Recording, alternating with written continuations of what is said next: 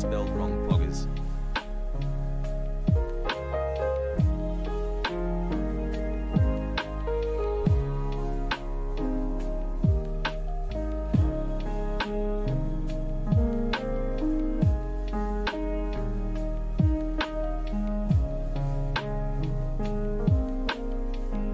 Guys, I am a half-year sub-poached, guys.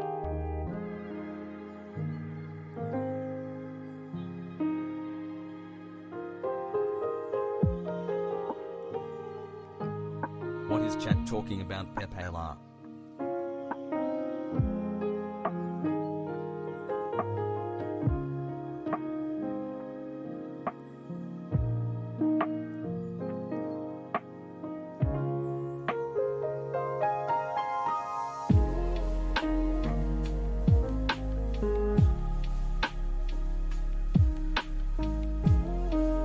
Pogo Azan, when will you watch more Attack on Titan? Pogo Azan?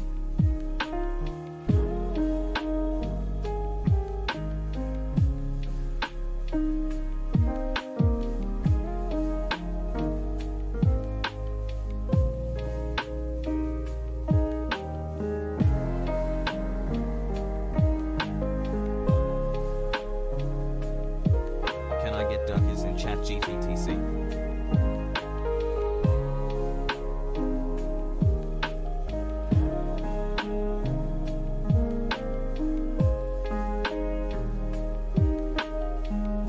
Hi.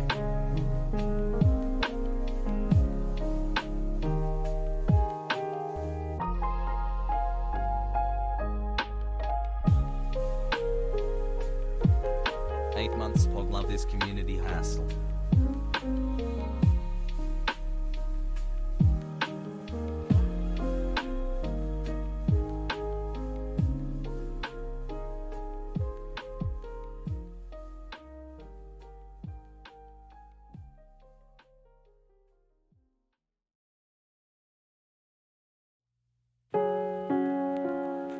What up?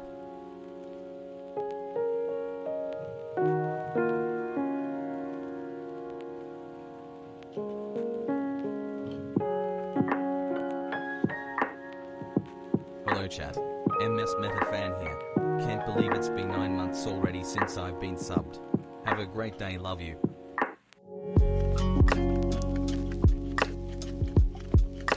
Hug.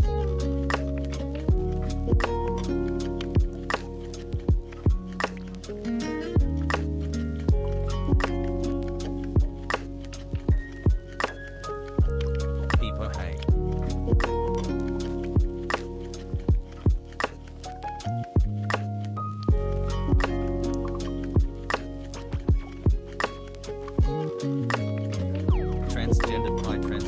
Transgender pride, thanks for helping me through the hard times of coming out of HasanAbi and chat. Transgender pride, transgender pride, transgender pride.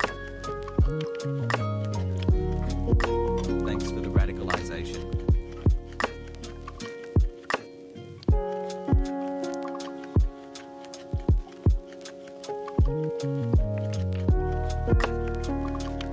Poggies.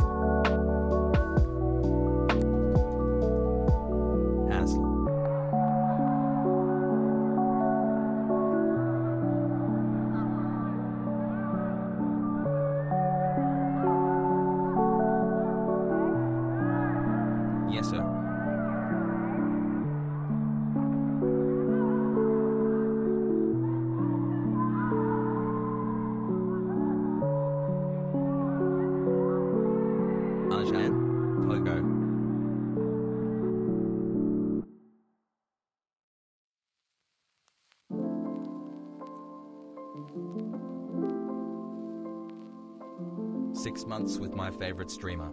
Love you, Hasan. Love you, chat.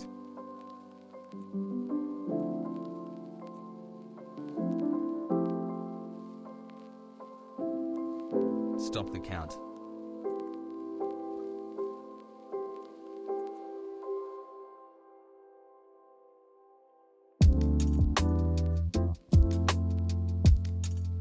Pogo.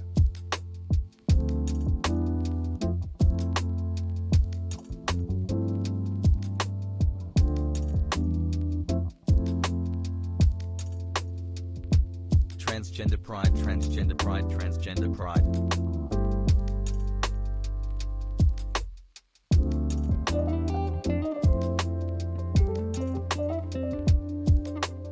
As buff.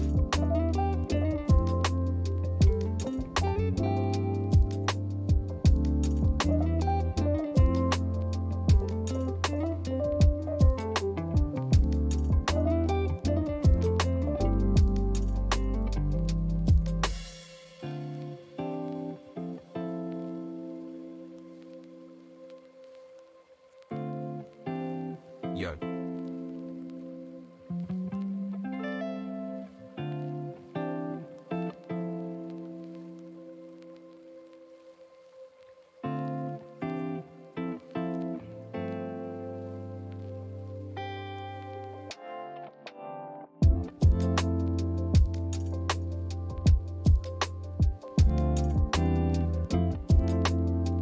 In before the TTS mute.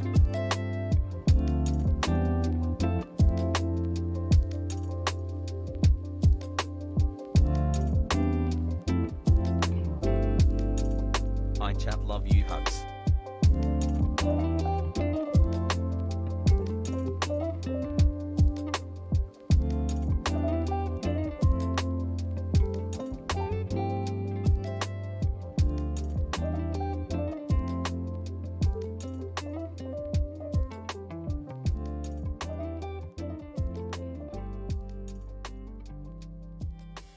Any aggression against Humberto Antonio Donato Pecorino is anti-Italian discrimination.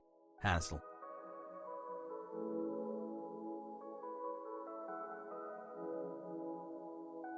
Let's go. Pog.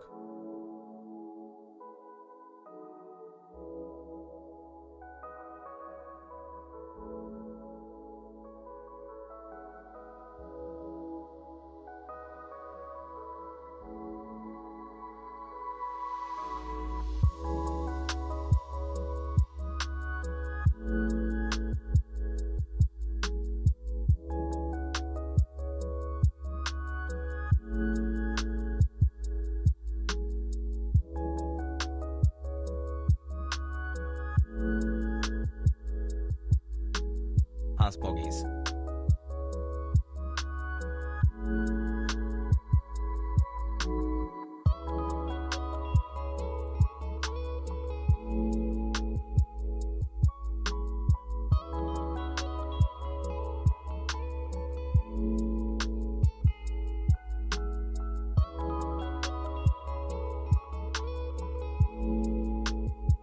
Azan Pogo.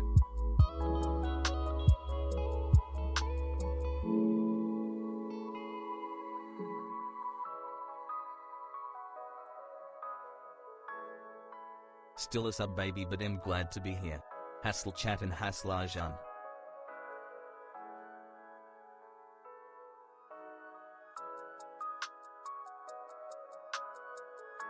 Hi Hasan, chat is mauling again.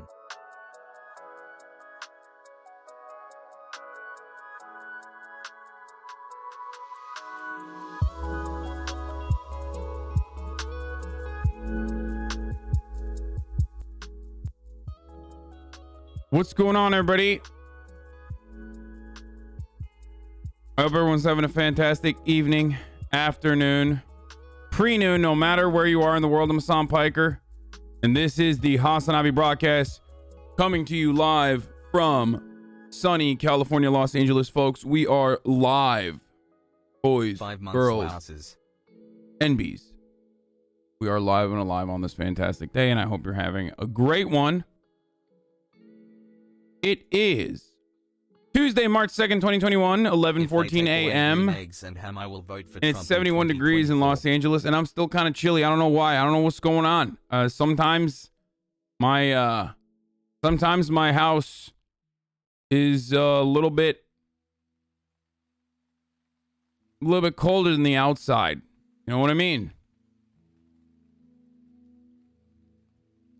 I don't know how it works. I don't know why it's like the inside of my house is like a 60 degrees, whereas outside it's like 71 degrees and only getting hotter. I don't know. I am being very, very privileged with my heat right now. I'm heat privileged. Okay, I have incredible amounts of climate privilege. You know what I mean?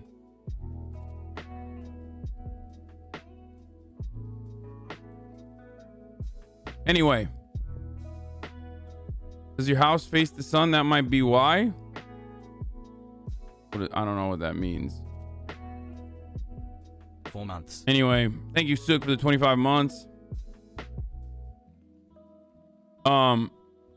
Ladies and gentlemen, this is part of the broadcast where I tell you about my personal news, but there really isn't anything that has happened to me personally. I ended stream last night after a long and tumultuous roleplay session. With a lot of misses, maybe not a lot of wins, unfortunately. And then after that, I went to bed at what I thought was a reasonable hour. And I could not sleep until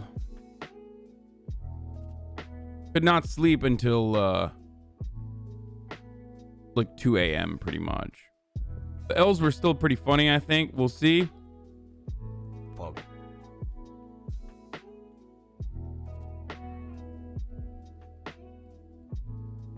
But regardless, 8 months might not be long, but families forever. Head to the family. Saluti.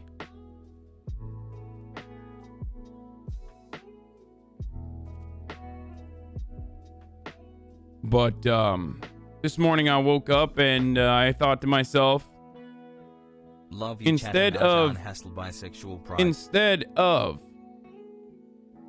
going and working out this morning, I'm just gonna, sleep in a little bit, lay in bed a little bit. Hey Azan, I know you won't see this, but I just wanted to say that I've really enjoyed watching your streams. You are awesome, and I am so happy that I've been able to become a part of this community. Thanks for everything. Hassle. As hey, far as are you okay? Yeah, I'm super fine. As far as today, I mean, yesterday was jam-packed and slammed for politics, but the React frogs were starving. Today we're gonna do a lot of politics as well, and maybe even a little bit more reacts before I dive back into the world of Grand Theft Auto Roleplay No Pixel. The React frogs need to eat. They're gonna die if I don't. You did 2 hours of politics, KEKW? No, I didn't. I actually did 4 hours of politics yesterday, straight. Like, that's what I mean. Communism, let's go. Shush. I almost did 5 hours, actually. Which is how much I used to do, regardless, like, back in the day.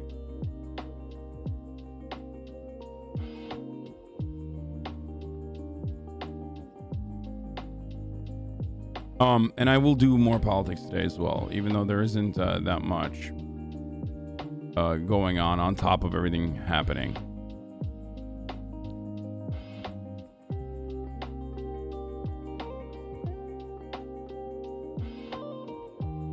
DSA Mike has replaced you in this political frog's heart. Okay, good.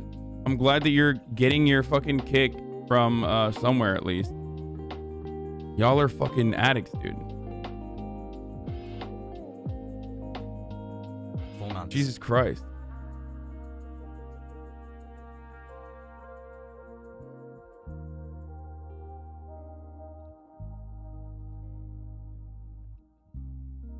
Has cap.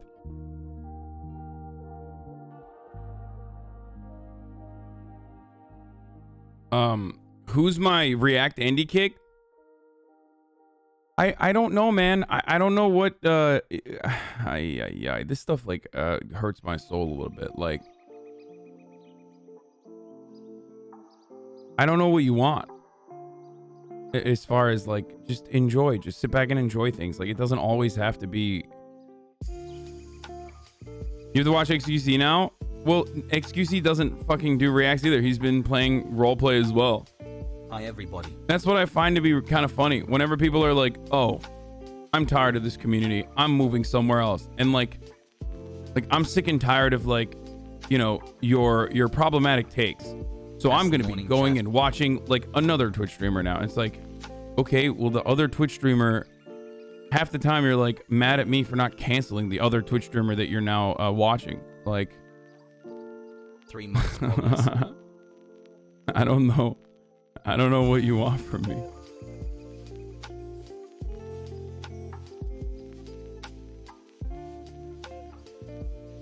By all that is holy I summon fish moly. By all this holy I summon fish moly. By all that is holy I summon fish moly. Anyway. 5 months, love you chat. I think because we have so much control over the stream that we tend to complain more. Oh, 100%. I think that is a big reason, is that like because I offer a lot of because I respond to feedback a lot, people just tend to lose it a little bit. Anyway, Titties bog champ.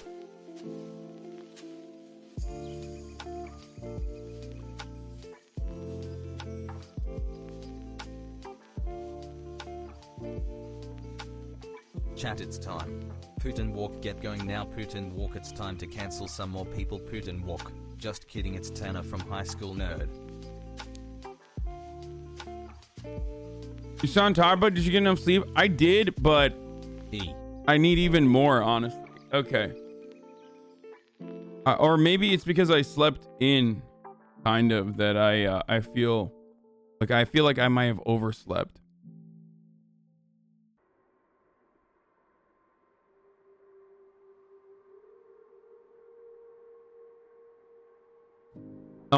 Anyway, so without further ado, instead of doing like random shit, instead of getting sidetracked by random shit, I'm just gonna dive straight into fucking politics right now, and then maybe do a little bit of reacts. We're gonna watch the John Oliver thing today as well. So let's get started. Let's get right into it, boys. Today's broadcast, we got some big news. Apparently Dr. Seuss has been fucking canceled. Because of racist imagery. 6 Dr. Seuss books won't be published over the racist imagery that it originally featured. Okay. And like the really old stuff, which is kind of funny because old heads, or not even, like people who were watching me back in December already know what my take is on this. Because I have been stunlocked by people in my audience trying to cancel Dr. Seuss or whatever. Hey, and we had like a long conversation around it. There's a 22-minute summarization of that drama from December. Yeah, we did the culture war battles here at the HasanAbi broadcast. We do culture war right. We do it before by assuming that the next thing that liberals and conservatives are going to be like fake yelling at each other about, we figure out what that's going to be, and we deliberate on it endlessly ahead of time. So that's what we're going to talk about. Is Dr. I don't know how to write Dr. Seuss, by the way. Hello Azan, I am back after a Twitch hiatus, but hope you are well. Can we talk about this Latin LeBron beef? Hassle.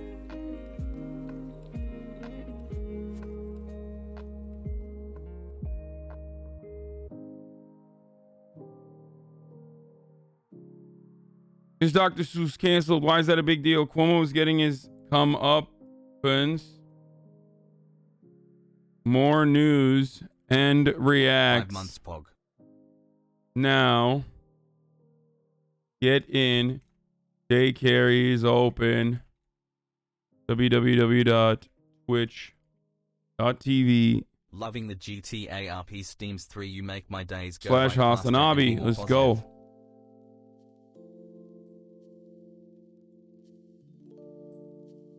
In 2019, 8 out of 10 calls for cancellation on books for LGBTQ issues. Oh, from conservatives, right? That's what you're saying, right? Yeah. 8 months. Wowzers.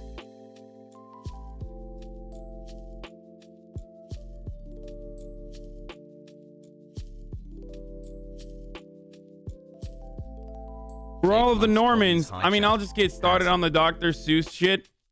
First and foremost, let me just get started by saying, okay, actually, you know what? We'll start off with this video immediately, okay? Fuck it. I'm going straight balls deep, dick and balls in the news content immediately, okay? First of all, Dr. Seuss, more like Mr. Seuss. Sorry, you're not a medical doctor, okay? Will no longer be published because of what's described as racist and insensitive imagery. I'm just playing with the PhDs. Don't get fucking triggered, okay? Chill. The business group that protects Dr. Seuss's legacy says that move is to make sure his catalog represents and supports all communities and families. Carly Shimkus is here to give us the lowdown. And we all woke up to this morning, Carly. What's the Wow, yeah. Well, today is Dr. Seuss's birthday, but rather than celebrate, some of his iconic children's books are quite literally being canceled. Dr. Seuss. They're not being canceled. They're like retconning the racist shit that was in his books. And also on top of that, like Dr. Seuss himself was apologetic about it. So I don't even understand why anyone would ever get mad at this one way or the other. The people that get mad at Dr. Seuss and say like, oh, he was a disgusting piece of shit. They're dumb. Okay, shut up. No, he wasn't. He definitely did do a lot of racist imagery early on in his career, as we found out, and truly repented for it later down the line, and has a insane amount of anti-racist cartoons that he's created in his career. Okay? 8 months. So to all the liberals who are like, no, Dr. Seuss, I hate him, like he's terrible, whatever the hell, like I don't know. I don't know what the fuck people are talking about. Also, on top of that, I found out, as always, okay, as always, because whenever something like this happens, like people who did not know anything about him will search through a person's history to find something bad that they've done to justify their anger on this particular instance, instead of being like, who cares? Yes, he was racist, or he drew racist shit early on, and then no longer did it, and thought that it was bad. Yeah, changing it or changing the books is fine. Like freaking out over it is ridiculous. So, but that's not enough usually. So people will jump to find out whatever the hell happened. And apparently he was an asshole.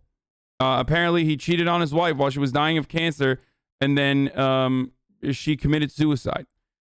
So now people are like, well, okay, it's not the racism. Well, then it's the cancer suicide thing. Okay, well, he's fucking dead. What do you want to do? You want to go take a shit on his grave? Go, have fun. I don't really care one way or the other. All right? Yeah, you figured it out. You figured it out. You found a way to get mad at Dr. Seuss. Anyway, regardless. 10 big juicy thick ones. Thanks for carrying me through the pandemic, brother. But like the people saying like he was disgusting or whatever, or he was racist, like, yeah, he drew a bunch of racist shit, like really racist shit, earlier on, and then was like, yeah, that was really bad. I shouldn't have done that. What do you want from a dude who's been dead? As far as on the racism stuff, like, it's honestly disgusting and sickening that you would go out to bat for Symphony, or however you spell his name, but not beloved children's author Dr. Seuss. One fish, two fish, red fish, brown nose, I guess. Pogo.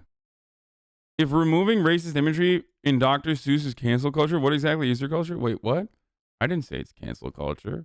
I think it's ridiculous that people are trying to make a bigger story out of this. They are trying to make a mountain out of a molehill, my friend. This is what's going on because conservatives are bored. And liberals are too. They got to talk about something.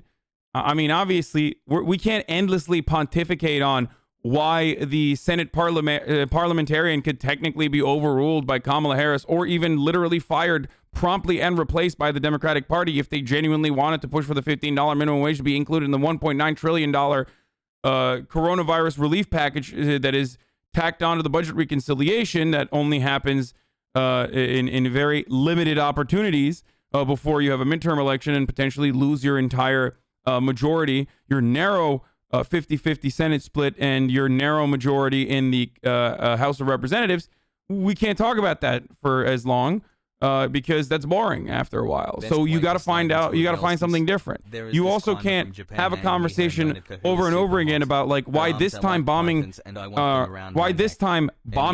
is actually poggers because Joe Biden is doing it or because we're doing it in Iran or not punishing the Saudi kingdom or MBS is actually not wrong because, you know, Joe Biden is doing it and he's doing it in a nice way rather than Donald Trump doing it in a very rude way where he was like, yeah, I don't really care. Who else is going to buy these weapons? Who else is going to buy these weapons? So that's why we have to find something else. We have to find something to get mad about. So what do we get mad about now? We get fake mad or maybe real mad because of all the fake outrage turning into real outrage about Dr. fucking Seuss and their foundation saying we're no longer going to publish some of these books. They should just probably change it and then republish it. I don't know what the fuck is wrong with these people overall. Yeah, he once supported the Japanese internment camps, but years after the war, he literally went out of his way to write stuff like Horton Hears a Who, a person is a person no matter how small. Like he is a dude who had at the time during World War II had like definitely expressed a lot of anti-Asian sentiment. He has a lot of anti-black imagery as well, but he's been dead for a while, and also on top of that, straight up repented for it, and I think probably redeemed himself. And to the people who are going to say, well, he's not redeemed in my eyes because he drew such horrible things, then okay, well, you're sick then. All right, you got it. Go dig up his corpse and fucking defecate on it, okay?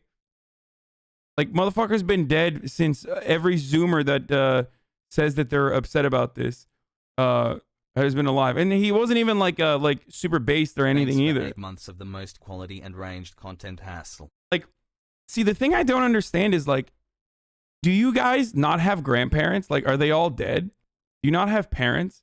Like, yes, it'll keep this going. I hate to go like full blown conservative here, but like old people are racist, dog.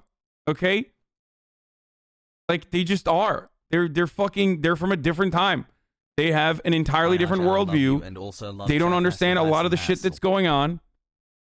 Like, you know what I mean? Like, you still learn to love them. You love them regardless. I be in the gym just working on my fitness.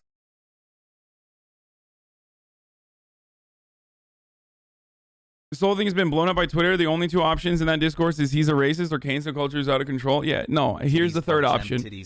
All of this is ridiculous. And the only reason why we are having this conversation is because ridiculous people are very bored.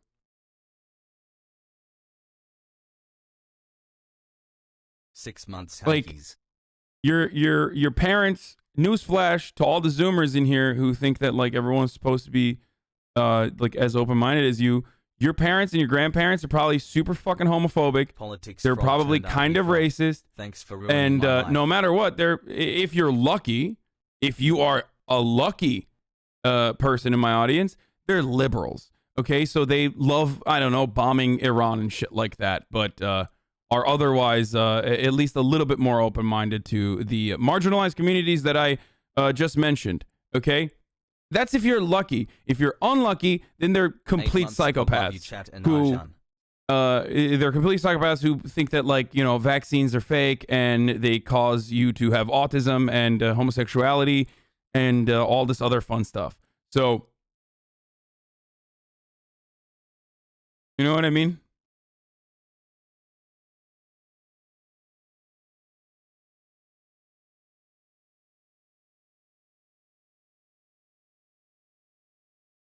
Seuss Enterprises announcing that it will cease publication of 6 of the late author's books due to racially insensitive illustrations. They include And to Think That I Saw It on Mulberry Street and If I Ran the Zoo. The company telling the Associated Press that they portray people in ways that are hurtful and wrong, and ceasing sales of these books. Literally, no one supports neocon foreign policy. Stars days feels strong, man. What? What are you, crazy? Like, liberal foreign policy is nearly identical to neocon foreign policy, okay? It's it is defending America's 300 bases around the world, or however many bases we have around the world. Like, you're delusional if you think that, like, most of your parents, the more open-minded ones, at least don't give a shit. You know what I mean? That we're doing such devastation all around the world, rather than like actively supporting it. I feel like people just actually don't touch grass or something. I don't know what it is, and assume that like everyone is just like the 11-person splinter Discord group that you created after the original Discord group that you were in. The original Discord server that you were in wasn't woke enough about, like, I don't know, comparing 700 plus bases. Oh, thank you. Yeah, comparing for 2 months, Pog. Like circumcision practices to genital mutilation or something. You know what I mean? Like you split and you created your own Discord because, like, you know, a child is not able to consent to having their foreskin snipped off, and your new group is like is saying stuff like everyone in the previous group is actually CIA and also a pipeline to fascism and a direct line to the CIA. Which is why we created this new splinter group. Don't worry, there's going to be a new splinter group that comes out of that splinter group, or at least a new Discord group message where you talk shit about all the other people in your fucking splinter group about how someone in your splinter group is also CIA. Okay?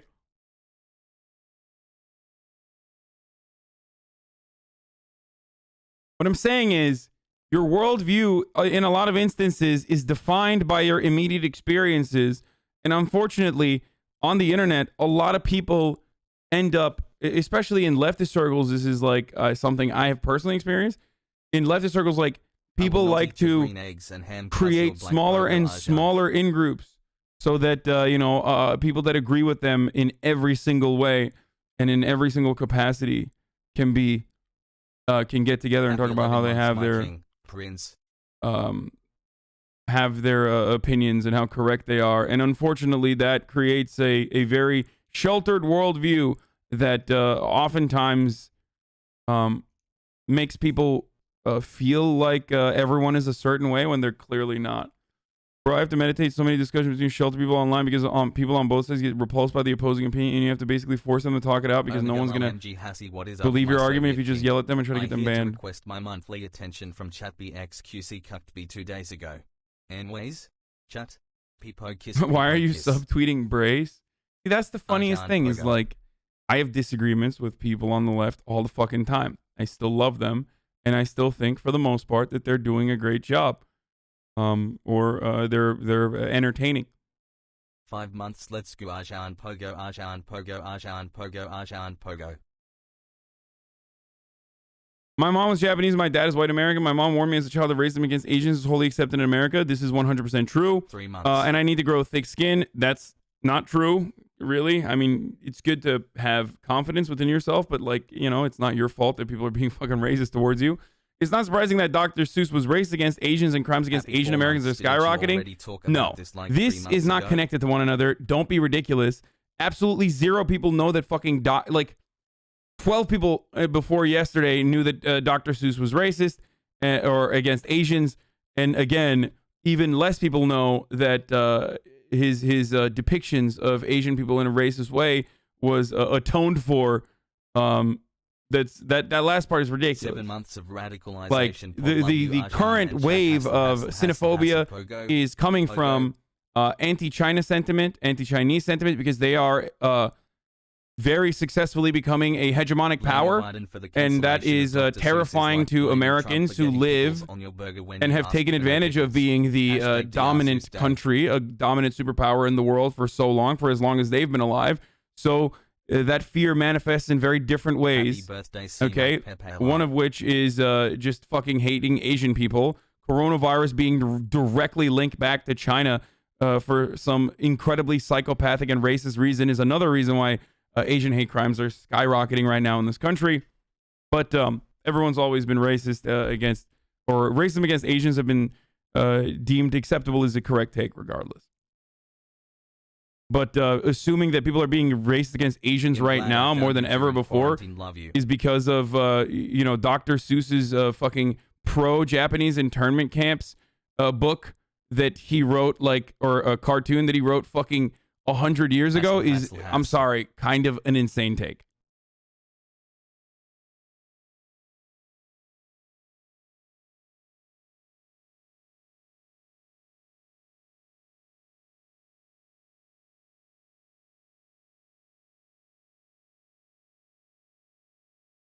Oh, they're saying it's only getting worse, not necessarily because Dr. Seuss made anti-Asian comics. Yeah, okay.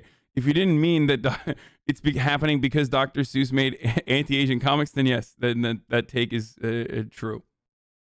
Also, my favorite comment always is this one. Are you ready for this? Where the fuck is it? Whenever I say like a group is a racist, someone will always be like, well, Asia, or there's you know, hate crimes happening against a certain group. Someone will go, well, they're fucking racist. Okay, what are you, like, trying to fight fire with fire? Yeah, some old Asian people are racist as fuck. Have you met Vietnamese, like older Vietnamese people? They are super fucking reactionary a lot of times. Okay, that doesn't change the reality. Like, you can't just turn around and be like, no, I'm gonna fight fire with fire. I am going to be doubly racist because I saw you being racist to other people. You know what I mean? Like, it goes back to my original argument that, like, yes, our parents are just, they're from a different culture, they're from a different understanding of the world, and yes, they are fucking racist, all right? Chill out.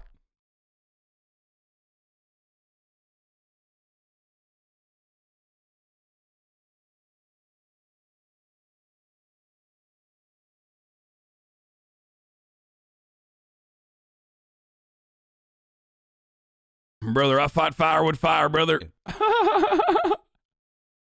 This is a really fucking awesome video. Alex Jones had a leaked video saying, I wish I never met Trump. I'm going to talk about that in a little bit too. 7 months. Love you, chat hassle.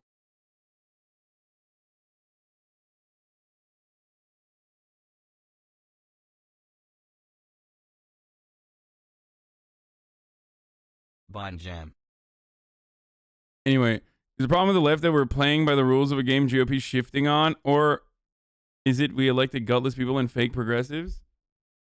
No, the problem, not the problem with the left. The problem with, like, American politics in general is that there is what's actually going to happen in the realm of politics, and then what we want to happen because we believe that it will be better for the working class. And $15 minimum wage, it's becoming increasingly more apparent to me, was something that just was not going to happen, which fucking sucks, because I really did think for a moment that it was going to happen. Maybe it still will, and I'm wrong, but like the fact that they just caved on it, the fact that they old people bigoted. I don't need sleep. I need answers. The fact that they just caved on it at the finish line is really disgusting. Anyway, didn't we have a discussion about this like a month ago, Azan? We did, actually. That's the irony, is that, like, someone in the chat in the month of December brought something up about Dr. Seuss being racist, and I was like, what? Like the fucking Cat in the Hat guy? I don't, and I didn't know anything about him.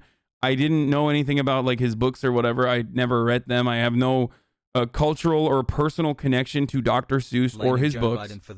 Okay, and I learned about it. I was like, well, you're probably being ridiculous. I know that he's been dead for a minute, so my immediate assumption was like, I assume you're being a little ridiculous. Like this child's cartoon author is like racist or whatever. And we looked into it, and I arrived at my take that I have today, which is that I arrived at my take, which is the reality that this dude wrote some or drew some racist shit and felt bad about it later in his life and changed for the better, and that's what you're supposed to that's what you're supposed to do. That's what we expect from people to do. That's what we expect people to do. Dr. Seuss died because he was racist. You're absolutely right. People expecting a guy that grew up. This is only part of our commitment and our broader plan to ensure Dr. Seuss Enterprises catalog represents and supports all communities and families. Now, for over 20 years, the iconic author's birthday is celebrated in schools as Read Across America Day. President Biden marking the occasion yesterday with a presidential proclamation, but did not mention Dr. Seuss by name amid growing criticism. But the author was celebrated by former President Obama, who read Green Eggs and Ham to children during the 2010 White House Easter egg roll. That same year, former... Like, what's the take from... I don't even know if there's, like, actual fucking liberals out there who are like, no, we need to fucking cancel. We need to cancel Dr. Seuss. Like, I'm literally shitting and pissing in my pants right now. Like, if we don't fucking cancel Dr. Seuss right now, like, racism is going to keep growing. Like, fuck, Obama was racist when he did it too. Like, I don't think anyone... I don't think anyone has that take. I think that's just like a manufactured take that the right is attributing to the left, I think. You know what I mean? Because, like, it's just straight up ridiculous. Yeah. You're literally only defending Mr. Seuss because he streams. Dude, come on. Not a good look, bud. Why wouldn't we cancel this? Yeah, exactly. Guys. I'm sorry. I know Dr. Seuss is a really good friend of mine. He's a really great guy. He's a really good streamer. I think you guys are being too harsh on him, okay? This is not a consistent take that I've had, that people, I think, go over the top with cancellations sometimes and whatnot.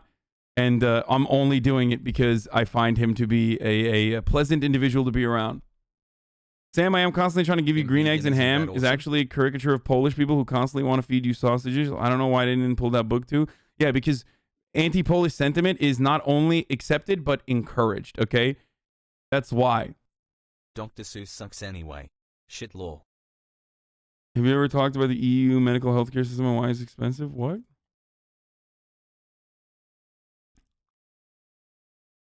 I knew it. Someone clip it before he deletes. Yeah, please don't post on LSF, guys.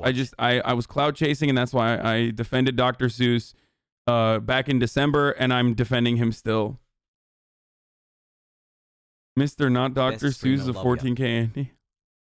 First Lady Michelle Obama read The Cat in the Hat. I can't wait for the many Twitter threads or many Reddit threads exposing me for the racism that I engage in on a daily basis. To a group of children as well. Now, anger over Dr. Seuss's drawings has grown over the years. A 2019 St. Catherine University study found 2% of Dr. Seuss's human drawings are characters of color, and they are typically presented in a subservient or dehumanized role. Now, The Cat in the Hat has also faced backlash over accusations it's based on minstrel stereotypes. Virginia's Loudoun County Public Schools making news this week by encouraging teachers to Dude, if you watch Fox News, you'll get brain cancer. This is the greatest example of this. You want to know what the actual story is? Like the foundation, okay? The actual, like, what do you call it? Oh God, this is great. It's so great because, like, they portray this in a way that makes it so insane. They're like, yes, liberals are saying that Dr. Seuss is actually doing minstrel depictions in Cat in the Hat and therefore should be canceled in its entirety. They are saying that your children will be shot at gunpoint if they ever declare that they have read Dr. Seuss. So here's what's actually going on, okay? The foundation that controls it, the Dr. Seuss Enterprises, told the Associated Press in a statement that coincided with the late author and illustrator's birthday that they are ceasing sales of this book. They're ceasing sales of 6 Dr. Seuss books, including And to Think That I Saw It on Mulberry Street and If I Ran the Zoo.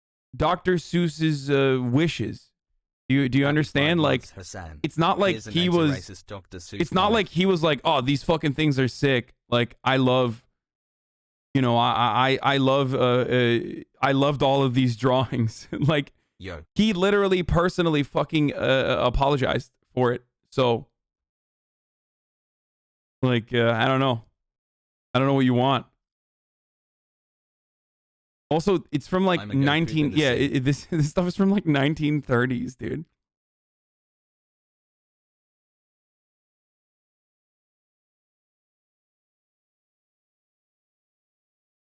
Mr. Hassie, please don't cancel Tintin next. Snowy Sag. So that was actually pretty funny that you mentioned Tintin. I was talking about how I used to how I used to read Tintin comic books when I was growing up and how much I loved it, right? And someone was like, oh shit, you read that racist shit? And I was like, what do you mean? And it literally clicked in my head. Like, it clicked in my head that there was like super, super racist depictions of indigenous people in that book. And I read it when I was younger and I never even thought about it. You know what I mean? Like, I never, ever thought about it as like, from the point of view of like, you know, colonization and depictions of colonization and how it looked. I still love them. I still have like, they still hold a special place in my heart. But you read it before you had a concept of race and never realized it because you had no ability to make that connection and so had no memory. Exactly. When someone brought it up, I was like, oh my God, you're fucking right. I love, yeah, of course, Obelisk and Asterisk as well. I'm a huge fan. I'm Turkish. Those were the original comics that I read were Asterix and Obelisk, Tintin, I guess Red Kit, which is like Lucky Luke, I think is called. Like those are all of the those are all the comics that I read. Obelisk.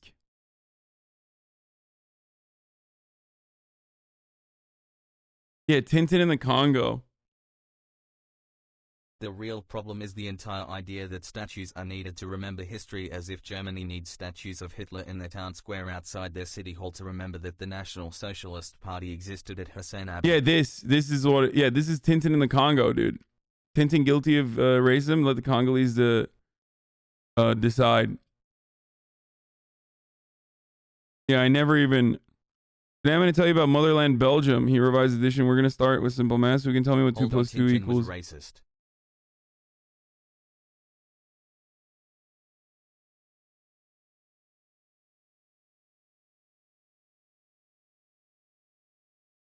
Cool.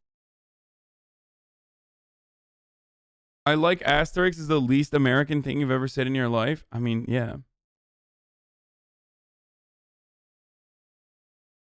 My uncle had all of them. Like, he had all of them. Obelix, not obelisk. Whatever, dude. In Turkish, we called it obrix, which means like, obur means like glutton. So the Turkish translation was that he was like glutton X, kind of. You know what I mean? And, no, not Jank. No. My other uncle. No, he's not fucking racist, uncle. We all have him. No, dude, he's Let's not. Go BBG. He's like, he's not like, he wasn't like, oh, these are sick. These depictions of the Congolese is exactly true. Like, that's not why he had him. Anyway. As buff.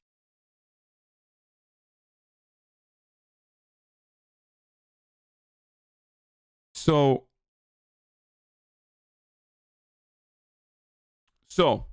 Hassle.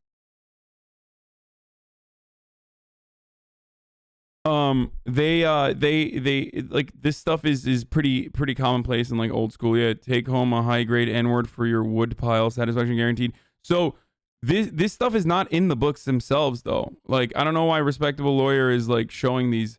Those aren't the these aren't cartoons that were featured in the books, I don't think. My father told me my hair looked like Tintin's when I was 16. It still haunts me 14 years later. Only the first images. I think, yeah, this is the... one that's like actually in his books.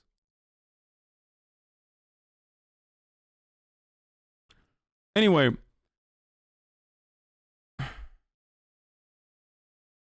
where was I? What was I talking about? Oh, ultimately, a lot of this stuff is like inconsequential. It's just an estate covering their own, you know, protecting their own identity and whatnot, and that's why they because it's not enough on its own. They got to juice it up. Yeah. Greg Abbott announced that he will end statewide mask mandate phase with medical masks, and all business sectors can reopen 100%. This order will be effective next Wednesday. Yeah, we'll talk about that. We'll talk about California as well in a second. So basically, what he was doing, he's like a George Orwell leftist. You know what I mean? He was like anti-USSR and also anti-Nazi, but a leftist still, from what I understand. Dr. Seuss was. And he has a lot of really, really good art. He has a lot of really good anti-racist comics later down as well. And the wolf chewed up the children and spit out their bones, but those were foreign children, and it didn't matter. And it's an America First person reading Adolf the Wolf, like talking about the connection between America First at the time. Ironic that it's still being used nowadays by Donald Trump and the like. It showed the depiction between America First and Nazism. So he was pretty fucking cool. Like he wasn't. He was actually the irony is I never knew anything about Dr. Seuss, right? And when someone talked about canceling him originally in my community, and like that joke kind of launched an investigation, an impromptu investigation, basically a rabbit hole that I go into, like one of those stun locks, and I found all of his other work. And it's awesome. Like I actually started liking what he was doing. She embraces mom and pop a bit, but Fraulein sure can push. Dr. Seuss based or not, I'm confused.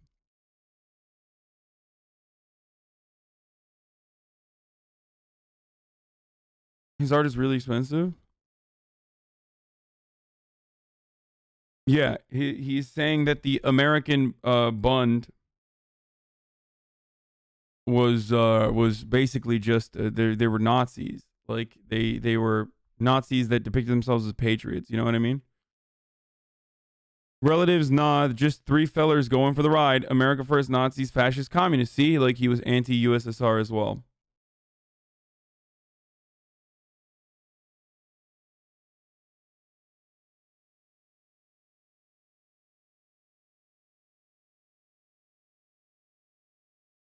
And Ben Shapiro got a lot out of this. You know what I mean? Like he's getting a lot of mileage out of it. It's not really that big of a deal. It's like a completely manufactured outrage, right? This one was really good too. It's a completely manufactured outrage. Wait, did Mike from PA raid right now? Fuck. Thank you for the raid, Central Committee. Mike from PA. Hope you had a good stream. And you happened to raid me at an inopportune time because I will be running my first ad of the day right now. It is top of the hour every hour. It's time for a 60-second ad break, ladies and gentlemen. I'm sure that a lot of your watchers are subscribers of mine as well, so I don't think that they're going to be seeing the ads. But top of the hour every hour. It's time for a 6-second ad break. You no longer want to see the ads. All you need to do is subscribe. You can do it for $5 or for free with a Twitch Prime by connecting your Amazon Prime account. All right, it's whatever. I just already ran the ad. Who cares? We're going to talk about Texas. So you don't want to announce ads anymore? No, I'm still going to announce them. Fuck the haters. Fuck the haters, baby.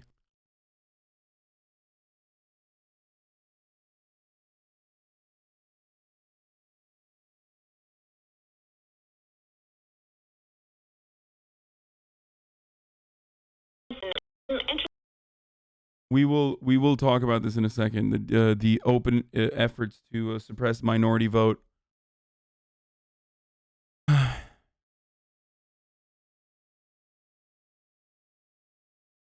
Okay. Oh, Madison Cawthorn was invited to Fox News this morning to talk about the Dr. Seuss stuff because they were like, who is a child? Who is like a famous child who probably read Dr. Seuss recently? And they were like, oh, isn't that fucking like a 24-year-old dude? Isn't he like a congressperson or something? Let's bring him on. I mean, he literally is a fucking child. He sounds like a whiny little baby person whenever he talks. Let's bring him to talk about this. I'm fired up about this. I don't know if you are, but my guess is... I'm fucking fired up about this, boys. I am fucking fired up about this right now. Dr. Seuss is being canceled. Madison Cawthorn, what do you think about Dr. Seuss being... I'm fucking fired up. This is the most important thing we need to talk about. First, they took the potato away, and I did not speak out, for I was not a potato, nor was I Irish. And now they come for Dr. Seuss, and I am indeed a cat in the hat, sir. I will not allow it. And if you do not speak out, they will come for you next. if you had a childhood and you read Dr. Seuss, you might be. President Biden canceling Dr. Seuss in a Read Across America proclamation. This after Loudoun County schools there in Virginia said his books are filled with, quote, Orientalism, anti-blackness, and white supremacy. Look, Congressman, these cancellations getting more and more outlandish by the day. When does this stop? Well, brother, I was going to go to the gym after this hit, but I don't have to now. I'm already fired up. That is absurd. You know, inside of our Congress, we actually have done a lot. We've got a lot accomplished. We have successfully, so far, renamed a post office here in the 117th Congress. So you're telling me that the actual priorities of the Democrats is renaming a post office and now canceling Dr. So the funniest thing is, like, again, this is not like a Democratic priority, which, by the way, I wouldn't be surprised if it was. Okay. Like, it literally, this is textbook Democratic, like, liberal politics. So I would not actually be surprised if those dumbasses were literally like, hey, let's put this, you know, stimulus package on the back burner real quick and, you know, focus on the fucking Dr. Seuss's clear and obvious racism or something. But they're not even fucking doing that. So it's like, in this instance, they are attributing the Democrats to canceling Dr. Seuss from shit.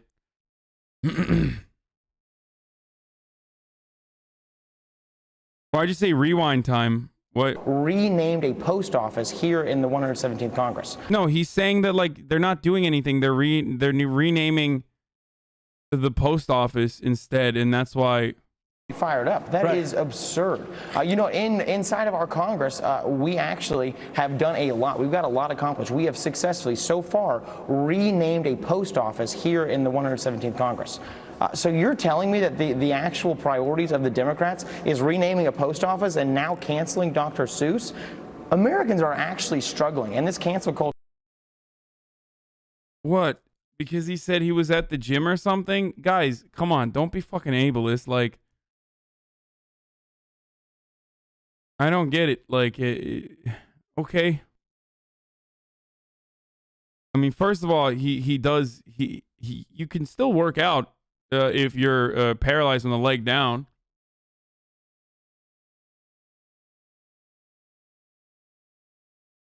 What do you want? I don't get it.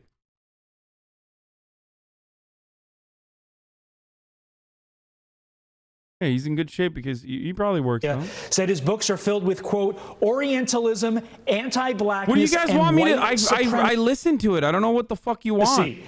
Look, Congressman, these cancellations getting more and more outlandish by the day. When does this stop?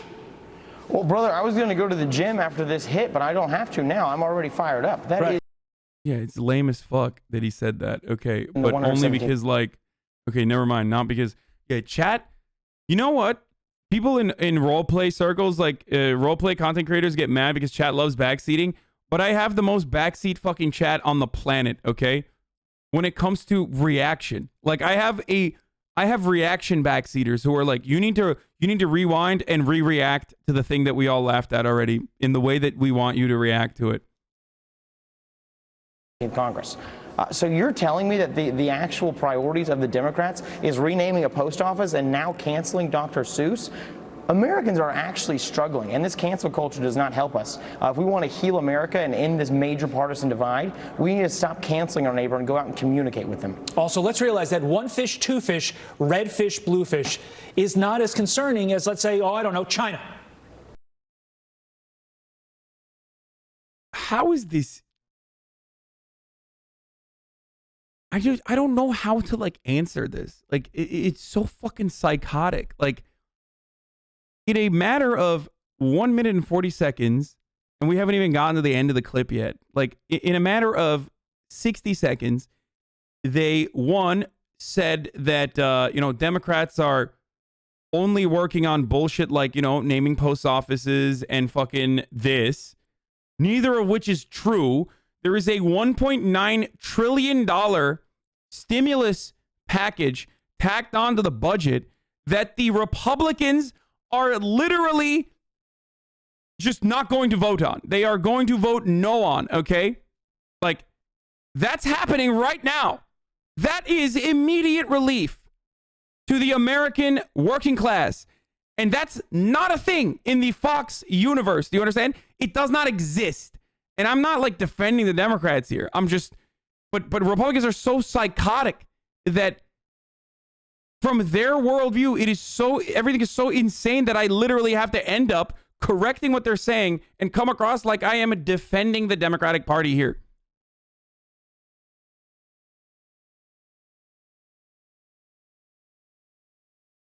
Like, if Americans are suffering, then why the fuck aren't we talking about the $1.9 trillion stimulus package? Why aren't we talking about the $15 minimum wage? Or anything you else? are absolutely right. I mean, we are actually losing a battle that's not even started yet against China. They have taken away all of our manufacturing. They're taking care of all of our medications over there. They produce the rare earth materials that we need on our telecommunications satellites. And they are actually taking over parts of Africa and South Asia with their very aggressive stance when it actually comes to building infrastructure. This is the threat that we should be. Bitch, it sounds like you're jealous, dog. I'm sorry. It literally, you're upset that China is not only building infrastructure in the fucking homeland, but they're also building it in Africa when we can't even build it in fucking Alabama. Is that what you're saying right now? Why don't you aggressively fucking build some infrastructure?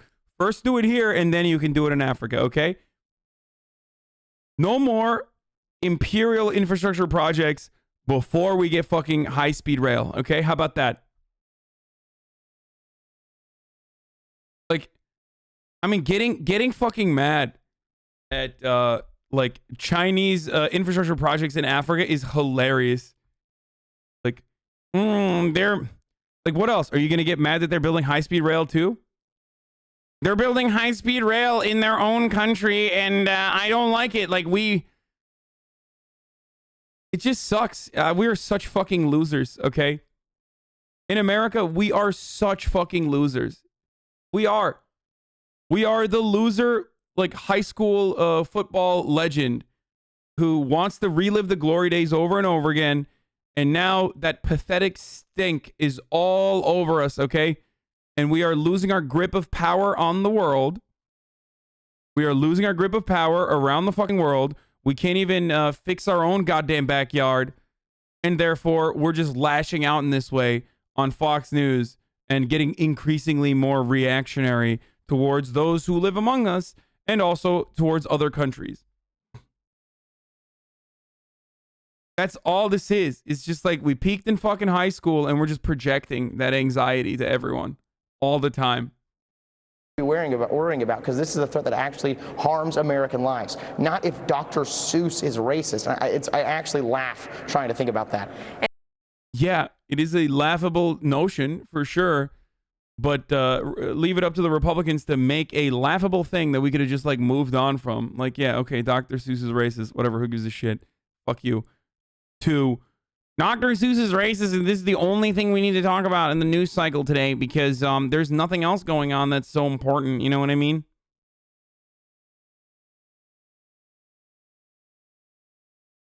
I know the Greg Abbott order. We're gonna talk about it, please, brother. We're going to get there, okay? I know it happened. Like, you're not the first person.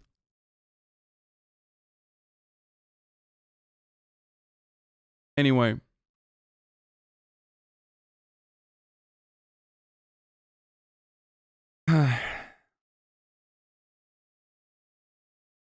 Yeah, they're making it seem like Democrats are fucking passing legislation to burn Dr. Seuss books or something when that's not. Oh, here we go. More Dr. Seuss commentary. Isn't this great? We're back. We're back. We are literally back. Ladies and gentlemen, we are literally back, okay? Everything is good again. Orange Man is gone. Politics is just this. It's all this. I said this when the election cycle was coming to a close. Didn't I tell you that this was all we're going to fucking talk about? Shit like dumbass shit like this. There's this cancel culture trying to cancel Dr. Seuss now. How far are they going to Big goof, my dude, that you're calling a just move on moment here, but when it came to the M-bomb the other day, you hung on for it for hours. Surely the irony doesn't escape you. I am going to do the adult thing here and ban you for a day and move on instead of getting stun locked for an hour. take this? In the 24 hours, you can contemplate on what you did wrong there, okay? There's no place that they won't go, Ainsley. There's no place they won't go. This week alone, they canceled Mr. Potato Head. This week alone, they canceled the Muppets. They're canceling Dr. Seuss from reading programs. I mean, these are books. I literally know The Cat in the Hat by heart without the book there because I read it so many times to my children. These things are not racist. You have Oreo Cookie chiming in on trans rights. I mean, what is going on? I have no idea. It's absolutely insane. We'll just keep We've lost up. our minds, and we're encouraging it, by allowing it. You saw, the woke mob goes after CPAC because the stage apparently had Nazi symbolism because these guys are so obsessed with trying to create any link to that. Which it and did. It looked like Hyatt was doing a good job, but in 24 hours, they too caved to the woke mob. Don, thanks. I know Cat in the Hat by heart because that's pretty much the reading grade that I have, and I've never learned to read any further. So it's the only time I've ever read a book.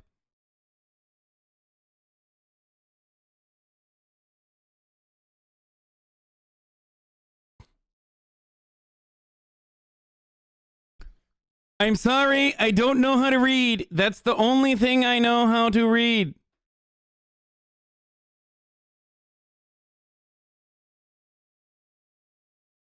You can't seriously think you're smarter than him, LMAO? Oh my god, that's awesome. Best bait today. So many libtards in here, LMAO, censoring what the left does best. Oh, fuck yeah. That's a roleplay. Oh, it's a roleplay, Andy. We got one. Oh, that's awesome. Yay. That's very cool. This makes me happy. This is why I do. Listen, Tyler won't have my babies. This is why I fucking do, Grand Theft Auto roleplay and stuff. Okay. That's great. My friend, no, I do not think I'm smarter than Donald Trump Jr. You're right. He is a brilliant person.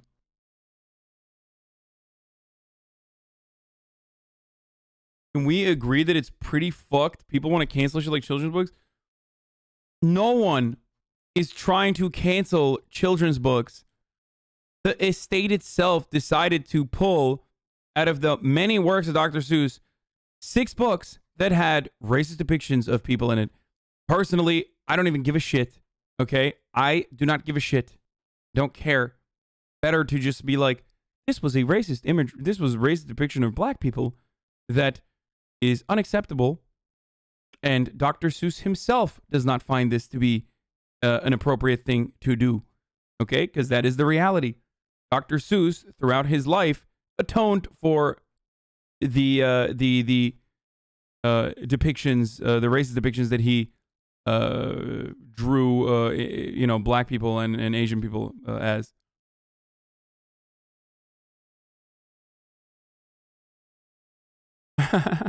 We should cancel Teletubbies, to be honest. Unrealistic body expectations for men. That's pretty funny.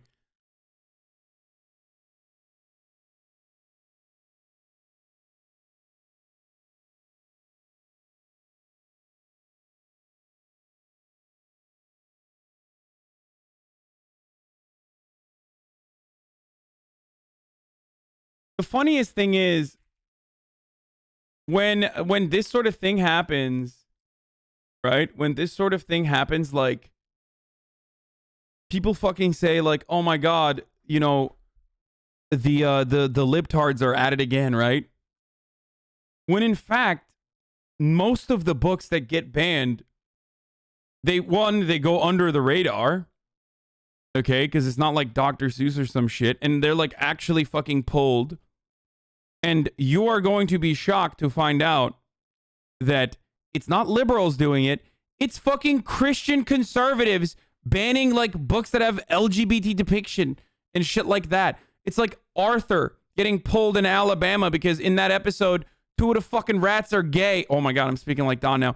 2 of the rats are gay and having a gay wedding.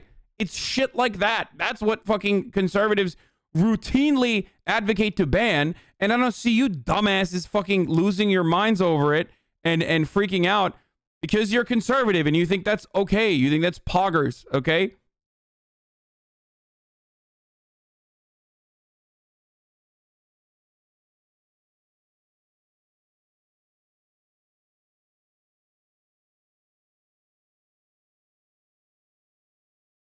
There's this cancel culture trying to cancel Dr. Seuss.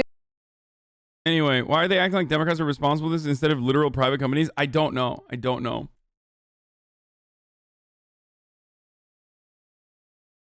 Not to mention the conservatives are freak out and ban books on evolution to this day. Yeah, exactly. It's so fucking stupid.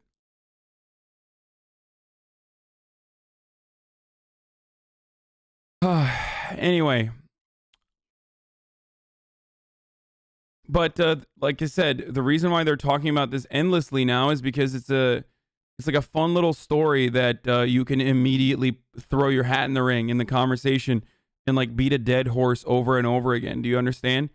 Oh, liberals trying to cancel again. No, they're not. That's fucking bullshit. Okay, it's a private private estate that decided to pull some of the books for race depictions of black people and Asian people.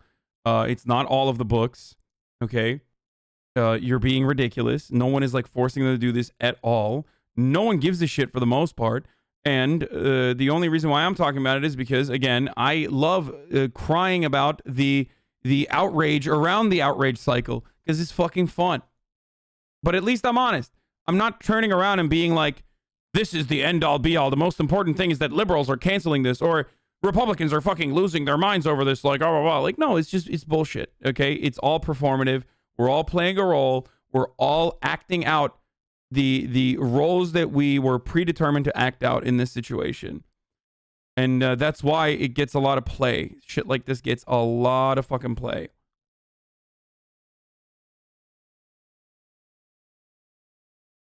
A bunch of conservative schools banned Harry Potter books because they depicted witchcraft. Ironically, she should probably get defended by the right for being canceled for being a TERF. Anyway.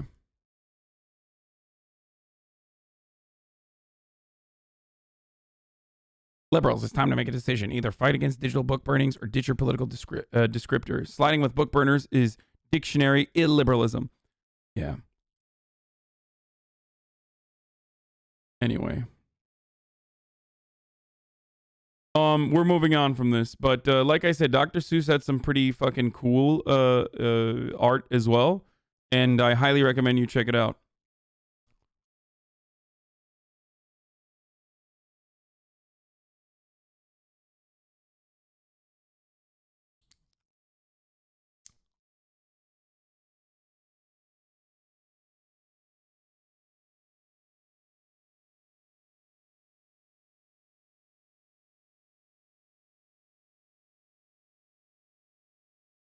Oh, fuck. It's Charlotte Clymer, so I can't unfortunately see her tweets because she blocked me.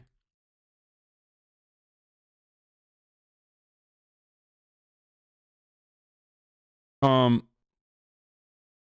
that led with the paragraph stating, oh, so they weren't banned, they weren't removed. Students can still check them out. Fake news. Because it centers around the commemoration, blah, blah, blah, blah, blah, blah. Oh my God, she loves fucking writing shit like this. Oh, here it is. This is the actual thing.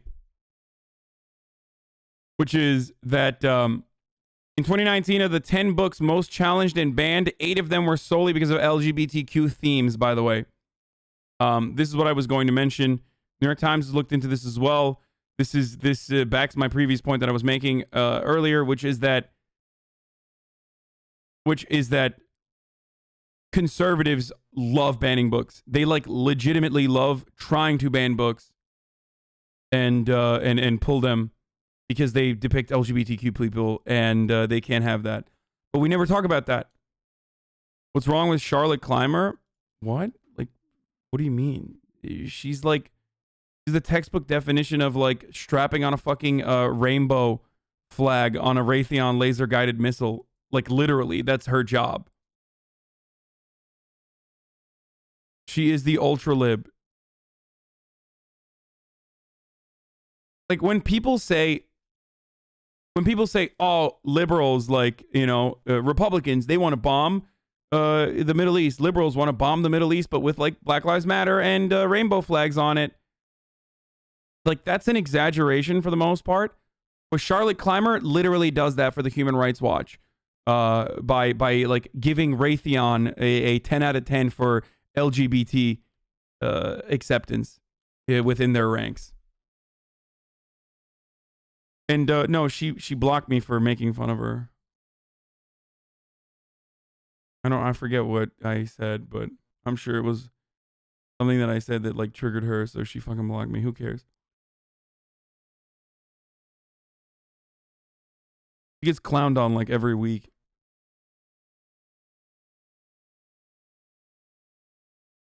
Off topic, but did you see yesterday Dave Rubin being transphobic and agreeing with Candace Owens that T should be removed from LGBT? Ugh.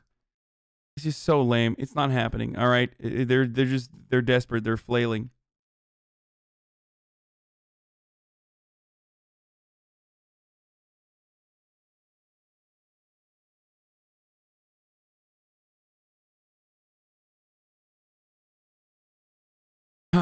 Okay. She's what neoliberals keep around so they can trot her out and gain progressive points? Kind of, yeah. She was giving Oreo hype because they said something mildly progressive about trans and then ignore the fact that they're being sued for using slavery. Oreo uses slavery. I mean, who doesn't use slavery, you know?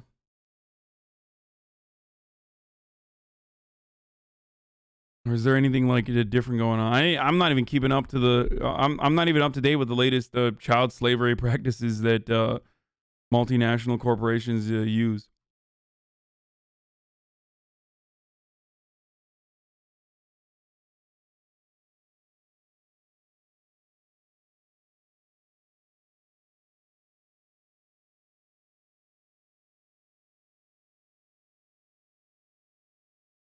Decision. You said that he respects that decision, but progressives don't understand this. In some respects, they're like, why not fight for this? So why is the White House not more aggressively challenging that and sending the vice president to try and potentially overrule that with a vote? Well, the decision for the vice president to vote to overrule or to take a step to overrule is not a simple decision. It would also require 50 votes. As you know, it's not a one-step decision. What?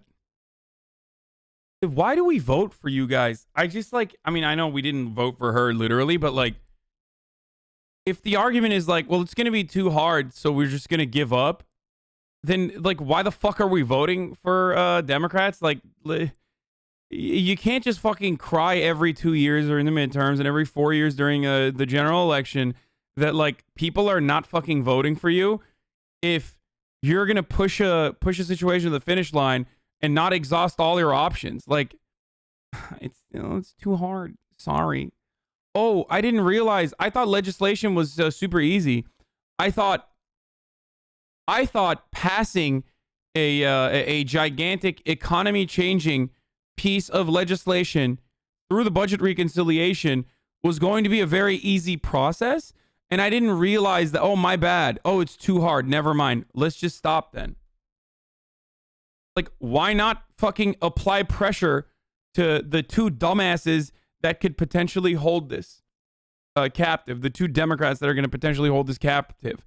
Like, you guys were doing great originally. Kamala Harris went to Arizona or talked to the Arizona local news to shit on fucking cinema or pressure cinema.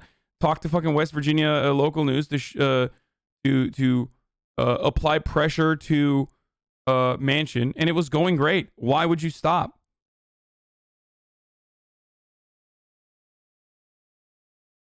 Like, that's it. Just literally go to West Virginia, okay? You're the president. Fly there, talk to the fast food workers, and say, you think these guys don't deserve $15? They do. That's all you need to do. If you can't fly because you're old as fuck, then send Kamala Harris out there. What is wrong with you? You think that a coward like Joe Manchin or Kristen Sinema, who is literally just fake as fuck, okay? Just, you know, went from being like a America KKK dumpster diving fucking anarchist or communist or whatever the fuck she was to like the most conservative Democrat in Senate. Like, you think those two dipshits aren't gonna fucking budge when you go to their states? And alternatively, what you can do if they still won't budge is just write a fucking carve out for Arizona and for West Virginia. Pin them against their fucking constituents. Say, okay, $15 minimum wage at the federal level, except for Arizona and West Virginia, because your representatives, your senators do not believe that you deserve $15. No one wants to be that person. Absolutely zero politician wants to fucking be that person, which is why if you did any of these things on top of like exhausting the Senate parliamentarian by either firing her and replacing her with someone who will get the job done, as Republicans did in the past, or even overruling the Senate parliamentarian, which Kamala Harris has every fucking right to do. Okay, she does. As the vice president, she could literally overrule the Senate parliamentarian. There's precedent in the Senate for it. There are a million different things that you can do in this circumstance if you want to push for the $15 minimum wage, which is something that Americans want, like the majority of Americans want, and Democrats have the power to do so, and they're not pushing for it. And the real reason why they're not pushing for it is not even because they're pussies, they are, but because they don't care, they don't want to, because their constituents, the real constituents, are still the corporations of the wealthy. That's it. This is all bullshit. This is all made up bullshit. And the president and the vice president both respect the history of the Senate. They are both. Why would you attack Dems in those states, though? Dude, do you not understand how politics works? Like, should we not apply any pressure to conservative Democrats who are playing spoiler in the no majority 50-50 split Senate that we have? Are you fucking stupid? Are you really this stupid? Just like think about it beyond politics for a second. Just think about it like you know, you have a fucking dipshit in your ranks, okay? And you need them to do something. What are you going to do? Just fucking throw your hands up in the air? Are you dumb?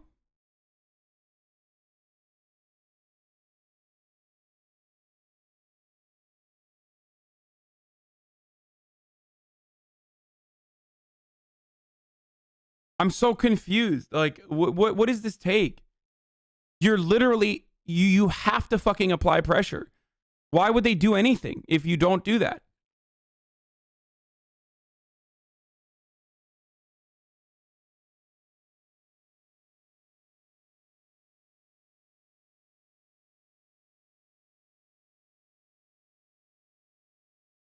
Wouldn't that carve out even work since we know those two Dems don't oppose the wage increase because it would hurt their states? But because they're basically Republicans? No, just like they have to say, okay, guys, when Sinema or Manchin comes out and says, I oppose the wage increase in being added to the budget reconciliation, they can't say, I oppose the wage increase in fucking in Mississippi. They have to say, I'm opposing the wage increase in West Virginia, because that's who you're representing. Okay? So they can't come out and be like, well, actually, I oppose the wage increase because of Mississippi. So, okay. So say, all right, sure. No wage increase for you. You stay $12 or whatever the fuck it is in West Virginia. I think it's $8. Isn't it like $8 or something? What is the West Virginia minimum wage right now?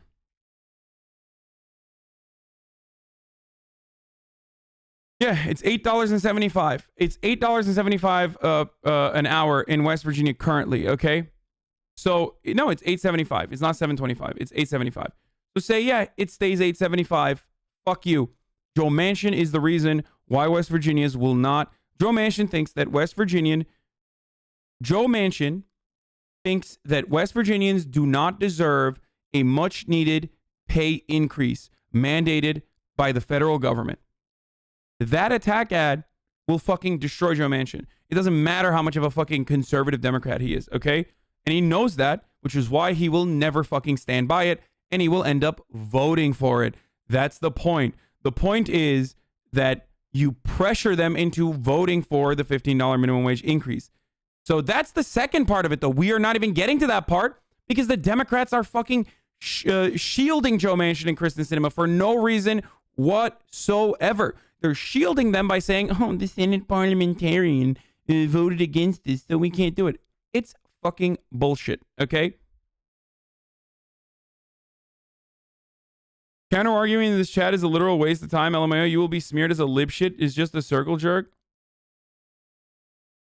I'm just saying that when we have a slight majority, that it wouldn't be helpful to shit on them. My guy, this isn't about fucking renaming a post office, okay? This bill is when Democrats are supposed to show up. This is it. This is when they're supposed to show up. So if they don't fucking show up for this, then why the fuck are they a Democrat anyway? What are you talking about? The reason why you are careful around conservative Democrats is because you want them to show up for bills when it matters. This is the bill that matters. So if they're not going to show up for the bill that matters, then fucking, I don't even give a shit if they're dead. You know what I mean? I don't care. Fuck them. I don't give a shit if they're Republicans. I don't give a shit what the fuck they call them. This is the bill that they have to show up for so that we overlook all the dumbass bills that they don't fucking show up for.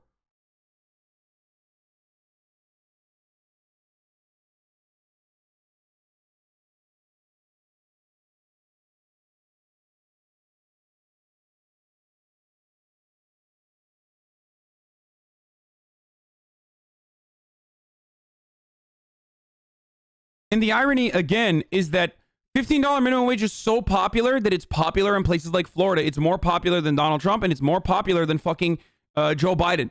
Okay? So $15 minimum wage is popular at the federal level. It's popular all around the country. It's popular in West Virginia. It's popular in Arizona. These people are not representing the best interests of their constituents. Even if it was unpopular, it would still be better off for the people in West Virginia and for the people in Arizona. But we don't even need to make that argument because it's fucking popular. It is a policy position that literally passed in a place like Florida. It's low, but it's an important step that we must take.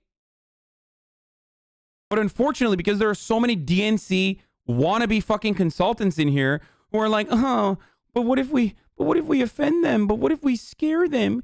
What if we scare them into doing the right thing that their constituents actually want from them?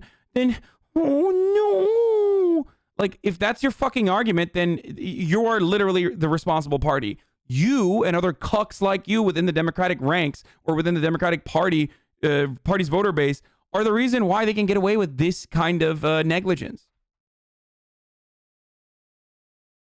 Both formally served in the Senate, and that's not an action we intend to take. But the president is committed to raising the minimum wage, to working to determine the best vehicle forward to doing that. That's I don't disagree. I'm all on board for a $15 minimum wage. I'm just saying that at a time when a 50-50 Senate hanging on a thread by Kamala, I don't know why we ought to alienate the Dems. Dude, okay, well, dude, how are you not comprehending this?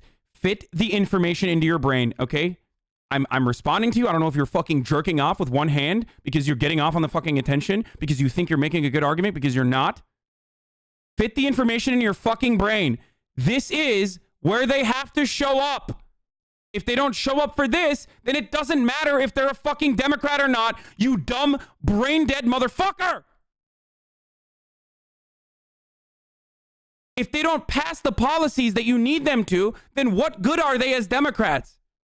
This is a more important piece of legislation than anything else. Do you understand me? This is the most important legislative agenda item for the Democrats so that they can actually end up winning some fucking midterms. Do you understand? Otherwise, this is the ACA all over again. They are going to suffer electorally. No matter what, they're going to suffer electorally for all of the political capital that they're expending on a half-ass fucking measure that they're trying to push forward, and it's taking months. It's bullshit. I agree with you. I think this is dumb as shit. Feels like a replay of the Obama admin not keeping pressure on Lieberman and losing the public option back in 08, 09, except this time the policy was way more fucking popular. I had so many non-political people bring up this minimum wage increase. It's crazy they are getting behind it. Yes, there you go. The actual Democratic fucking, the actual DNC consultant is chiming in. It makes no tactical sense. It makes no tactical sense if you genuinely care about the sanctity of the Democratic Party. Do you understand? It just does not make sense.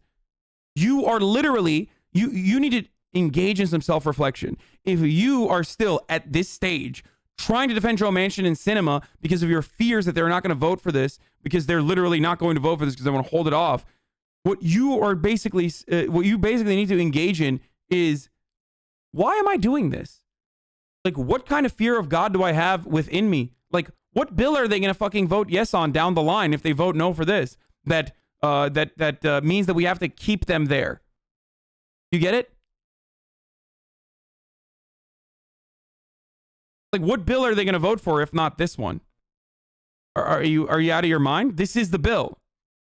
This is the bill because it's good for the Democratic Party to look like they're fucking doing something and taking a step towards progress. It's good for the economy overall. It's good for the American working class overall, but we're not even going to talk about that. We're just talking simply from will this look good for the Democratic Party's future? Okay?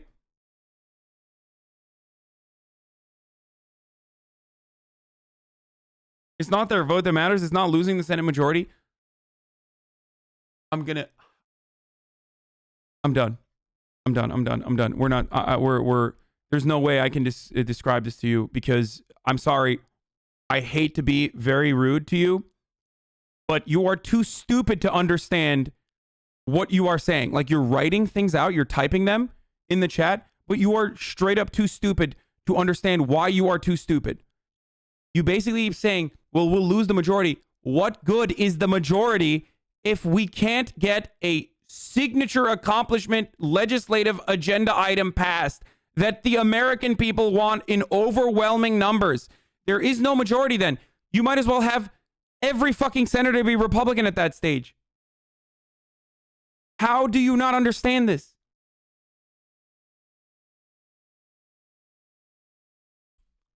There is a huge split in the party over this. The House and Pelosi is 110% behind passing this, and Pelosi has continued to beat the drum. I don't get why the fuck the White House is smoking that they have just given up and rolled over on this. Puts literal raises in millions of pockets before 2022, and the whole party could run on that. Exactly.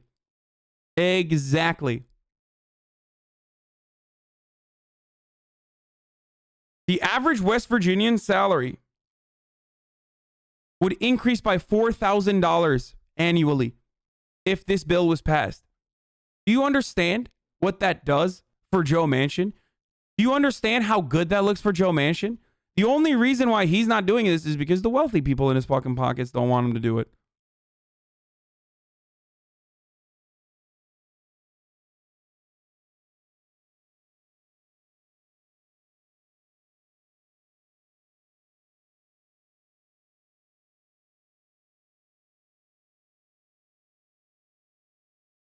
The House isn't the problem. Yes, but Nancy Pelosi is still a leader within the Democratic Party. She's one of the most important, if not the most important Democratic Party person on the planet. So her opinion has a lot of mileage on this issue.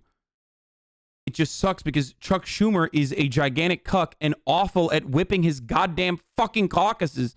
Okay? He's just terrible. Chuck Schumer is fucking dog shit. Okay? That's the problem. And the White House is dog shit because the White House is not pushing for this right now. They literally, I've given you over and over again, 11 different angles of attack on this. And this is like really, really just what we're talking about now is basically something that all of these incrementalist liberals are supposed to know because, this stuff is boring. You simply don't understand it. You fucking delusional you delusional leftist, Hasan. You just want communism tomorrow, like blah, blah, blah, all this shit. No, I'm not talking about that. I'm talking about this simply as I'm talking about this as though I was a Democratic Party consultant. Okay, do you understand? What I'm advocating for right now is literally the same position that smart Democratic Party consultants should be advocating for. And they are probably advocating for on the ground.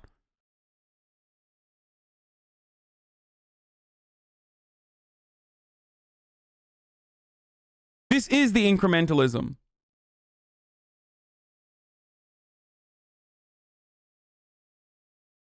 I know that Bernie said that Democrats should ignore the recent ruling of the Senate parliamentarian and is vowing to force the Senate to vote this week on an amendment to set federal minimum wage at $15 an hour.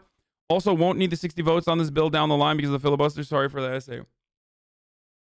No, if it's included, no, if it's included in the budget, there is no filibuster-proof majority needed.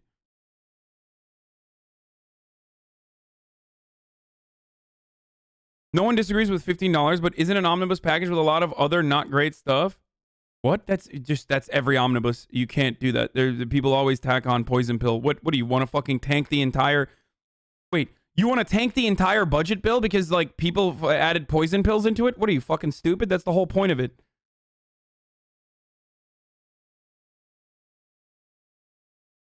And also, it's not even the omnibus.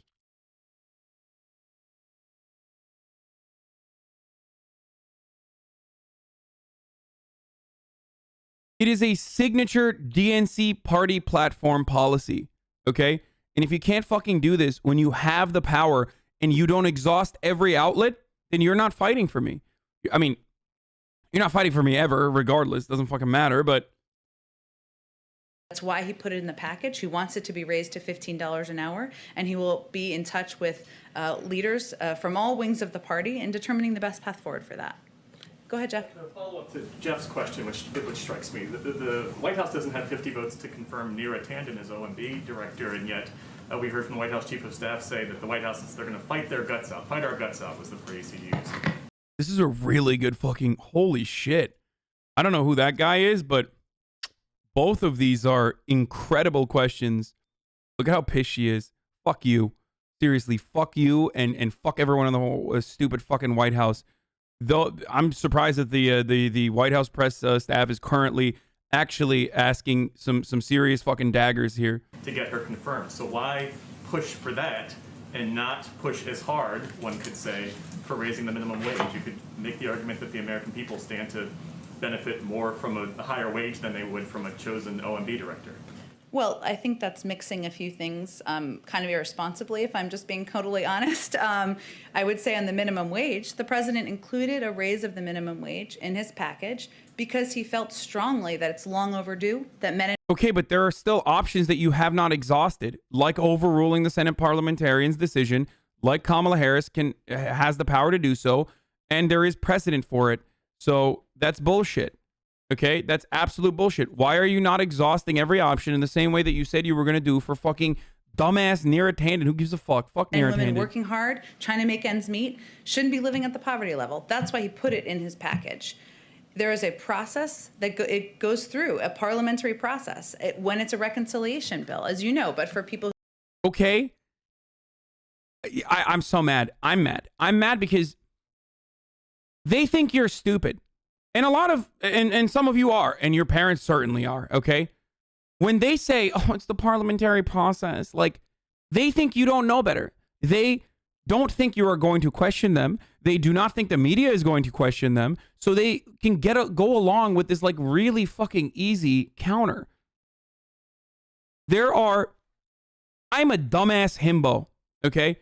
And if I can find 4 different angles on how you can push this forward, then they should be able to know those angles as well. And they do. They do know those angles. And yet they're not talking about it because they assume that the media is not going to question that. Who haven't been following all the nitty gritty of this because it's a budgetary bill. Yeah, we have been following the nitty gritty of this asshole. And the nitty gritty of it is that you can overrule the Senate parliamentarian or you can literally fire the Senate parliamentarian and replace them.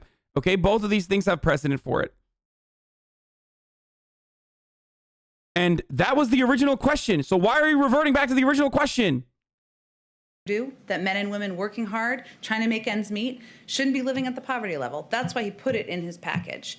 There is a process that it goes through, a parliamentary process, when it's a reconciliation bill, as you know. But for people who haven't been following all the nitty gritty of this, because it's it's so condescending, I guess you don't know any better.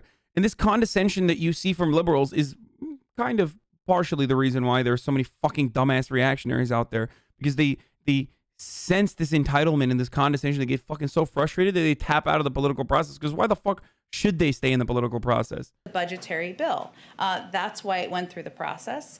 And, you know, again, I would send you to talk to leaders in Congress to see if they have the 50 votes necessary. But regardless, the president, the vice president have made the decision they're not going to move forward with that step. But also, it's not a simple process. It requires 2 steps. As it relates to Neera Tanden, she is some.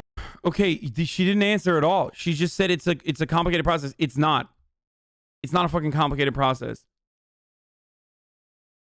You didn't even have to overrule anything. It's a suggestion from a staffer. You would need 60 votes to stop Kamala from including the $15 an hour. Wait, what? Oh, yeah. To overrule Kamala Harris. Yes. Okay, I thought you were saying the opposite. No, it's not complicated at all. If it was complicated, they would explain it to you because they would know that you don't understand what they're saying. It's not complicated, which is why they just say it's complicated and they move on. It's a reconciliation bill, as you know, but for people who haven't been following all the nitty-gritty of this, because it's a budgetary bill, that's why it went through the process. And, you know, again, I would send you to talk to leaders in Congress to see if they have the 50 votes necessary. But regardless, the president, the vice president have made the decision they're not going to move forward with that step. But also, it's not a simple process. It requires 2 steps. As it relates to Neera Tanden, she is somebody who has decades of experience. She is qualified. She is prepared to lead the. Oh, yeah. AOC was right to force $15 minimum wage instead of M4A. Well, it wasn't just AOC who said that, by the way, for the record, okay? By the way, for the record, it wasn't just AOC that said that. It was I said that as well, motherfuckers. And you guys were like, hey, you don't know better than Jimmy Dore for this. No, you're wrong. Kevin McCarthy should be the House Majority Leader.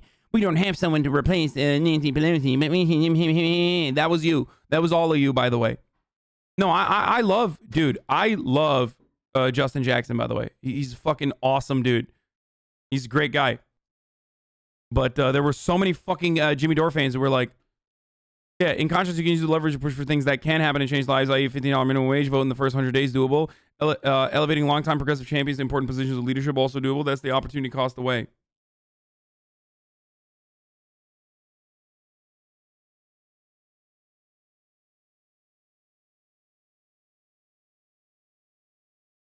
Dude, people in Texas think that if I don't immediately respond to Governor Greg Abbott's like dumbass fucking we're reopening Texas take, that they're literally going to die. Like someone is going to inject them with COVID, like come into their house. Just wait for like 15 more minutes, okay? You just got your fucking power back. Sit the fuck down, Texan frogs, and just hold the fucking line, okay? I'm going to get to it. It's a big story. I'm still mauling over Democratic incompetence at the nationals level. The budget team, and we're continue, of course, to fight for the confirmation of every nominee that the president puts forward. We'll see if we have 50 votes. That's part of the journey. That's part of democracy. Oh yeah, that's what a wonderful journey that is. Like, fuck you, dude. Fuck you, dude. Fuck you. Fuck you super hard, you piece of shit. Dog shit. These motherfuckers are dog shit, dude. Oh.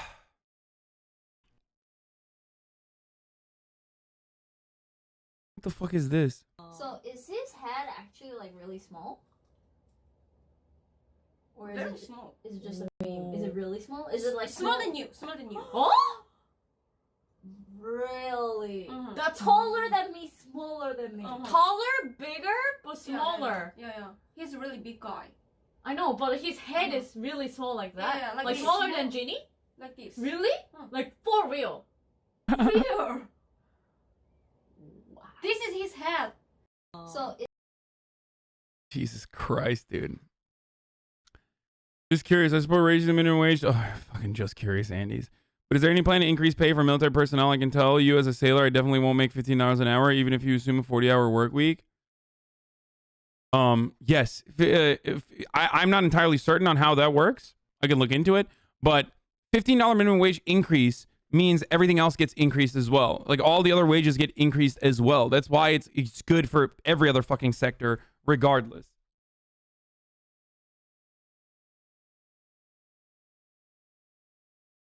Like, even if you are not a military personnel. But if you're a military personnel, you definitely will get an increase, I'm pretty sure.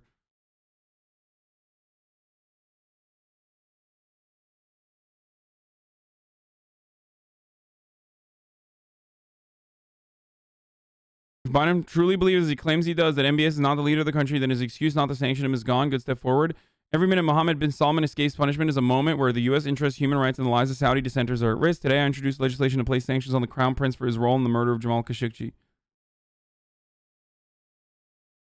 Ilhan Omar doing Sharia law again. You see that?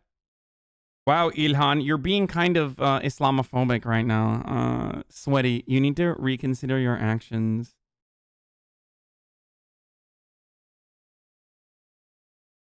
I thought you were a liberal. Brother, you have no idea what I am. Okay? You have no fucking idea what I am, okay? Oh, man. Would love to hear counters to our MBS push. Let me give it to you. Are you ready for this? We believe that Ilhan Omar is a progressive trailblazer, but unfortunately, foreign policy is not as simple as black and white.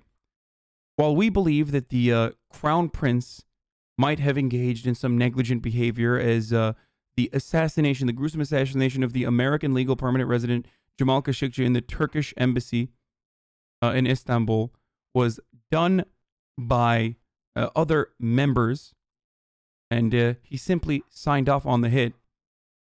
What we also have to consider is our delicate allegiance with the Kingdom of Saudi Arabia. Saudi Arabia is an incredibly important foreign ally in the region that is unstable, is a foreign ally to both us and also the nation of Israel, the only democracy in the Middle East, of course.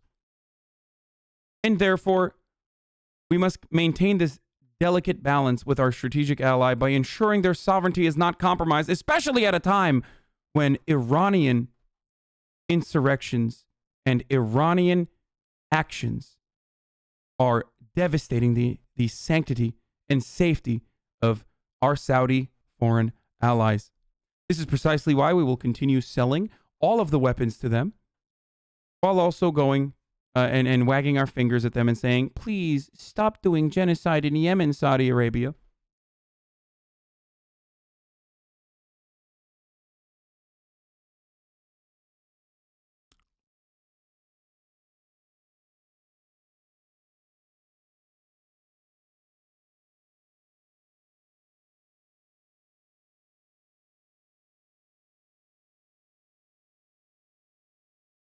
You haven't said stability enough. Unironically, what they would say though? Yeah, they are. Guys, as far as Iran and Saudi Arabia goes, it would have been more accurate if we said Iranian-backed militias. Yes, you're right. Sorry, Iranian-backed militias. As far as like dealing with Saudi Arabia goes, what Joseph Robinette has said and done so far. And I'm sorry, you're gonna get fucking triggered for this take, liberals, is the exact same as Donald Trump. Like, fucking literally the same. Aesthetically, they'll say, we are scaling back our arms sales to Saudi Arabia in an executive order, right? As Joe Biden did. Remember, he said, we're no longer going to sell weapons of war to Saudi Arabia for offensive actions, right? However, we will continue selling weapons of war to Saudi Arabia so that they can ensure their regional sovereignty, or not regional sovereignty, sorry, maintain their sovereignty as a strategic foreign ally. Do you get it? So they're still selling weapons to Saudi Arabia. It's just that they added a bunch of different words. The argument there is, basically is, where is it? Where the fuck is it? Hold on. I'm just gonna show you what Democrats literally have said and what Donald Trump said, okay?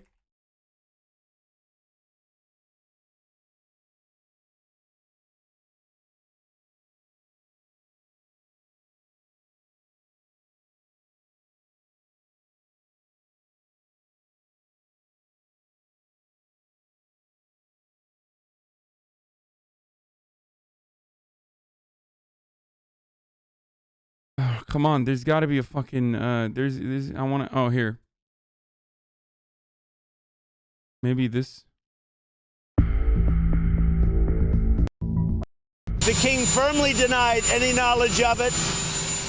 He didn't really know. Maybe, I don't want to get into his mind, but it sounded to me like maybe these could have been rogue killers. Who knows?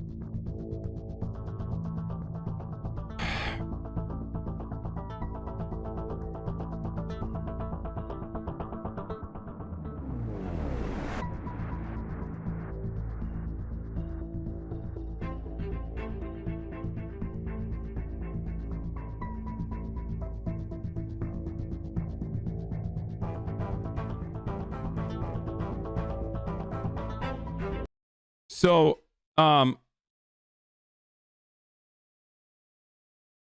the fuck is, where, this is not what I was looking for. I want Trump saying the words, "Are you gonna buy the weapons?"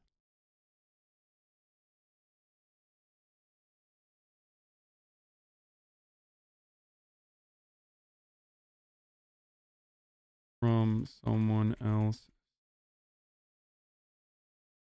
It's top of the hour. Every hour, it's time for a 6-second ad break. I'm going to run that ad right now, and I'm going to show you.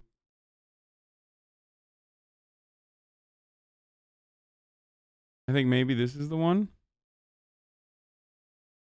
With the king of Saudi Arabia, knowledge of what took place. Okay. It's top of the hour. Every hour, it's time for a 6-second ad break. Here is the ad break, boys.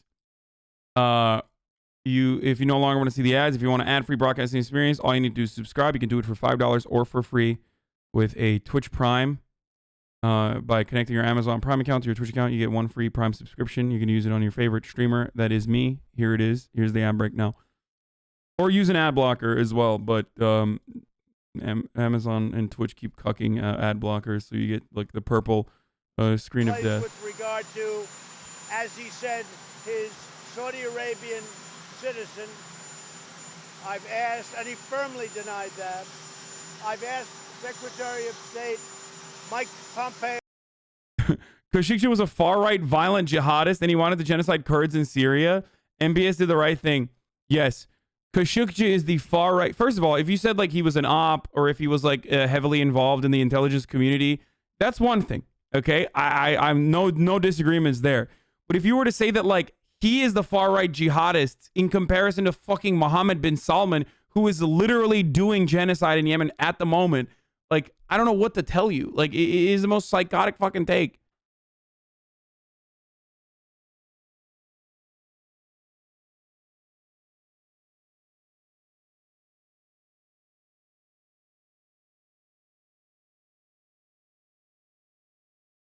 Biden, despite what he said in the campaign, has basically decided not to do anything about the Crown Prince in relation to the Jamal Khashoggi case. And I just wonder whether this is an instance where, with Biden prioritizing, it seems, the Saudi relationship over human rights, this is one area where you actually think he's done the right thing.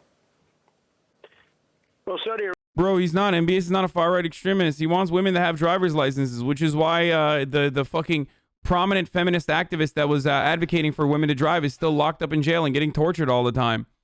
That's the kind of fucking liberal democratization that we that was long overdue in the Kingdom of Saudi Arabia. I know that guy was baiting. I'm just like adding additional jokes onto it. Of ours, and they've really been a very strong ally, and they spend a tremendous amount of money in the United States buying equipment that they don't have to buy from us. We make the best equipment by far. But they could buy it from Russia, they could buy it from China, they could buy it from France or other people that make equipment like they want to buy. And, you know, we're talking about $400 billion over a period of years. See, he's saying it. Donald Trump consistently says the quiet part loud, okay? We put out a statement on Saudi Arabia, which I guess most of you have seen. This is it. And yeah, this is it. See how that all works out. It's a very complex situation. It's a shame, but it is what it is. This is it. Because it's America first for me. It's all about America first. We're not going to give up hundreds of billions of dollars in orders and let Russia, China, and everybody else have them. It's all about, for me, very simple. It's America first. Saudi Arabia, if we broke with them, I think your oil prices would go through the roof. I've kept them down. They've helped me keep them. This is honest. This is a brutally honest take. And it's real. This is it. This is fucking real. This is the real reason why we are not punishing Saudi Arabia for the actions in Yemen, nor for an American legal permanent resident by the name of Jamal Khashoggi being fucking chopped in an Istanbul embassy. All right? He's just straight up saying it. He's like, yeah, what are you going to buy? You're going to buy $100 billion of weapons? No, they're buying it. Shut the fuck up. Down. Right now we have low oil prices, or relatively. I'd like to see it go down even lower, but I think that it's a very simple equation for me. I'm about make America great again, and I'm about America first. Saudi Arabia has nothing to do with me. What does have to do with me is putting America first. Wait. They're buying hundreds of billions of dollars worth of things from this country. If I say we don't want to take your business, if I say we're going to cut it off, they will get the equipment, military equipment and other things from Russia and China. Russia and China would be very, very happy because right now we're doing very well against China. We're doing very well against everybody, including Russia. And it's so funny. He's just like the conversation is so easy to have when a politician is honest with it about their dishonesty, right? And that was the brilliant part about Donald Trump. He's just straight up saying it. He's like, what are you, stupid? Do you not understand? Like, no, we're selling the weapons, dumbass, because they give us money for those weapons, dumbass. And low gas prices. What do you want to fucking increase gas prices and also on top of that fucking allow someone else to sell the weapons to Saudi Arabia? No, we're going to fucking sell it, stupid. Like, he's like shocked that members of the media who clearly know this, by the way, like, there's no way people are that stupid that they don't fucking recognize that, like, this is the real reason why, this is the real reason why, like, liberals are also not fucking punishing MBS. That's it. This is the reason. And he's saying it. And, again, he's being honest about it. And, Joe Biden is being dishonest about it. That's the reality. Sorry. That doesn't mean he is a good person. He is a fucking monster. The things he's saying are monstrous. But that's precisely why I get frustrated with the Joe Biden administration, because if you think that this is monstrous, then you have to recognize that what Joe Biden is doing is also monstrous. And I'm going to keep it that way. And I'm not going to tell a country that's spending hundreds of billions of dollars and has helped me do one thing very importantly, keep oil prices down so that they're not going to $100 and $150 a barrel. Right now, we have oil prices in great shape. I'm not going to destroy the world economy, and I'm not going to destroy the economy for our country by being foolish with Saudi Arabia. So I think the statement, wait a minute, I think the statement was pretty obvious what I said. It's about America first, yeah. They didn't make a determination. And it's just like I said, I think it was maybe he did, maybe he didn't. They did not make that assessment. The CIA has looked at it, they've studied it a lot, they have nothing definitive. And the fact is, maybe he did, maybe he didn't. I thought we were producing more oil and we were more energy independent. Why do they hold the cards? Because no matter how fucking energy independent we are, our allegiance with Saudi Arabia is always going to be important for American interests, okay?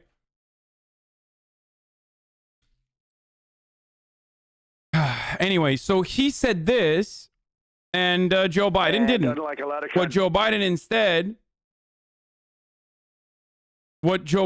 did instead was release the report that the Crown Prince, Mohammed bin Salman, was aware and may have signed off on the murder and didn't literally execute it. This does not work in any other legal scenario, by the way. You don't just say, like, well, the mafia boss didn't do anything. He just, like, signed off on the fucking hit. No, you literally fucking... the mafia boss is supposed to take the legal repercussions of, like, sending out a fucking hit, okay? So that's what the Democrats did to think that this was going to be a decent way to fucking a decent way to this is the guy I'm talking about when I say, hey man, you're not gonna fucking die, okay? Like, motherfucker, you're not gonna die if I don't talk about it right this moment, okay? Just shut the fuck up. I'm gonna talk about Texas in a second. Jesus Christ. Turn the power off in Texas again, dude. Some of these Texas frogs are just losing their fucking minds, dude. I'm gonna talk about it. What do you want me to do? Do you think my coverage of this is going to save your situation in Texas? No. Just wait.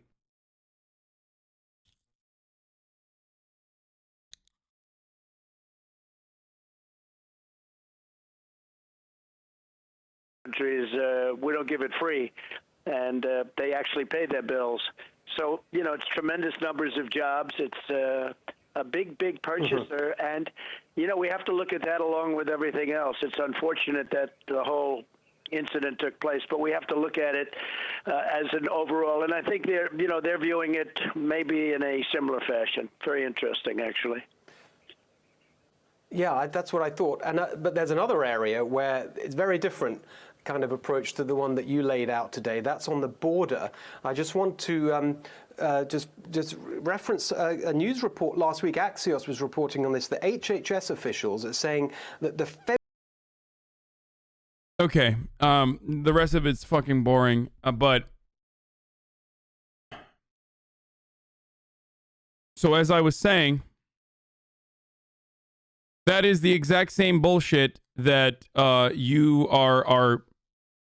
That's the exact same bullshit that you heard from the Joe Biden administration that are, one, refusing to completely abandon arms sales to Saudi Arabia, saying that their sovereignty and their defense is incredibly important against Iran, which is a regional foreign adversary to both us and them.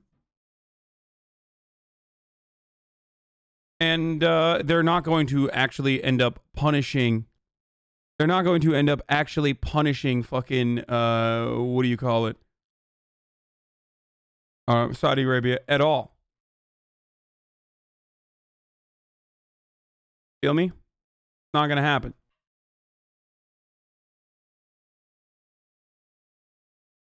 All right, time to talk about Texas.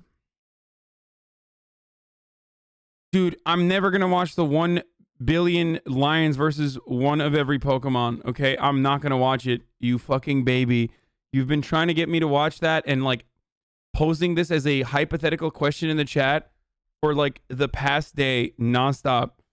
If at some point I was interested in watching it, now I have lost interest because of how many times you posted it. Stop posting it. Currently, I am too busy saving the state of Texas with my political coverage on twitch.tv/HasanAbi.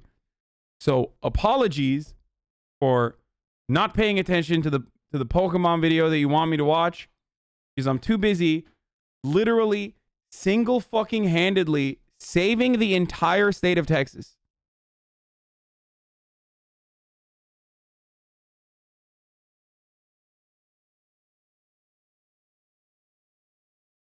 Okay. Breaking news, Texas Governor Greg Abbott announces he's ending the statewide mask mandate and says all businesses can now open at 100% capacity. However, he shows that personal vigilance is still needed to contain COVID and you should continue following medical advice. Now, what I find to be absolutely fucking idiotic about this is the statewide mask mandate. Texas, or at least their governors and their politicians are the dumbest fucking people on the planet. Like, they are literally just, like, purposely trying to kill people, I think. Because, like, I understand the importance of, you know, getting the Texas economy back to work, and they rely on sales taxes, and it's important for businesses to reopen again, and I totally understand all of that. Okay, that makes sense. That makes complete sense. Unfortunately, that's the reality that they have to engage in. But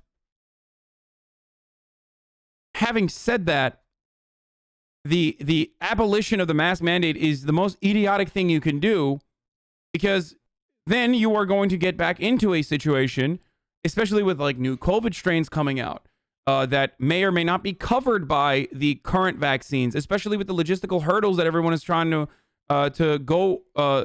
trying to fucking jump over when it comes to distributing the vaccines. You are not going to reach herd immunity and stop wearing fucking masks.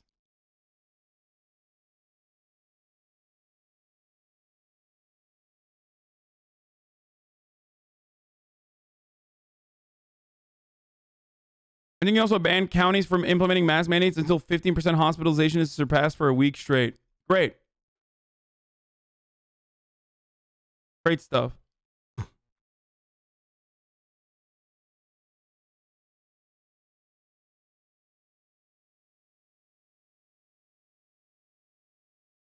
It's great. I don't know what else you want me to say about it. People in business don't need the state to tell them how to operate, says Governor Abbott. Yeah, it's awesome. Another awesome state, Mississippi Governor Tate Reeves announced the state is lifting its county mask mandates and allowing business to operate at full capacity starting tomorrow. COVID is over, boys. It's done. Time to throw a party. Now, the thing is, COVID numbers are diminishing right now. So this is the actual time where you need to be as diligent as possible because people are diligent. Right now, because of the gigantic spike during the Thanksgiving and Christmas holiday season, because of the massive spikes that we saw with the vaccines starting to get distributed and with the tail end of that massive spike, we have started to see in the state of California, for example, an actual noticeable decrease in new COVID cases. Things are starting to look good. Okay? We are kind of like the Democratic Party with the $15 minimum wage argument at the finish line. And yet, these motherfuckers are spiking the football instead of just taking it one more step forward and crossing the fucking finish line. It is so stupid.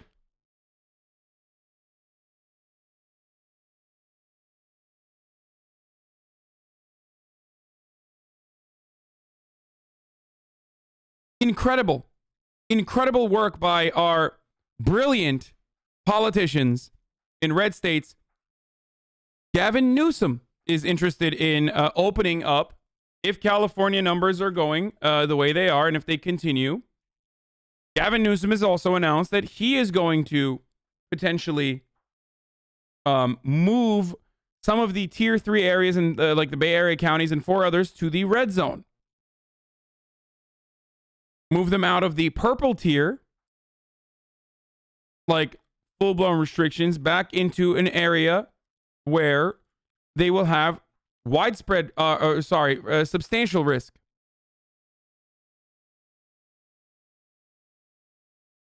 There are only 2 counties in the entire state at the moment. There are only 2 counties at the moment that are rated at orange, which means moderate risk, and they are the state's least populous. Sierra, with about 3,000 residents, have been orange since November, and Alpine, with about 1,000, joined it in February.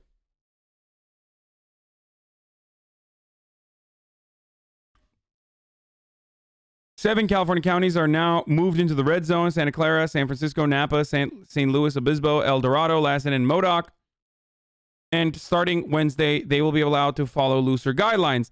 Now that, my friends, does not mean that like everything is going back to normal or, you know, you can fucking run around without a mask. It just means that you still need to have a mask on when you're in public, but you will finally be able to go inside in a restaurant, or you'll be able to go to a movie theater or a museum or a gym as long as you follow the capacity limits. I still think it is dangerous to do so. But again, because of how absolutely psychopathic the Texan Republicans are, or the Mississippi Republicans are, or the Republicans in fucking Idaho are, that this looks sane in comparison, especially when you look at the case numbers in California. Here it is. Since the January peak, post holiday season, as you can see. The new COVID cases have, the 7-day average of new COVID cases have gone down to 5,248. This is pretty good. It is something that I closely track to figure out whether or not it is appropriate for me to be in public at all. This was looking at the diminishing COVID numbers is part of the reason why I decided that I could go to the outdoor gym that I go to that is completely outdoors. I am still not confident to be able to go into indoor gyms. And if you live in... Oh, Jesus Christ. If you live in... Yeah, that guy fucking has real problems. If you live in California, I probably wouldn't go indoors for the time being.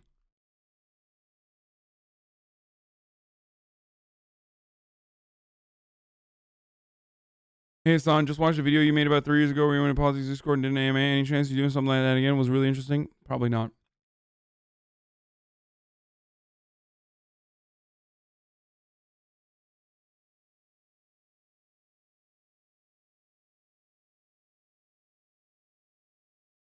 Remember, ladies and gentlemen, the biggest issue with opening indoors establishments is that they do not have the proper circulation. They do not have the proper air circulation. They do not have the proper ventilation.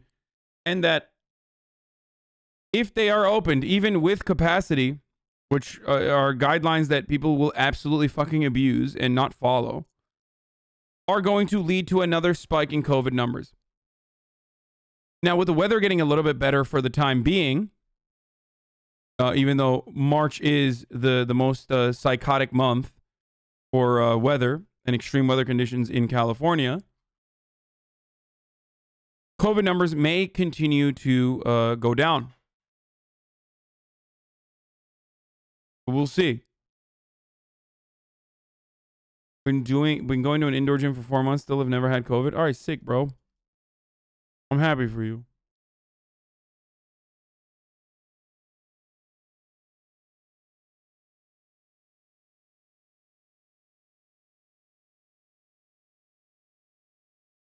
Part of the problem is there is still going to be measurable fear that buyers and consumers have.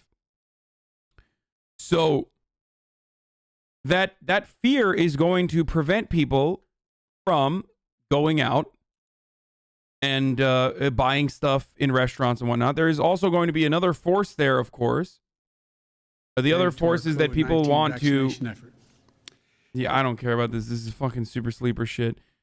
The other competing factor is going to be people's need or interest in wanting to go and cohabitate spaces.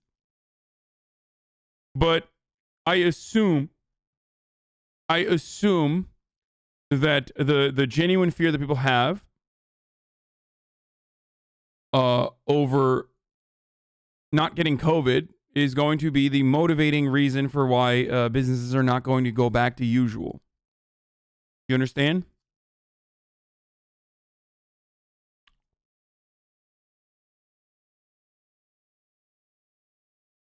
I despise Greg Abbott. You would think after the 2020 summer COVID spike and winter spike, people would learn, but no, not Republicans, of course. I mean, a lot of guys, it's not just Republicans, man. I mean, European countries do the same bullshit too. It's for some weird reason, it's just like, it's Western states, man. I don't know what the fuck it is, but like, there's something broken in our brains, all right? There's something broken in the brains of Western states for some reason, where we literally, like, Western countries, for some reason, where, like, these liberal democracies, are, like, in Europe, too, they keep fucking going at it in the same exact way.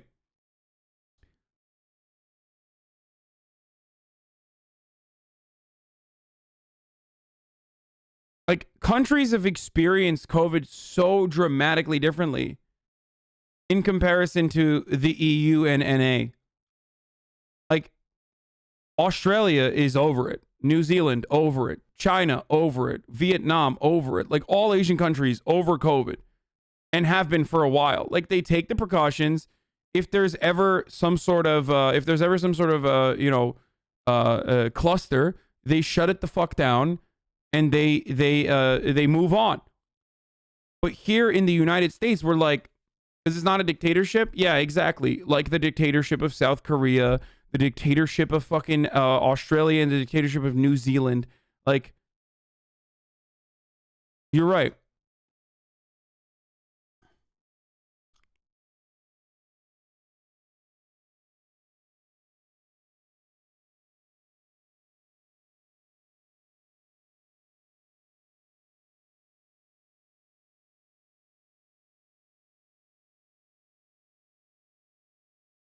Yeah, because they have a completely different understanding of collectivism and respect. I don't know. I don't know how to like beat this mentality to the back of these fucking dumbasses' brains. You know what I mean? Like, how the fuck do you educate people on operating in the way that benefits the needs of the many?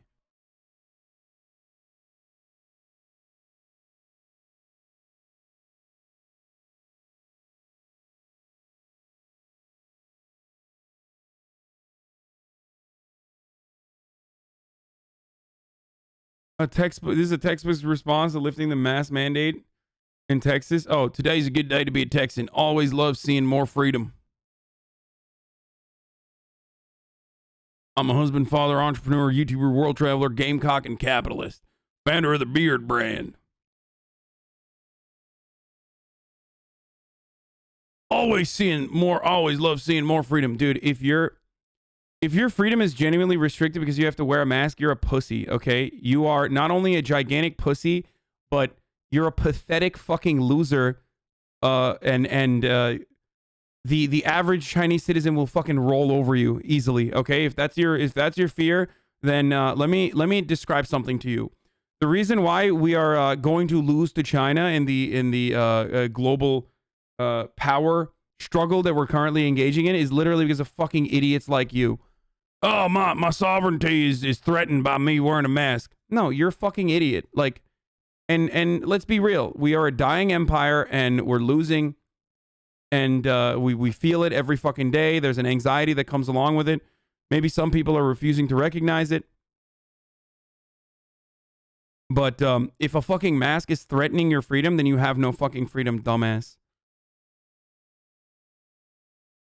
Yeah, imagine being only around for 200 years. We are the loser of empires too. Like in the history of the world, this empire has only been around for 200 years and we're getting fucking owned already. It's like we're in the final stages. It's like a blip in the history of time. It feels like it'll never go away. It feels like our power will never go away. But we're a fucking crumb, dude. Think about it. Just dirt. The space that we occupy is meaningless in the grand scheme of things. And the American empire is just going to be one small little fucking chapter that people, if we are alive, 200, 400 years from now, we'll just look at and laugh at for a little bit and be like, remember those fucking Americans, dude? Remember the USA thing? Yeah, we didn't even read it in our chapter because it didn't fucking matter.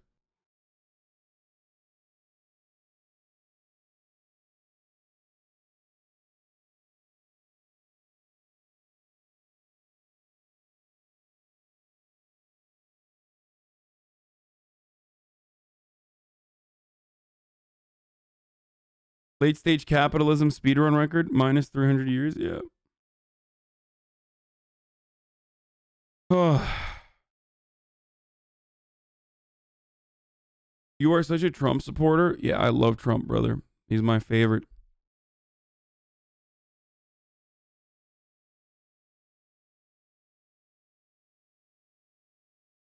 Okay. So, Alex Jones had a leaked video where he was talking about how he wished he never met Donald Trump. Let's watch the fucking leaked video now. I'm so sick of fucking Donald Trump, man. God, I'm fucking sick of him. Okay, this seems super fucking staged, dude. He's such a grifter. Oh my god.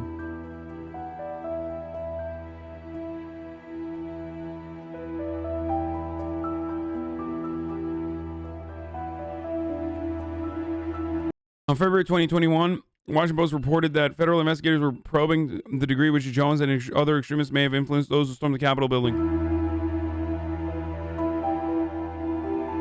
What probe do you need? Just watch the fucking HasanAbi broadcast where we literally listened to his speech the night before where he was talking about how we need to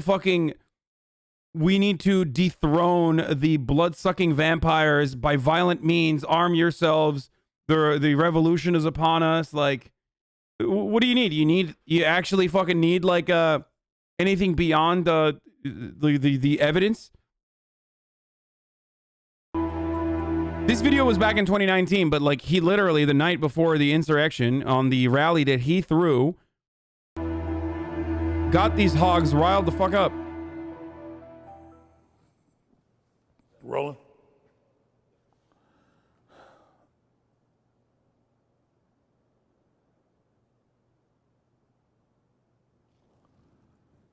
How is this leaked? If he's part of me, the selfish part, wishes I'd never met Donald Trump, wishes that I'd never met Roger Stone, because unlike previous things I'd done that were game-changing, those were just time-space continuum reflections of the third big change I was going to be involved in, and that was bringing Donald John Trump into Austin. I'm just going to say that again. I said Austin into office. Because this is, you guys are actually really good questions. This is going to be a really good thing, but I'm going to say it again in a minute. Let me drink some of this Armani. I'll try to say it. Because it's the truth, and I'm just going to say it, that I wish I never would have fucking met Trump. I wish it never would have happened. And it's not that the attacks that I've been through. It's I'm so sick of fucking Donald Trump, man. God, I'm fucking sick of him. And I'm not doing this because it's like I'm kissing his fucking ass, you know? It's just like I'm sick of it. I'll do it in a minute.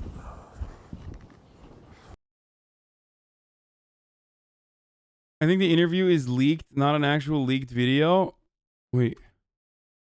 It's called leaked? Like, what the fuck? I don't even understand what this is. Like, what do you... Stop saying based, you fucking dinguses, dude.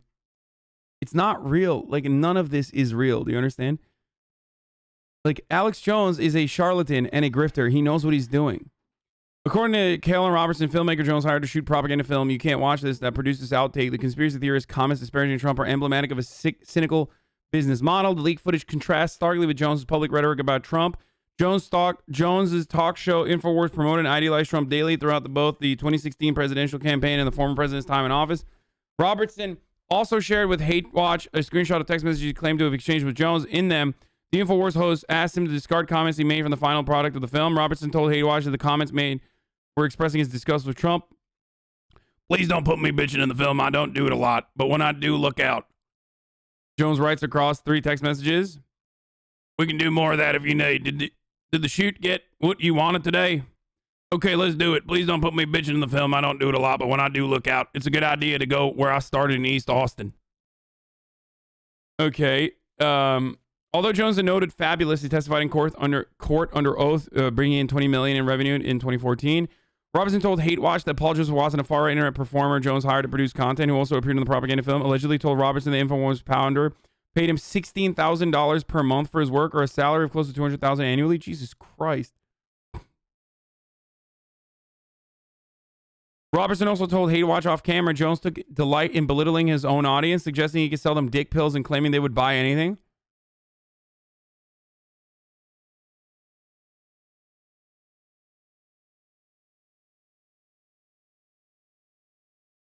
What? No, I don't care about some fucking random music producer idiot who's like, I made it with 10K, so why can't you? Guys, newsflash. Newsflash, guys. All of these guys are doing performance art, okay? That's it. They know how fucking stupid their audience is. I don't know why anyone like actually thought that this was like genuine, that he was like really this far gone. So I don't know what else to say. He knows what he's doing. Alex Jones doesn't care about most of the stuff he professes to. Robertson told Hate Watch over Skype in his home in London. It just shows he doesn't care about anything he talks about. He doesn't like Trump, but then goes on camera talking about how Trump is the savior. He disavowed from the far right and told Hate Watch he's working to undo the damage he did while producing propaganda for extremists such as Jones in August. He shared evidence with Hate Watch that One American News Network correspondent Jack Posobiec interviewed a white supremacist following a march in Warsaw, wherein participants, including neo-Nazis, allegedly chanted, "White Poland." Yeah, I mean, yeah, he lies all the time. He fucking...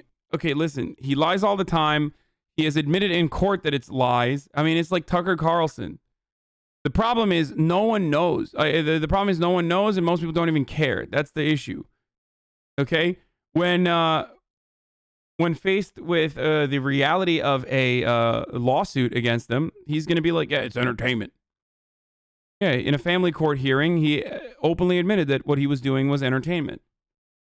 And that's why I have some respect for him, for his craft at least, I guess, despite the fact that he's a fucking psychopathic shitlord with with an entire, what do you call it? With an entire fucking army of bloodthirsty maniacs.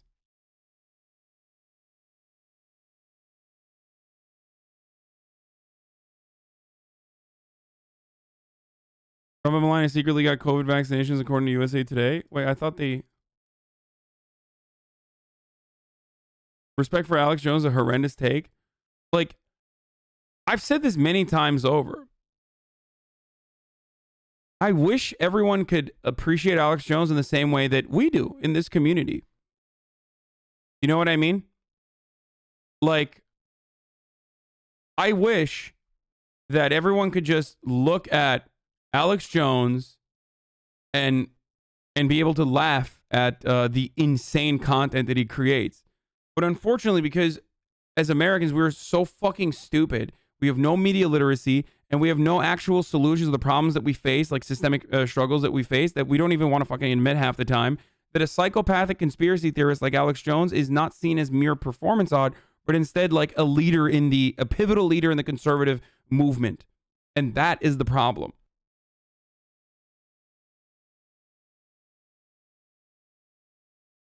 You get it?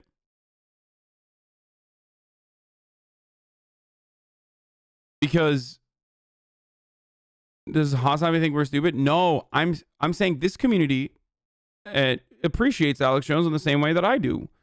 We make fun of Alex Jones all the time. We laugh at the psychotic shit he does because we don't take him seriously because we know he's fucking insane.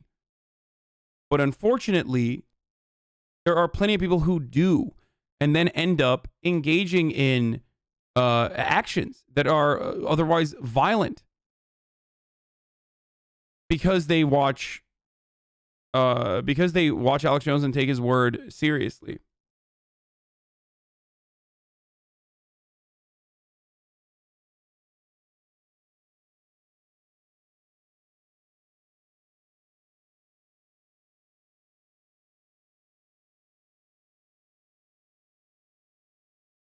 The thing is, like, people that say Alex Jones is not funny or creative or entertaining is just like people that only want to watch TED Talks. The only media consumption that they can engage in is like TED Talks, okay, and like salivate over fucking Elon Musk or something. Like he brought like llamas into his fucking stage, like in his Austin campus. Like he's crazy. He dresses up like the Pepe the Frog. You know what I mean? Like. He's not.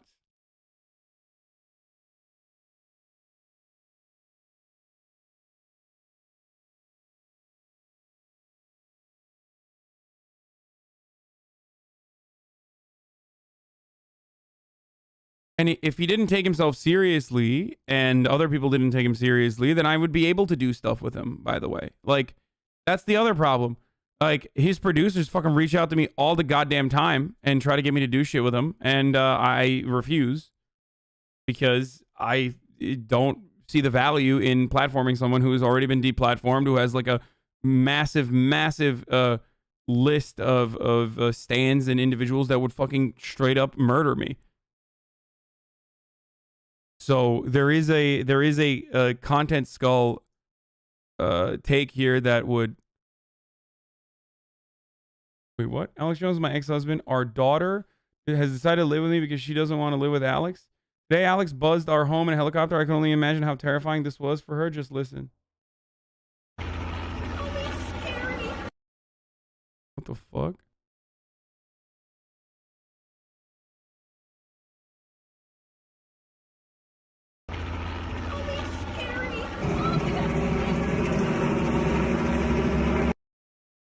Attack helicopters.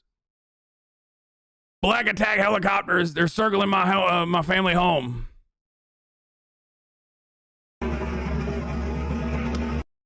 Meanwhile, he has at least 3 luxury homes he can afford to spend his afternoon flying over my home in a helicopter. This is some of the video Alex sent our daughter. Look at Kelly's out there too. Good job.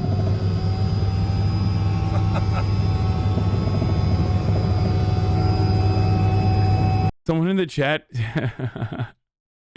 This woman has fucked Alex Jones.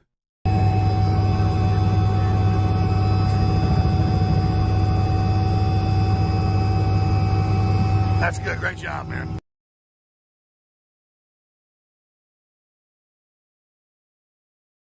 Circumventing that restraining order, like, yeah, holy shit.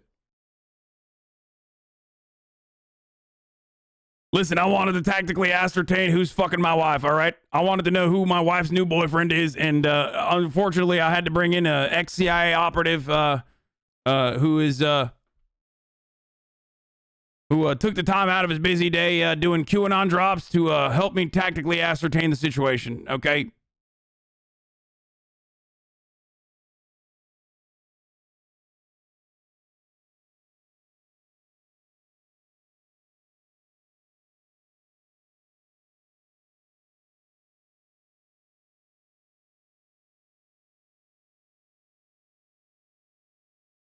Another victim of divorce court.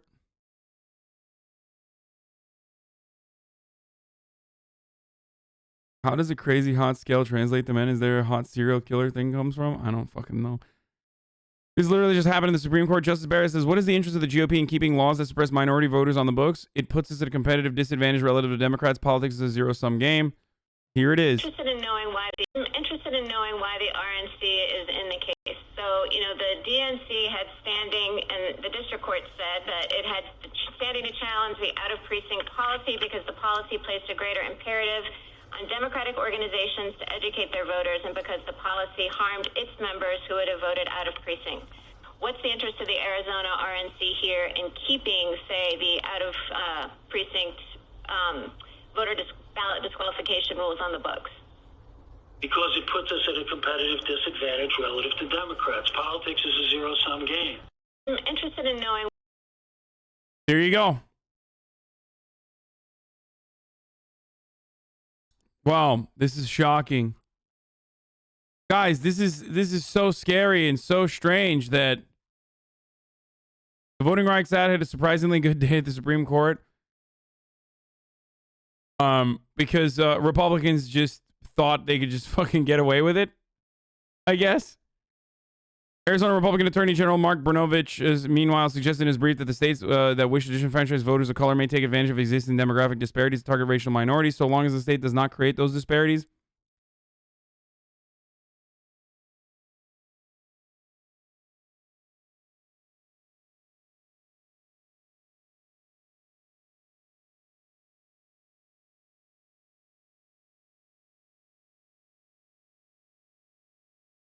I've said this before. The American legal system is written in a way in which it is very difficult, and this is purposely done, it's very difficult to target someone for voter suppression measures. Okay, which is part of the reason why the solutions oftentimes are like Band-Aid solutions, which can be dismantled in the Supreme Court like it was, that directly target like Republican red states with a history of voter disenfranchisement. And that has already been dismantled, and that's part of the reason why there's so much voter suppression in these red states, right? The only way, the legal system is written in such a way that the only way that you can counter it is if Republican lawyers are so bad that they straight up admit that there is like actual direct evidence of them openly stating that they want to fuck over black people. And you would be shocked, maybe, to find out that this is not the first instance where a Republican lawyer or a Republican operative has openly admitted that they have tried to do this. This has happened twice now in the Supreme Court, where there was a one guy who I think died, and it was in his hard drive. Like they found emails in his hard drive where like they literally were talking about how like we are going to stop black people from voting, pretty much. And that's one way where you're like, okay, well, he admitted it, so we have to, we literally have to overturn this. Or there was another famous case where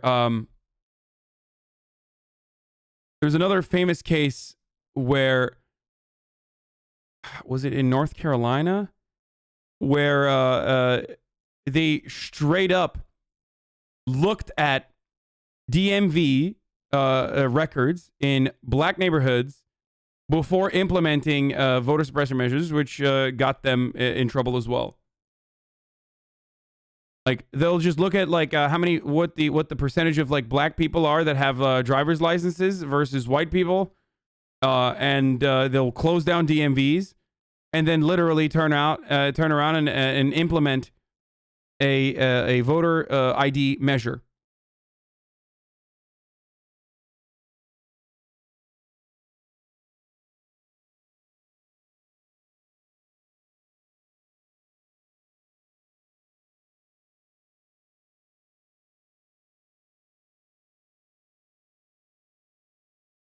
There are plenty of instances where voter ID measures and voter suppression measures are overlooked, or rather successfully defended, because there isn't evidence where someone is literally saying, we are suppressing the black vote because we want to win elections.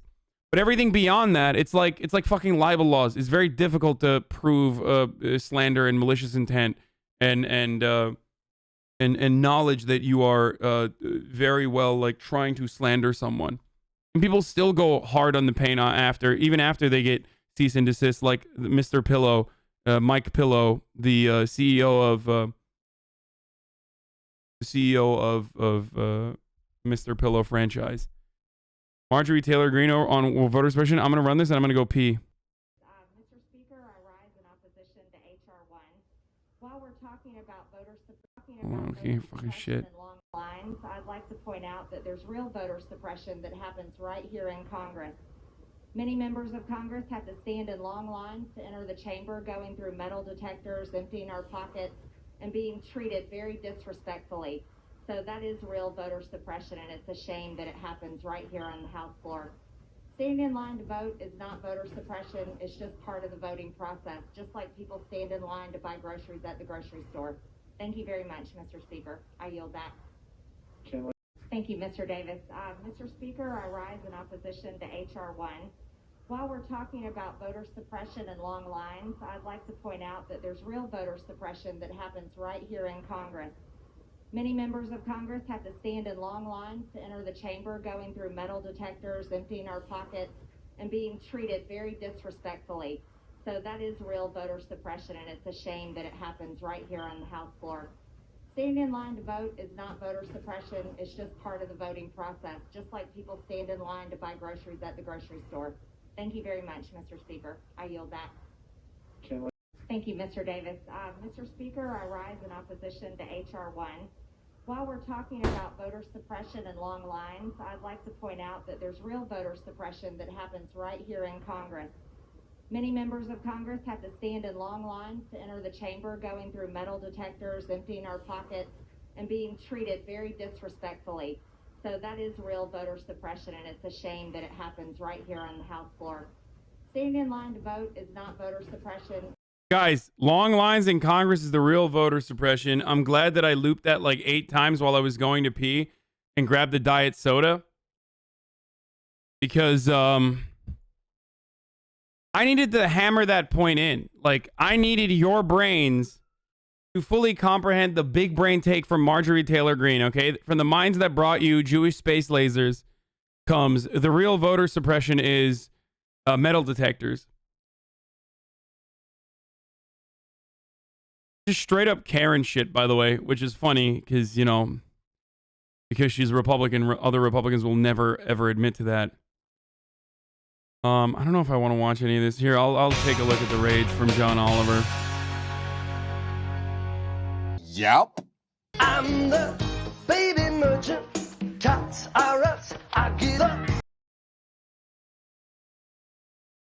Jeffrey Epstein? Wow. Ladies and gentlemen, the psychopathic liberal pedophiles in Hollywood were showing you back all the way in the 80s that they were selling babies. Ladies and gentlemen, do you understand? Was killed in the middle of... Tell me fucking cop skull is not a real thing. Just tell me. Tell a lie, dude. Like, I could clock these guys as cops from like fucking 7 miles away, okay?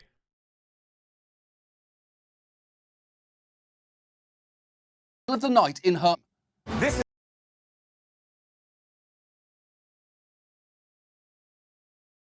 I don't know if does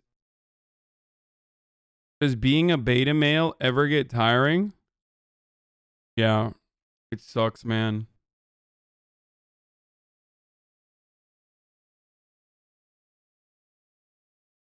I'm such a beta male, dude.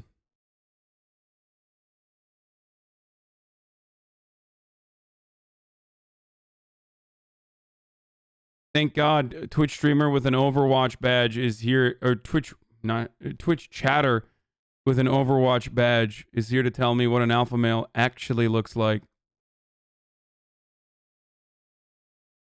Please tell us more. I need to know more.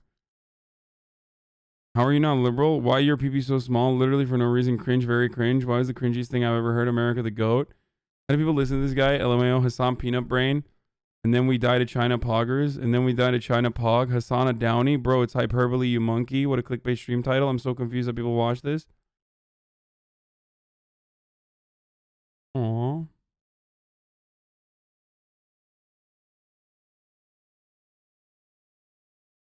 Aww.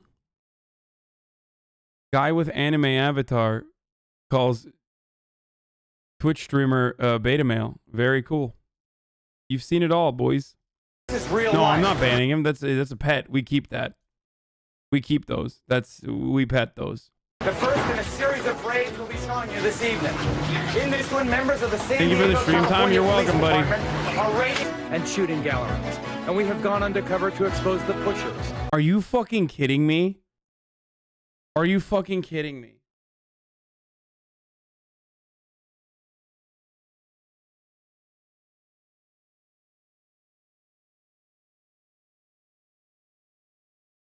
Oh, fuck. We have gone undercover. Smelled marijuana coming from the family's home. He smelled marijuana. Come. No, this is a totally reasonable way to react, I think. I mean, that's how Geronimo Yanez got away with killing Philando Castile completely legally. He said that he smelled marijuana. Fun fact for those of you who don't know. Come on, should do about that. And let's start.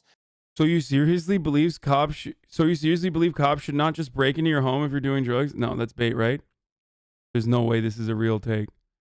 Oh, fuck you, dumbass. With what you probably know already, which as is... soon as I saw the fucking moon, as soon as I saw a moon emote in the chat, it's bait.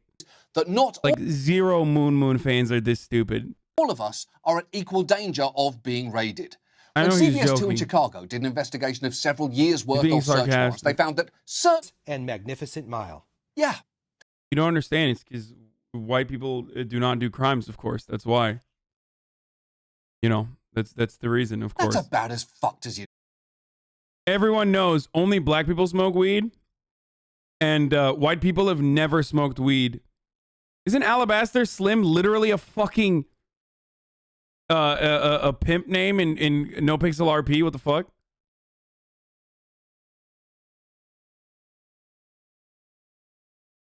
Guys, I don't know if you know this, but like fun facts, you know, white people never smoke weed, so that's why only black neighborhoods get raided for smelling marijuana outside of their doors. The other fun fact is, of course, that the first fun fact was completely false. And as a matter of fact, white people and black people consume illegal drugs at the nearly identical rates, if not white people actually outperforming black people in drug consumption. Regardless of the actual legal consequences of said smoking of marijuana. And Vermont. Your house because all of you are good kids. Of course, the big bad wolf, one, was the villain of the story. The cop here is the villain of the story as well. The irony is, what defeats the big bad wolf? Oh, just a sharp left turn. And all of a sudden, the big bad wolf, not so big nor so bad anymore. So watch out for MRAPs that were fucking created for literally traversing minefields and areas where there are IEDs that are so fucking top heavy that they flip when you're trying to turn around a street corner. So, you know, you'll get fucking turtle shelled ASAP. We only do it. Good kids. Now there are... By the way, that's part of the reason why the city doesn't have enough like funds for like, oh, do teachers have to buy their own supplies for the school season? Well, sorry, we had to get a fucking second MRAP for the town of 2,000 fucking people. Because sometimes kids who steal their parents' prescription drugs will then end up getting their hands on heroin and overdosing. So, you know, you have to respond to that and give them fucking what's Narcan. And you need to do that in the fucking MRAP. Armored vehicle gonna start. He goes, okay. You know what's funny is that the religious leader cult scenario and the big bad wolf that they just showed is literally how the government murdered all of those cultists in Waco. So there is that as well. That is, I like that they're doing a milsim of Waco, which is not a success story, but instead a story that should be used as like what not to do. Great. It's fucking awesome. Also, before we continue on with the milsim, if you're wondering, it's top of the hour every hour. It's time for a 60-second ad break, boys, girls, and NBs. So I'm gonna run that ad right now. It's the third of the day. If you no longer want to see the ads, all you need to do is subscribe. You can do it for $5 or for free with a Twitch Prime by connecting your Amazon Prime account to your Twitch account. You get one free Prime subscription a month. Use it on your favorite streamer. Hopefully that favorite streamer is mine and you don't leave and go to another favorite streamer. I don't know why I'm talking like this. Here's the ad. Let's pull the trigger. Who can help? I'm the baby merchant. Tots are us. Seriously, it's 3 minutes long. That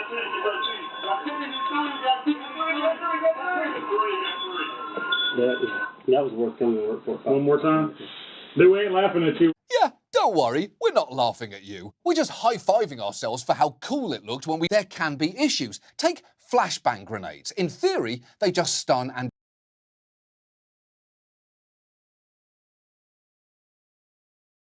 Hey,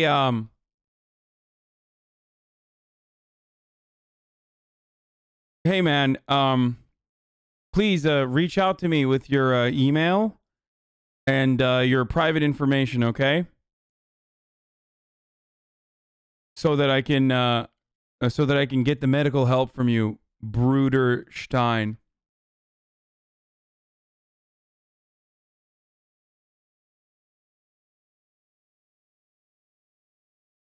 I haven't known you that long, but you should do this. I'm a psychologist and I've seen some signs based on your language and facial expressions. You shouldn't ignore that and seek treatment. Later, everything is too late.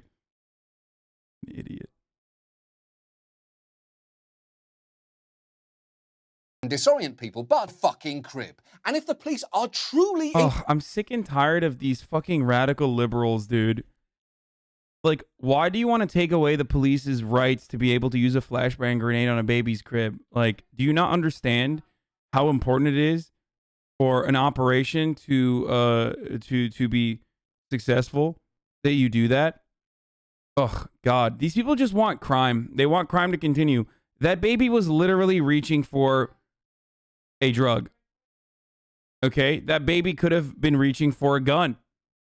You know how many people get killed by baby guns? A lot, I assume. I don't know, but I would assume a lot because there's a lot of guns in America. Oh, you want to take some of the guns away? No, you can't do that. That's communism. No, the baby was reaching for a piece and had to be tactically reprimanded.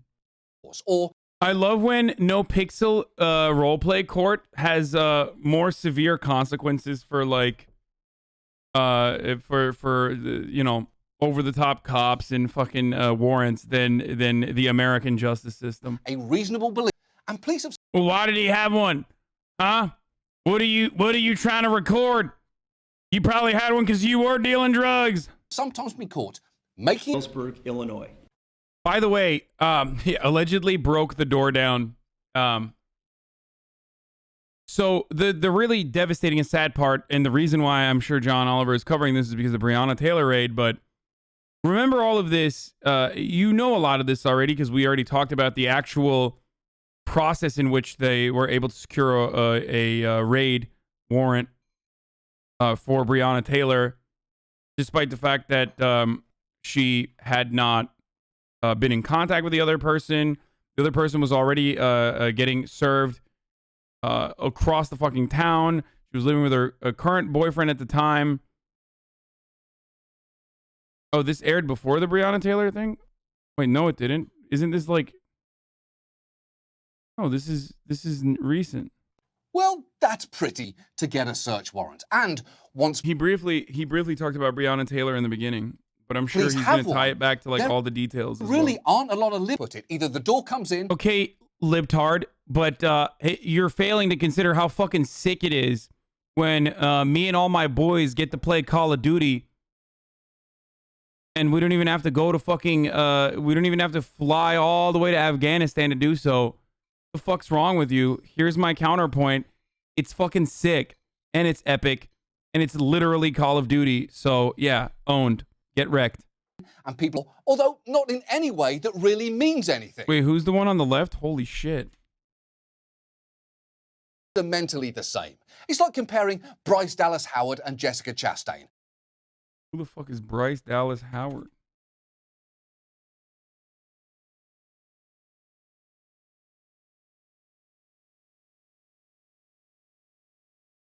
Are they different? Nominally, sure, although not in any way that really means. Bro, Ron Howard's daughter? Shut the fuck up. Wait, who's... Oh, never mind. Ron Howard is someone different. Okay. Anything. Ed raiding the home of his neighbor, Henri Norris. Whoever said Bryce Dallas Howard follows you on Twitter, you deserve to be banned, okay? Why would you do that? Why would you... Wow, fuck you, dude. Of course I checked. Of course I checked immediately. She's married anyway. You bastard. You fucking bastard. It was real funny, dude. Oh, it was real funny. Let's ruin his fucking dreams. 78-year-old with... You actually checked? Yeah, why wouldn't I? Why would I not check?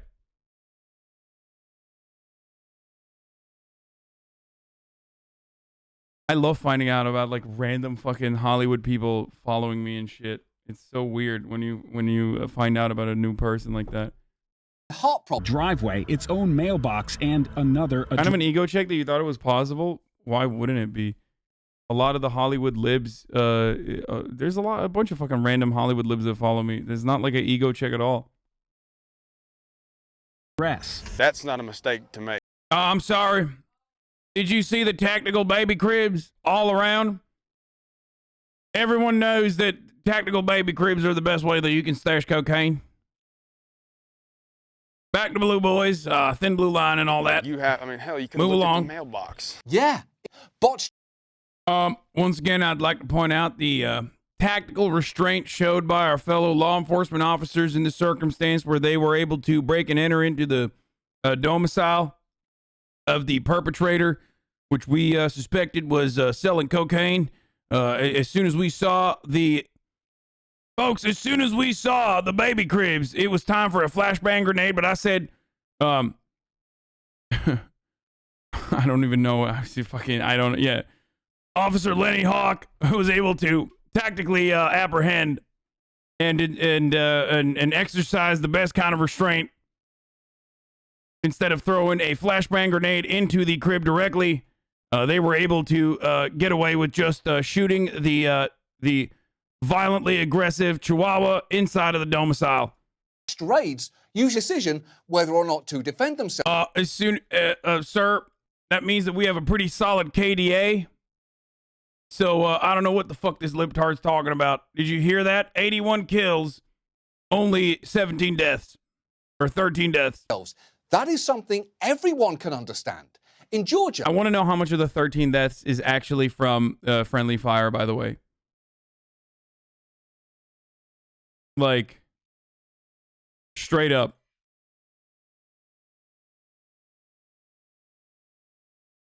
what are you going to do, Dale? Yeah, Dale. What are you going to do? Fuck you, Dale. Guy looks like a bit of a belligerent. And lots of them have guns. Okay, controversial take, but that's not belligerent nor an asshole to maintain that position, okay? Like, straight up. No cap on a stack. That's, And what informant claimed a 23-year-old man who was a known... Isn't that the exact situation where self-defense would be reasonable? Absolutely. No, there is no other... If you can't use your gun in a potential, like, masked... in a situation where, like, masked individuals are breaking into your fucking house in the middle of the night without, like, properly telling you who the fuck they are, then why do you have a gun? Like, that's literally... Conservatives fantasize about, like, you know...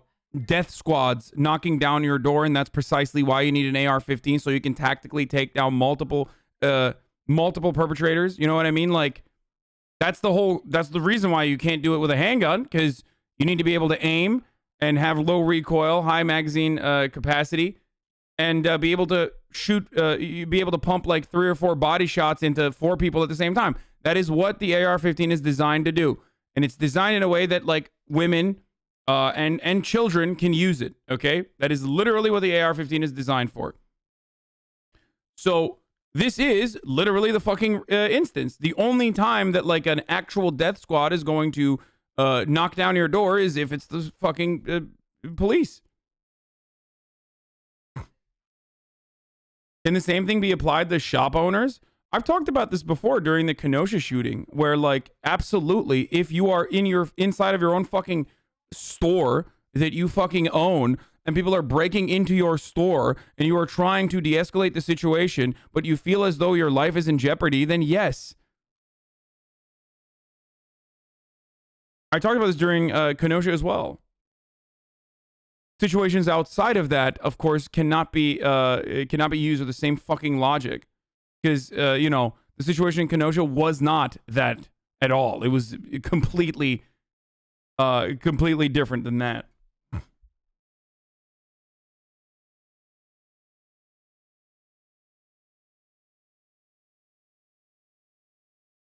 felon. Yeah, it is. Of course, this argument goes down the drain if you hear if you smell marijuana, the devil's lettuce, in which case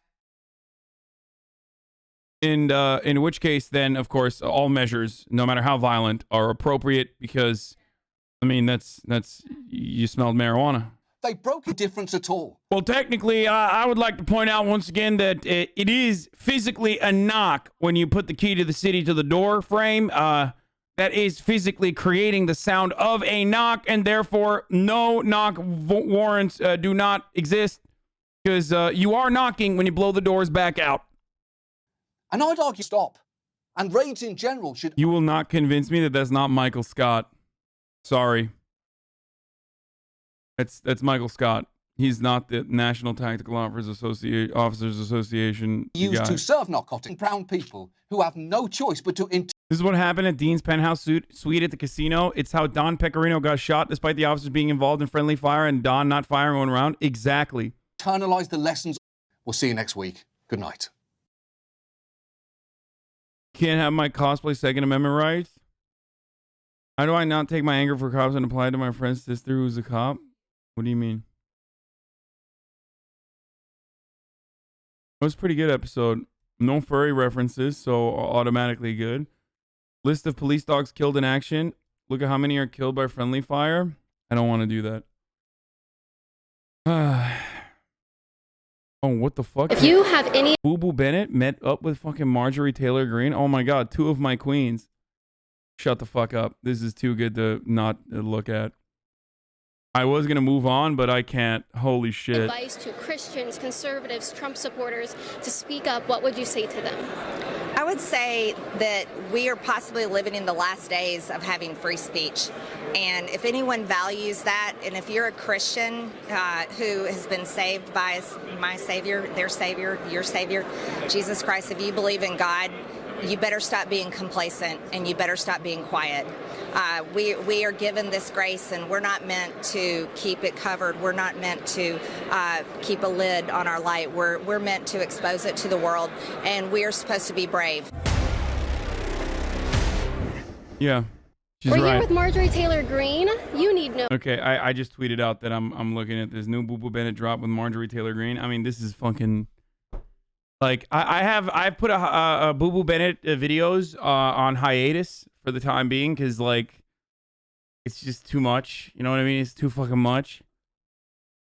But goddamn, I mean, I can't. I can't fucking avoid this. This is so good. Anne.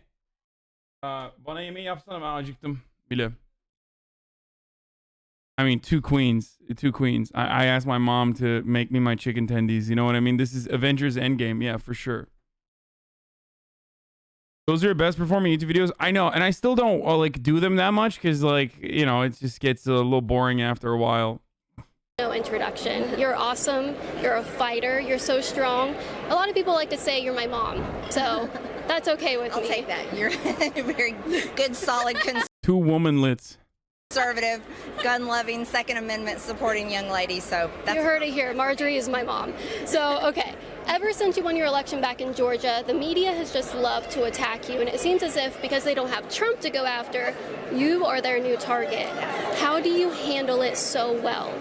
Well, the way I handle it is I didn't run for the media. I ran for the people. And my saying during my campaign, and I continue to say it, is people over politicians. As a matter of fact, that's so important to me. We have that on my... Being a salt of the earth, real layman loving politician for conservatives is like, how many psychopathic, racist, anti-Semitic conspiracies can you fit into one speech? Okay? Because, like, this person's background is not fucking layman. She's like a real estate developer. Like, she's a real estate developer, CrossFit mom who cheated on her husband. Like her real life bona fides do not imply that she is like a regular old, you know, salt of the earth, everyday average Joe or Jane, I guess. Literally American Talibans? Oh, of course. My wall in my office in Washington, D.C., and I can't wait for Nancy Pelosi to stop running our Capitol like it's some kind of military state. When we get that border wall taken down, I can't wait for the taxpayers and my constituents to come in and see me in my office so they can see how much they mean to me. But the media, we know exactly who they are. We saw it with President Trump over the past 4 years. Most of the mainstream media is Democrats. They support Democrats. They want these progressive policies in place, and they use their powerful platform to push these policies. And so... Wow. You know what? I've tuned it out. I can't even... Oh, God. It's kind of boring if they're just regurgitating conservative talking points, right? So she's not saying, like... she's not saying anything fun or interesting or new right now. So it's not even fun. Like, I need her to spice it up. I couldn't even pay attention to her, you know? When someone who's conservative like me, and I truly love America, and my policies are America first, just like President Trump, and I support him completely, and I can't wait for him to speak tomorrow. They want to tear me down and smear me and create a narrative that they can sell to the public. And how I handle it is that's not who I am, and all of my family and friends are constantly appalled at their attacks, and so are my constituents. And so here's the great news: you don't worry about bullies. You don't let them bully you, and you don't worry about their lies, and you keep putting. Yeah, Marjorie Taylor Greene is the anti-bully candidate who recently very famously plastered there's only two genders, man and woman, on the Congress halls next to a representative who has a trans child. That's, I hate bullying. Great. Also, she hates bullying. That's why she harassed a victim of a school shooting who became a political activist, and now I guess famous pillow salesman, David Hogg. That's just stuff that you do when you're not a bully, or shoot up fucking cans of Tenorite with the sign socialism in front of it. One foot in front of the other and doing the right thing, because it's not about the media in this country, it's about the people. My story is kind of similar to yours, because right now I get chased out of college campuses. They don't want me in these public spaces. They chased you. Dude, I love that. I love that conservatism is basically creating opportunities for you to be permanently owned over and over again by people who abhor you because of the reprehensible behavior that you demonstrate, and then turning it into your political ideology that everyone hates you and somehow we should fix the system. It's great. Why does everyone hate that I am uncontrollably pissing, shitting, and farting every time I'm around other human beings? Why does everyone keep saying, please stop pissing, shitting, and farting on me every time I try to do that around them? Please, we need to game the system so that I can piss, shit, and fart directly on top of people without them getting upset at me. And voted you out of your committee. And I know in your press statements you say, well, now I have more time to focus on the people back in Georgia. Are you still of that mindset? Are you regretting that you aren't on that committee at all? Are you still happy with who you are and where you're going? Oh, listen, that was a great big gift. Yeah. From the Democrats and 11 of my very weak Republican colleagues. It was 10 that voted for impeachment on Trump. It was 11 that voted to kick me off. And most of those people have been censured in their own districts and states. So I think they're hearing from people exactly the message they need to hear. No, being removed from committees right now was the best thing that could have happened to me, because the Democrats are running Congress.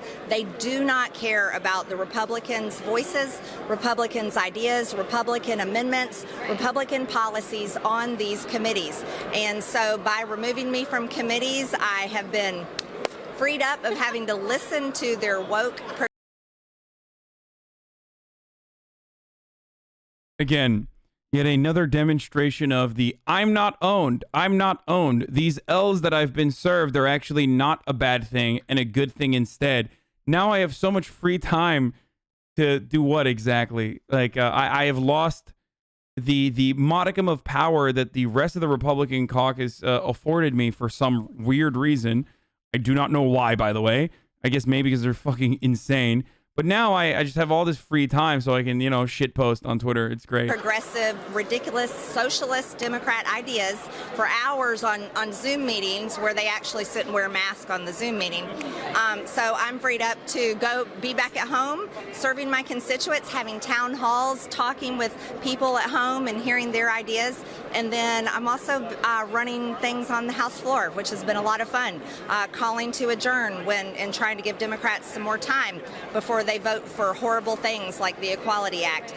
So there's a lot of things. Mask on a Zoom meeting is silly, not gonna lie. Brother, why would you ever take anything she just said seriously? Why would you ever believe anything she said? She followed that up with, it's given me more time to not listen to socialist Democrat policies. She's probably lying. What are you, stupid?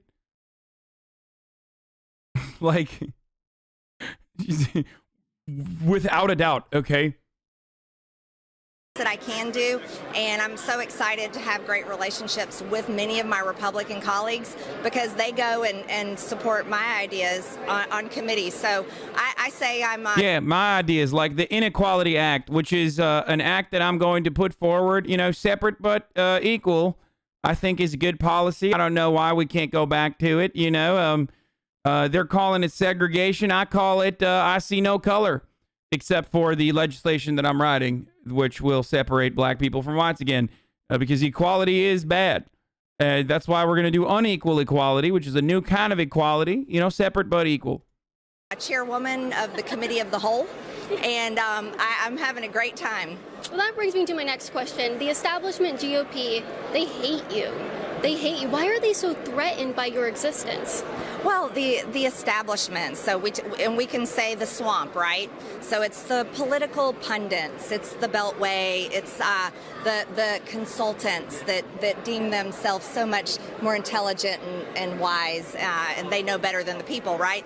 Well, their problem is they've been living in a little bubble. Yeah, by the way, the other thing about the mask is like, yes, if you're taking a Zoom call in a public area, then yeah, you're going to need to wear a mask because, you know, you can't spread COVID through Zoom, but you can still spread COVID to the people around you, which is not even something I mentioned or thought about because of how fucking stupid this take is regardless. A political bubble where they've only been looking at themselves and talking to each other. They are so clueless about what real people think, what real people want, and how real people feel. They have to constantly poll to find out what people really think. But they're so disconnected. And these are the ones that are ruining the Republican Party. These are the same people that under the first 2 years under President Trump failed America. They failed our president and they failed the people that voted for him and voted for Republicans. And that's why Nancy Pelosi and the Democrats won in 2018. And so, you know, what I have to say to those establishment Republicans is you're not representing the people that are voting Republican, and they're losing their people's support. And so that's why they're getting censured. That's why everybody hates Adam Kinzinger. That's why everybody's fed up with Liz Cheney, and nobody cares about those type of Republicans. It's old. Yeah, I mean, fuck those Republicans, okay? They suck, but the reality is they are the same as Marjorie Taylor Greene. They are still Republicans. They're still bad across the board. Most Democrats are too. Let's be real. But the hilarity is like, yeah, the American people are fed up with the Liz Cheney styled Republicans, which is why they want me, a Republican who is going to spend her time trying to unsuccessfully impeach Joseph Robinette Biden for being a agent of the Chinese Communist Party. And she is kind of right. That is what the Republican hogs, that are many, by the way, the actual Republican voter base wants people like her. And that's the best kind of action that they can take. Because the actual Republican base doesn't really care all that much about whether the $15 minimum wage is going to impact them in a positive or negative way. As a matter of fact, some of them recognize that it could impact them in a positive way. Thank you for the 5 subscriptions, subs, Tempest Gray 48. We're done with them. It's like, let's move on. So it's President Trump's party and America first. Absolutely. One of the things that you wear on your mask when you do have to wear one is... I've got this one today. This is my impeach Biden. Bro, she loves dressing up, dude. Every mask that she has, like, I think she's like... The funny thing is, like, everyone hates AOC, right?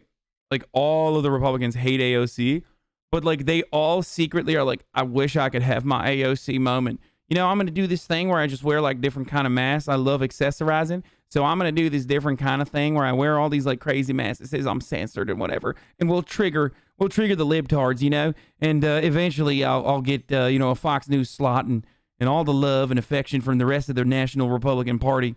But you were one that says... She's dead ass. Oh my God. Bro! And abortion. Yeah, this one today. Hold on. Impeach Biden.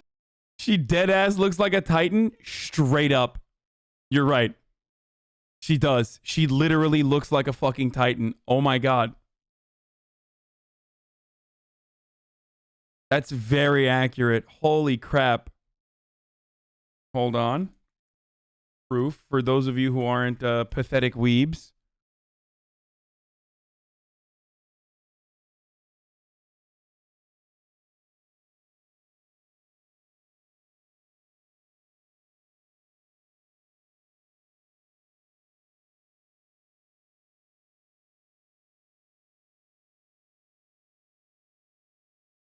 Hold on.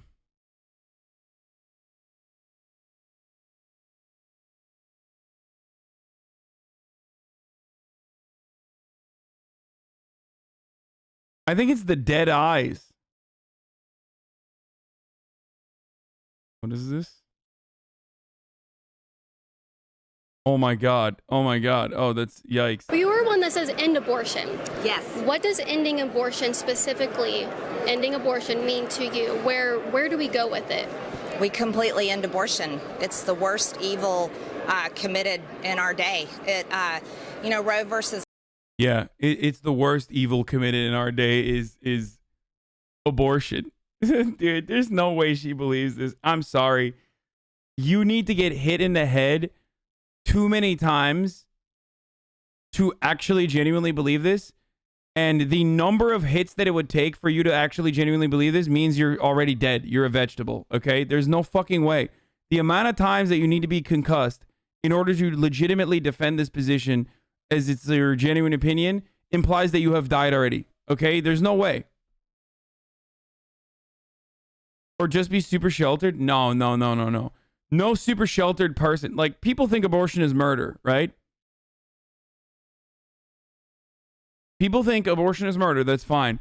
But to say that it's the greatest evil committed in our day, to hold that as a genuine position, there's no way. I don't believe that. Wade happened in 1973. I was born in 1974. So my entire life, your entire life. Also, she's a QAnon supporter. So what I don't understand is, like, if you're QAnon, but you believe the abortion is the greatest evil committed, then are you saying that, like, a deep state pedophile ring executed by the Democratic Party and also the intelligence community and every single Republican that's a fake rhino Republican that hates Donald Trump, literally trafficking children and fucking them by utilizing Wayfair and other dropshipping websites and shit to sell one another little babies is actually comparatively not as bad as, like, abortion? This is what I'm saying. Like, if you ask a couple questions and dive into their worldview, it like literally doesn't make sense within the worldview that they've created, no matter how psychotic it is. Babies are murdered every single day in the womb, and that's a horrific evil. And our government even finds ways for taxpayer dollars to pay for it. That's what they did with the $1.9 trillion budget last night. One of the amendments I was able to introduce on the Rules Committee. See, they kicked me off, but guess what? I was on the Rules Committee yesterday. I introduced an amendment to stop all federal funding of that bill to go towards abortion. Democrats rejected it, of course, because they reject everybody's, Republicans' amendment. But yeah, no, we need to end it. We need to end it. Over 62 million people have been murdered. They've been canceled. And they want to cancel innocent lives in the womb. They want to cancel gender, male. Dude. Everything is cancel culture, dude. Everything is cancel culture. Abortions, cancellation of innocent lives in the womb. Just say murder, dumbass. Cancellation is, like, less aggressive than fucking murder. Just keep going with the murder element. Why do you have to say it's cancel culture? You're canceling you're canceling a fetus. Oh God, when you're so dumb that, like, you turn your manufactured grievance into and you use less aggravating language to describe your manufactured grievance. It is so funny. Male and female. They want to cancel conservative Americans that believe in those very real fundamental things of life. And so ending abortion means ending it completely. Every life has a chance. So it's not regulating it, it's not heartbeat bills, it's abolishing it. Abolish abortion. End it completely. Stop it. It's horrible. There aren't words for it. I'm so glad to hear you say that. Okay, the last question, because I don't want to take up any more of your time. Speaking of labels, and they love to call you a conspiracy theorist, all of the garbage, right? Even though they believe in the Russia collusion. That's a big conspiracy theory, is it not? Yep. Yeah, okay. A lot of conservatives are having trouble keeping their jobs. We talked about being canceled and keeping their social media. They're getting banned everywhere like President Trump. There's a lot of people who, like me and you, are feeling scared to speak up. If you have any advice to Christians, conservatives, Trump supporters to speak up, what would you say to them? I would say that we are possibly living in the last days of having free speech. And if anyone values that, and if you're a Christian who has been saved by my Savior, their Savior, your Savior, Jesus Christ, if you believe in God, you better stop being complacent and you better stop being quiet. We are given this grace, and we're not meant to keep it covered. We're not meant to keep a lid on our light. We're meant to expose it to the world, and we are supposed to be brave. And if you are speaking the truth in this world, you're going to be attacked, and that's okay. Because it's not this world that we live for, it's the next one. And so what I say to everyone is whether you're a religious person or whether you're not one, you have a great gift that most people on this planet don't have, and that is the freedom of speech. So use it, and don't ever forget that people like me that have been elected, everyone that works in government, everyone that serves in government, works for the people. It's a customer service relationship. See, that's something I understand as a business owner. I have to serve my customers, and their tax dollars pay for my paycheck. They pay for everything to do with government, and the American people need to remember that. So, it's hold people accountable. Tell them exactly what you have to say, feel, think, and hear, and never stop. Don't get discouraged. Don't get bullied by the media. Don't get bullied by big tech. Who cares about Mark Zuckerberg and, Google and all these people?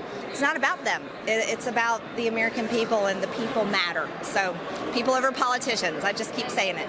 On behalf of my audience, I just want to say so many people love you, Marjorie, because you are real. It's so sad. It's so fucking sad.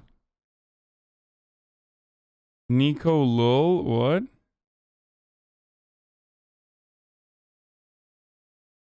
Okie Boomer? What the fuck? I don't think that's the original account.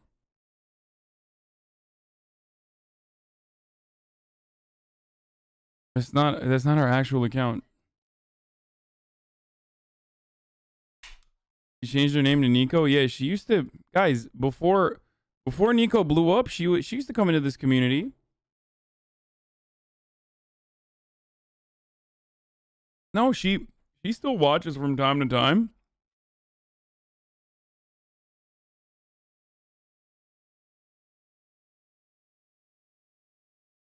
Yeah, look at that. 7/18/2019. Neeko is like a OG.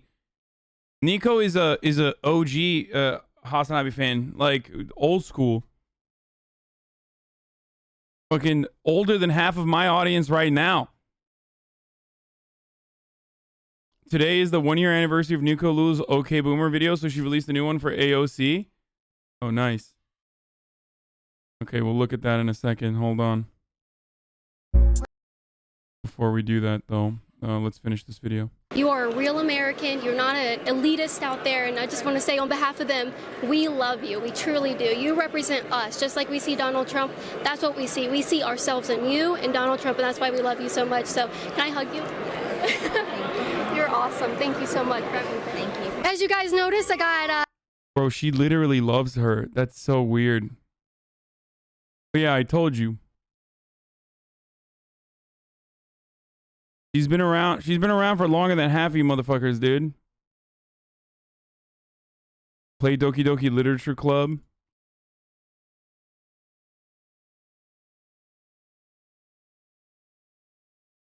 Anyway, let's watch this. Whatever you say.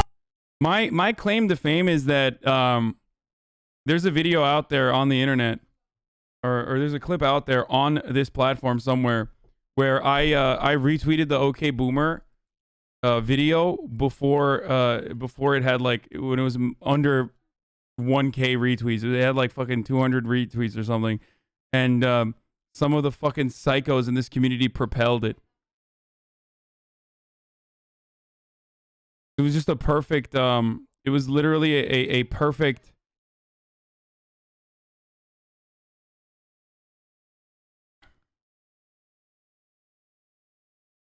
She said you're only the second hottest guy on Twitch. Who's the number one hottest guy on Twitch? That's nice though.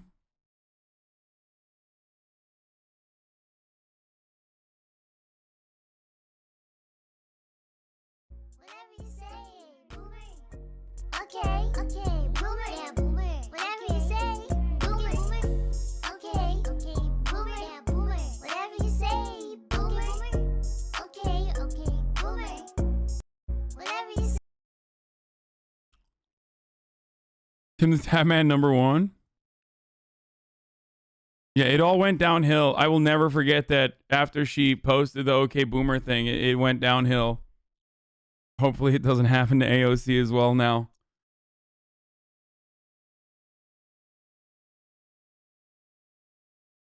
Wait, she actually said Tim the Tatman's number one? That's awesome. She's cute, but I'm not her demographic. She's all right. TikTok.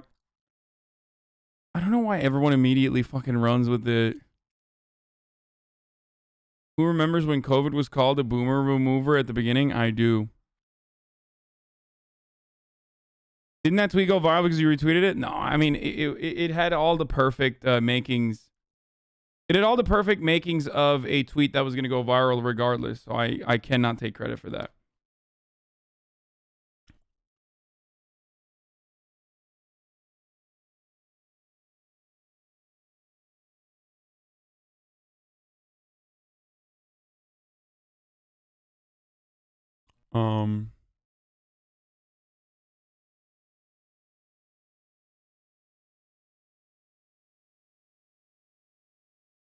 I really wanted Bernie to win. For the segue into Twitch RP.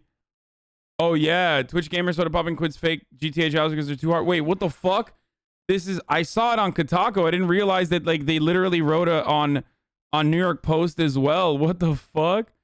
Sometimes being a fake fast food restaurant manager can be as taxing as being a real one. This is especially true when you also have to pretend side gigs, manage a virtual casino in a vineyard while engaging in a wide range of criminal activities and violent altercations, including bribing law enforcement and fighting aliens who want to control your mind, that exists only in the all-consuming Grand Theft Auto for short role-playing game.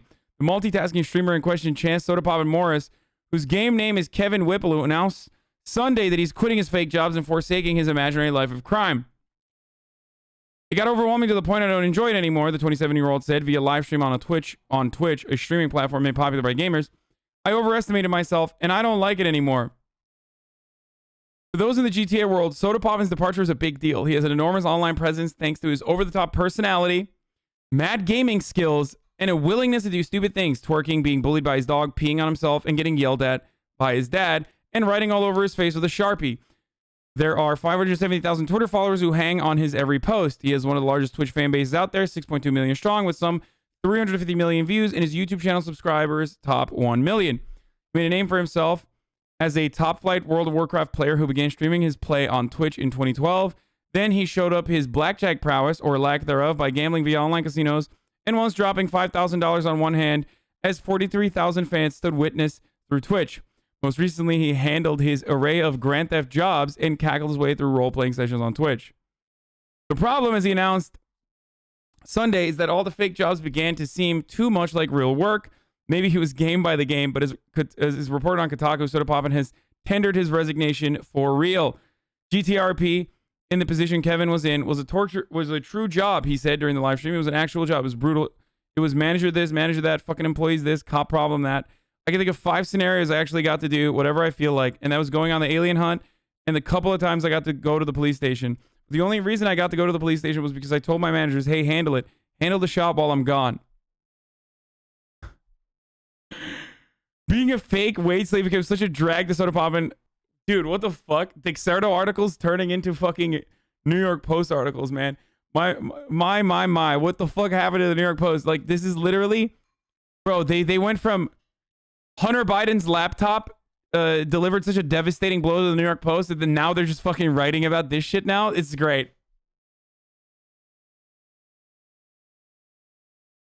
This is great.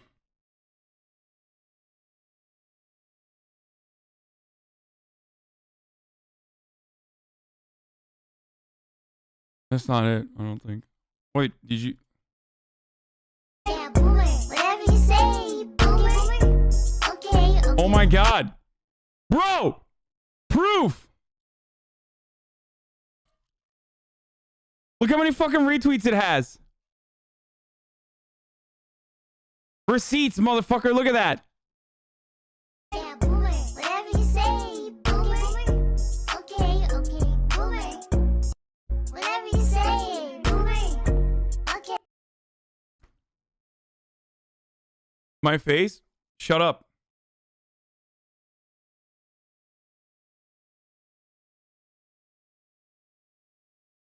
Also, you guys make fun of me, but like, I only have the capability of retweeting it one time, okay? You were the motherfuckers who propelled it, okay? So anything you make fun of, when you make fun of me, you are making fun of yourself. You might as well make fun of your reflection in the mirror. Do you understand?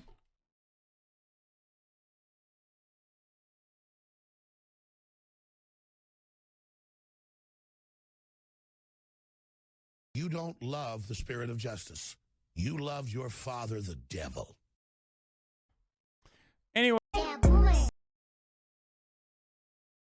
Like, I am one person. I'm capable of only one fucking retweet. You were the reason why it got propelled to the level it did. And it wasn't just us, obviously. It was Coomers all around, okay? It was Coomers all around. Look at the chat. Yo, F's in the chat for Coomer. Or Haso, the original Haso.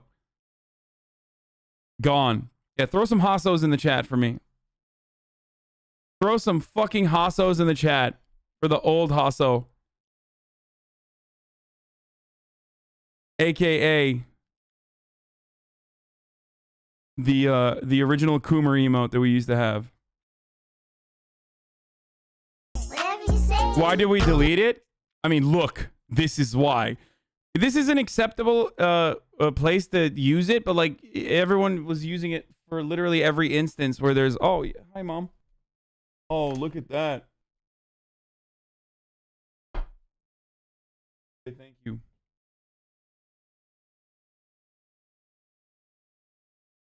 We were just not looking at anything. Just don't worry about it, okay?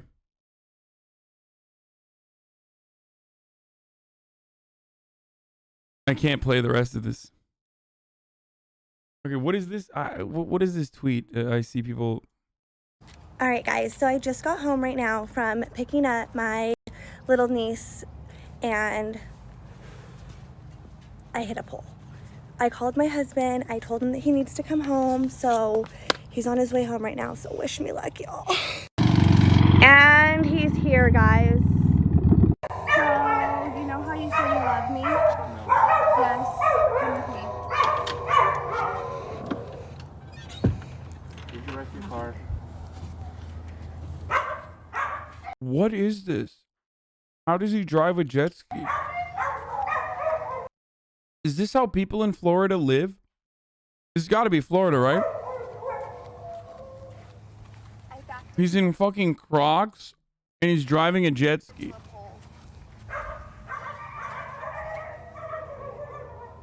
Shut it off. All right, guys. So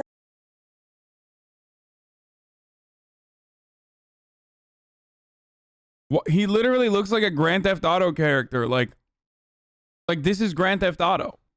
Like he's got a parachute backpack.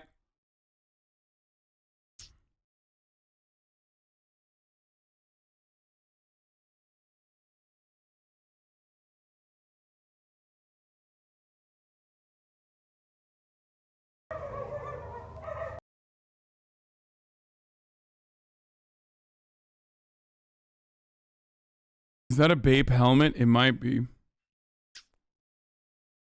Did you see Vigors won't be around for a month? Yeah, I know. I'm trying to figure it out.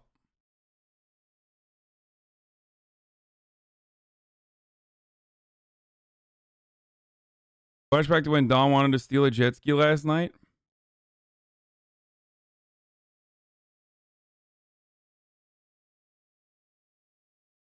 As someone who lives in Florida, I can confirm we drive jet skis. I can't believe that. I mean, I can believe it, actually. That seems very Florida. Can you afford to buy your son a PC, damn it? Oh, no, dude, in a heartbeat. Are you fucking kidding me? I tried to tell him that, like... I tried to tell him that, like, I'm not just, like, giving you this PC. I'm giving it to you because you're my employee and, you know, you're doing content, but he, like, he doesn't want to take it. But don't pressure him or anything like that, obviously. Look, it's his choice. Dude, if you want to check out another game when you're burned out of GTA RP, I suggest the game Little Nightmares 2, yeah. And also, he's Buddha's son, not my son.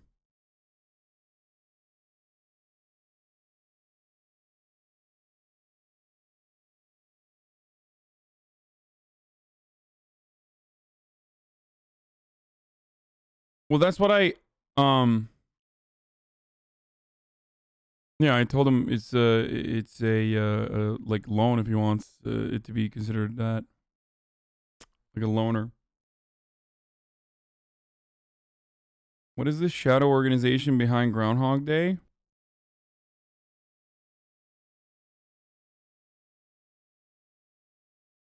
Imagine a world where the most powerful country on Earth in 2021 wasn't the United States, but rather Spain.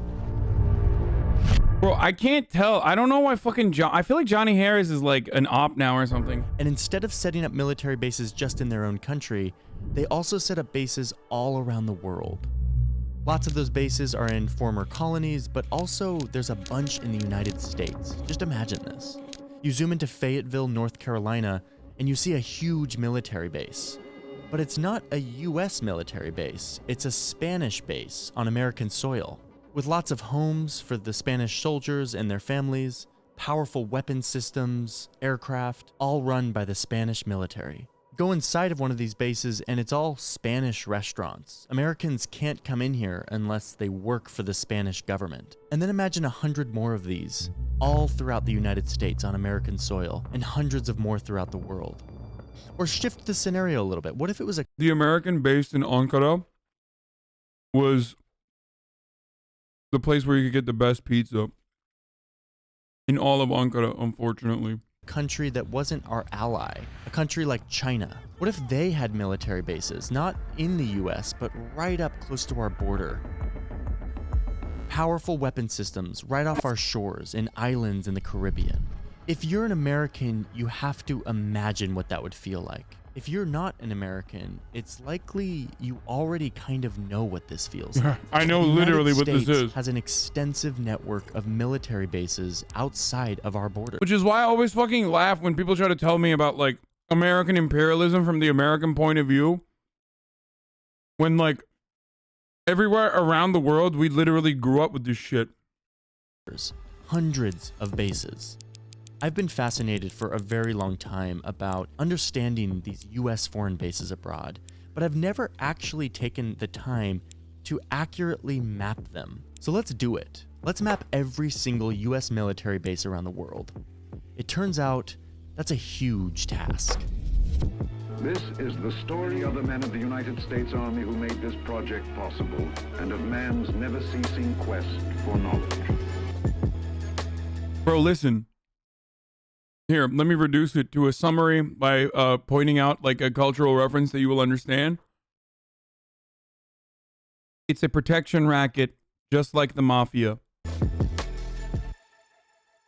This is a full armored division. To give you an idea of size, each of those small dark squares includes more than 1,000 men. The United States military is bigger than any of us can really fathom. It's so big that even the US military doesn't know how big the US military is. Back in 2018, 1,200 independent accountants and analysts came in to try to audit the US Department of Defense. To basically try to get like a paper trail of how big this thing is, how much money it spends, etc.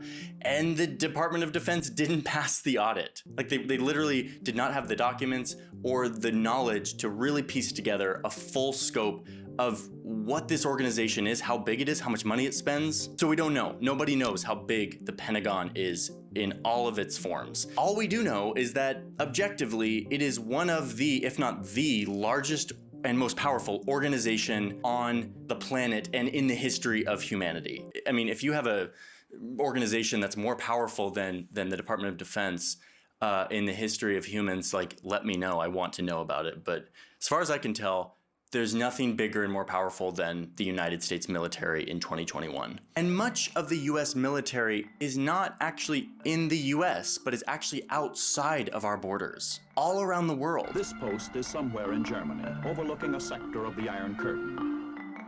One of the first things that Joe Biden and his administration did when they came into power a couple of weeks ago down the road was ask for an assessment of how big is our military presence around the whole world? What is our strategy? And what actually does this presence look like? The department will conduct a global force posture review of U.S. military footprint, resources, and strategies. Footprint. I like that. That's like a nice thing. Like, what's our footprint? How big is our footprint around the world? We don't really know. The Pentagon. Ever since he did a fucking New York Times piece and then subsequently followed that up with a World Economic Forum sponsored video on like super capitalism or whatever the fuck it's called, ethical capitalism or some shit, I don't really trust him as much anymore, which kind of sucks. Because like back in the day I used to know he was a liberal, but at least like I always thought like he was an honest liberal, you know what I mean? Rather than like one who is like getting paid for that kind of talking point. Is gonna start to try to assess that. So let's help the Pentagon out and try to map every single United States base around the entire world. Let's do it.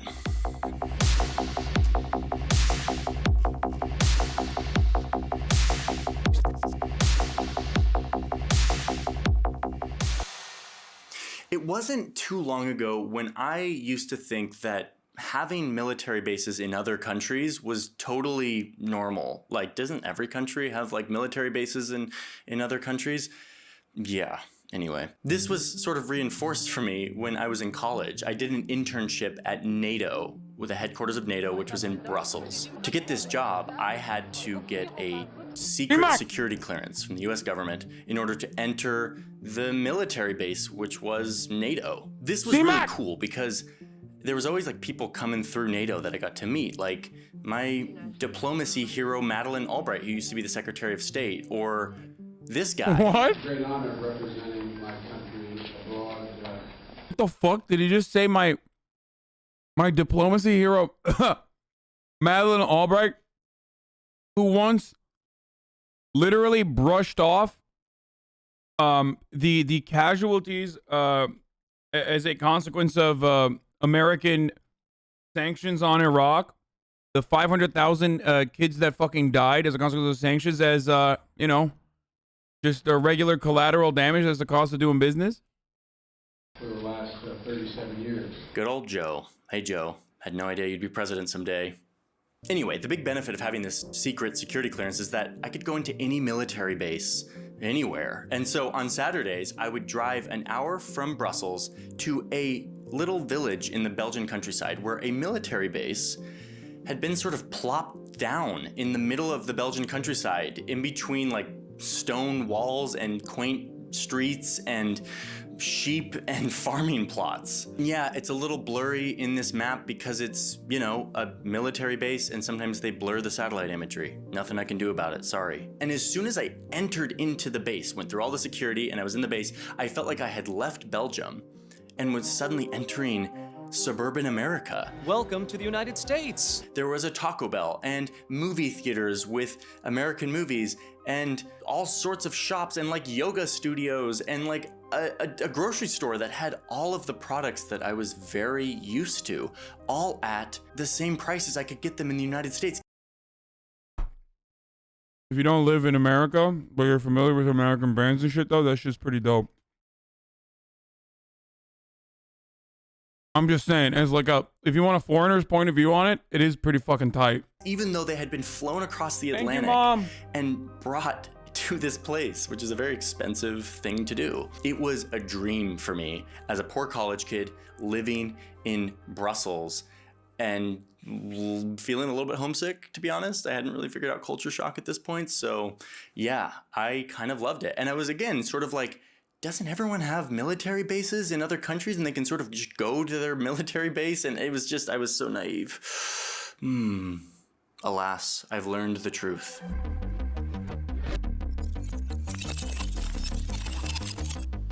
Luckily, I was able to talk to somebody who literally wrote the book on US military bases abroad. Most US bases abroad look like not so small US towns. Over the years, David has been researching and compiling a database of all the US bases around the world.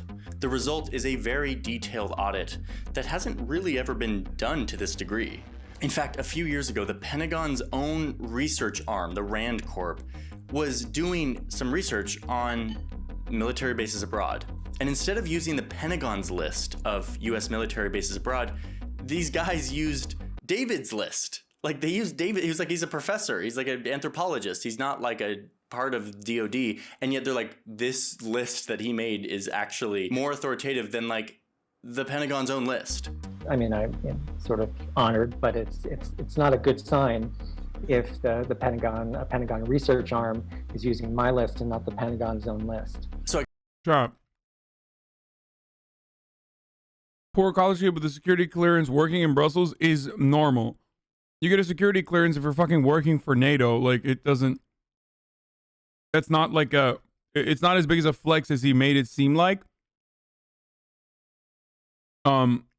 It's not like an implication that he is a fucking CIA or some shit, like the way that you're trying to present it.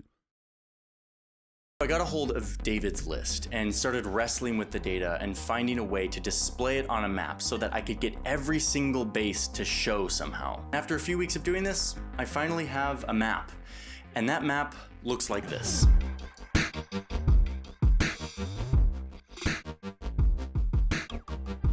Every dot fucking on this leftists map don't know is that, a US military base or installation of some sort in a different country. Many of these dots are not placed exactly where the base is because many of these bases are clustered in areas, and if I tried to map them all in the exact spot where they really are, they would all just sort of stack on top of each other and you wouldn't really be able to see them. But these dots represent every single base outside of the United States, from huge complexes the size of Rhode Island to small airstrips, little facilities that only house American drones or radar or supplies. This is all of them, and at least all that we know of. And if you look at this map and you see a base that you know of that is not here, or one that is there that doesn't belong there, tell me about it. I want to know, because this is sort of hard information to ascertain. The Pentagon is not very transparent, and neither are host countries about where certain bases are and why they exist. Many of the bases around. Guys, this is just normal stuff, okay? We need to, you know, we need to lock it down, make sure that like everybody's doing all right. The world are their existence is due to an agreement between the two countries that is often not open. The grossest part about this is like Steven Crowder will literally look to that and point to that and be like, we're maintaining regional dominance and security for the rest of the world. And that's why we can't have fucking healthcare. Like, Republicans literally look to that map and say, this is why you can't have healthcare. And there is truth to that, by the way, because that is an extremely expensive endeavor. But like, considering the fact that there is one in every fucking country, who are we protecting people from? Like, ourselves? And the answer is yes. It is literally a protection racket, and you want to have a base in your country so you can be protected from the United States. To the public, that is secret. Any errors here are mine and not David's. All in all, the number here is about 750. 750 US military bases, big and small, outside of the United States. By outside of the United States, I'm including US territories that are not equal to the United States, like Guam, Puerto Rico, etc. But in reality, we probably don't know the real number because that data just simply is not transparently available to us. There are a couple major clusters here where the most bases exist. One major one is Germany, and the others are Japan and South Korea. These are basically holdovers from World War II and the subsequent Korean War, when the US, who won the war, came in and occupied these countries in order to set up a new government, write a new constitution, and to help the post-war transfer to a new government. But what's most interesting to me aren't these clusters that came about because of World War II, but instead the far-flung, sort of unexpected or little-known places that the US military has a little footprint. Like all the dots in Africa, which have popped up in recent years as the US has expanded its presence there. These are usually small installations that hold maybe a few soldiers or mainly private citizens who are government contractors.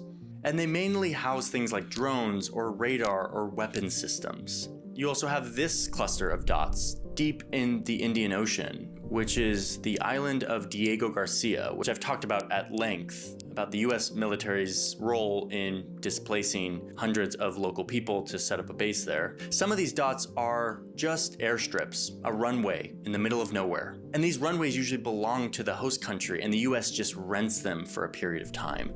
Like this facility in the middle of the desert in Oman. Places like this exist to hold supplies in case a war breaks out. So the US maintains these stockpiles of war supplies all around the globe so that they can strike at any point without having to ramp up a war economy at home. It takes away a lot of the friction from going to war. They've made it easier for the US military to launch offensive wars. The wars in Iraq and Afghanistan were easier to launch because the US has maintained a huge infrastructure of bases. Some of these dots don't represent a place where US soldiers are actually stationed, but instead it represents where money from the Pentagon has gone to influence or build up infrastructure. For example, in Iceland, the US is spending a lot of money, tens of millions of dollars, to upgrade this airport, the airport that we all go through when we're going to Iceland, but doing it for military purposes so that the US can use it, can land there if needed. So next time you land in Iceland on your way to the Blue Lagoon, just know that you're passing by one of these little dots. Boys, we can't have infrastructure in our own country because we're too busy building Icelandic fucking infrastructure, okay? We will need it one day. Sorry, no healthcare for you, American. Your government is too busy building my highways and infrastructure. Oh, I'm sorry. You say America first, well, I say Iceland first. Over here in the Azores, these islands that are owned by Portugal, nearly 2,000 kilometers away from any landmass, there is a group of US military installations mainly used for refueling and weapon storage. Head up here to Greenland and you'll see a little base way up high, the most northern base in the world where 140 Americans live. Kind of looks interesting. I'd love to go there someday. Way out here in the Pacific, you've got loads of remote military bases owned. Uh-oh. The Turks are coming. The Turks are coming. What's going on, Turks? Şu anda Amerika'nın askeri base'lerine bakıyoruz dünyada her yerde. Türkiye'yi de gösterecek belki. Biliyorsunuzdur zaten. Ben şimdi İngilizce konuşmaya devam ediyorum arkadaşlar. By the United States. They're mainly small airstrips, like this base on the southern tip of this huge atoll of the Marshall Islands. All right, listen, I'm not going to explain every single base. There are 750, maybe 800. There's a bunch of bases. I just wanted to give you a flavor of what some of these look like. They're diverse. They're all over the place. And they're fascinating to me. I have been compiling accounts of people who live next to US military bases. I have over 100 accounts from people that, from my call out on Instagram. I want more. Türk olduğunu biliyorum. Konuş. I want to make an entire video about life next to a base. And that is why I'm calling upon all of you. I'm going to put a link in my description. Oh shit. To, I fucking live near a base, dude. I can talk to Johnny Harris about it. Like I said, in Ankara. I think it was it İncirlik? Anne! Anne! Ankara'daki base neydi? İncirlik miydi? Yok, İncilik Adana neresiydi? Adana o. Adana. Hayır, Adana değil arkadaşlar. Ankara'daki neydi ya? Ankara'da base mi vardı AK? Evet, tabii ki de var Ankara'da base. İncilik Adana değil. İncilik değil. Neydi lan adı? Malatya Akıntı. No. Adana değil arkadaşlar. Ankara'daki base neydi? Ankara'da bir tane base var. Yok demeyin lan. Var amına koyayım. Soruyu hayır, Türklere soruyorum. Ha, Gölbaşı'ydı galiba değil mi? Gölbaşı'ndaydı. Etimeskut Airbase Gölbaşı. I don't know. Etimeskut. Maybe I don't remember. Anyway, I'm trying to figure out what the name of the airbase was in Ankara that I went to, where I. No, we did go into the base. No. Yeah, where the good pizza was, and also where we played basketball. İncilik üssü. İncilik değil. İncilik Adana'da. Mürdet hava üssü. I don't know. Why do you sound so Turkish? Why do you sound so angry when you speak in Turkish? Mürted hava üssü. I don't.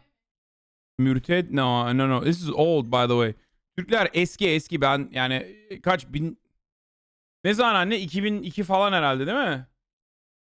2002-2003. Sadece Adana ve İzmir'de de var. Abicim, Amerikan base'i vardı Ankara'da. %100.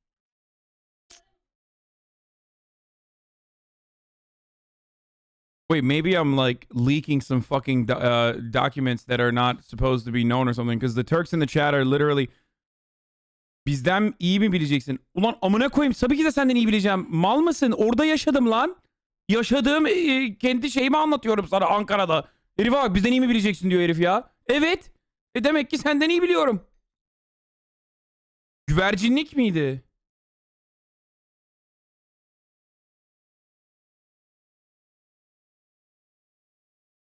See, Americans, Turks do the same shit that you do as well. There's Turks in the chat right now that are telling me that my experiences from my personal life are wrong.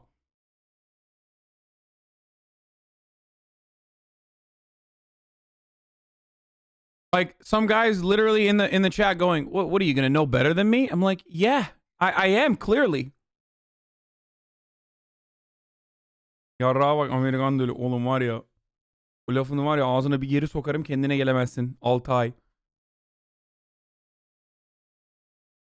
La bebe. Akıllı ol la bebe. Aklını alırım ha. Burada biz böyle İngilizce konuşuyoruz diye zannediyorsun ki gavur olduk. Nota üssü Elmeda abi Airbase. Maybe. Okay, I don't remember. Ankara bebesiyiz. All right, I'm gonna keep going. It's like a form of like what it's like to live next to a U.S. military base. I have it right here, and I'm gonna be checking it. You can fill out this form, and then I will get your response. Jardine, thank you for the raid, by the way. And I will use that to construct an understanding of what life is like next to a U.S. military base. I talked to David a bunch about this too. He's done a bunch of research, done a bunch of interviews, and I want to keep talking about this. So, if you don't live next to a military base, I want to hear from you, like, what are your thoughts about this? Whether you're an American or not an American, like, does this seem right? Does this seem like the right choice, the right thing for our taxpayer money to be going towards? I'm still making up my mind on a lot of this stuff, and I want to start a discussion. My goal in this video was to just map it, was to just look at it, be able to see it on a map. And I've finally done that. By the way, there will be a high-res version of this map on my Patreon for patrons who sign up for the map. Motherfucker's like, hey, you want some government secrets? Sign up for my Patreon. Tier, that will be there. So I will be in the comments more than normal for this video, and I want to hear from you. Before you go, I want to say thank you to the people who gave me a lot of footage for this piece. I didn't go out into the desert and the ocean to film for this video. I got a lot of it from Storyblocks, who's the sponsor of today's video.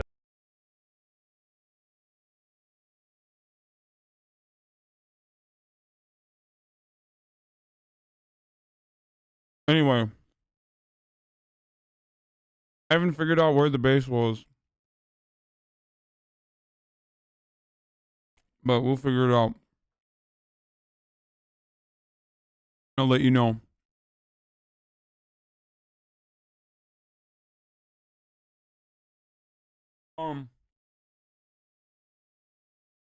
Okay, there's one more video that I'm gonna watch before I finish, because I want to eat my food and finish it first. Balgat, artık yokmuş, çok eskiymiş. Balgat, yes, that's the one. That's what my mom just said, yeah. So the base that I went to when I was younger, this is like post 9/11 world, obviously. I mean, there was definitely a fucking military base there. It doesn't exist anymore. That military base no longer exists, which is why half the fucking Turks in the chat are like, dude, what are you talking about? That doesn't exist.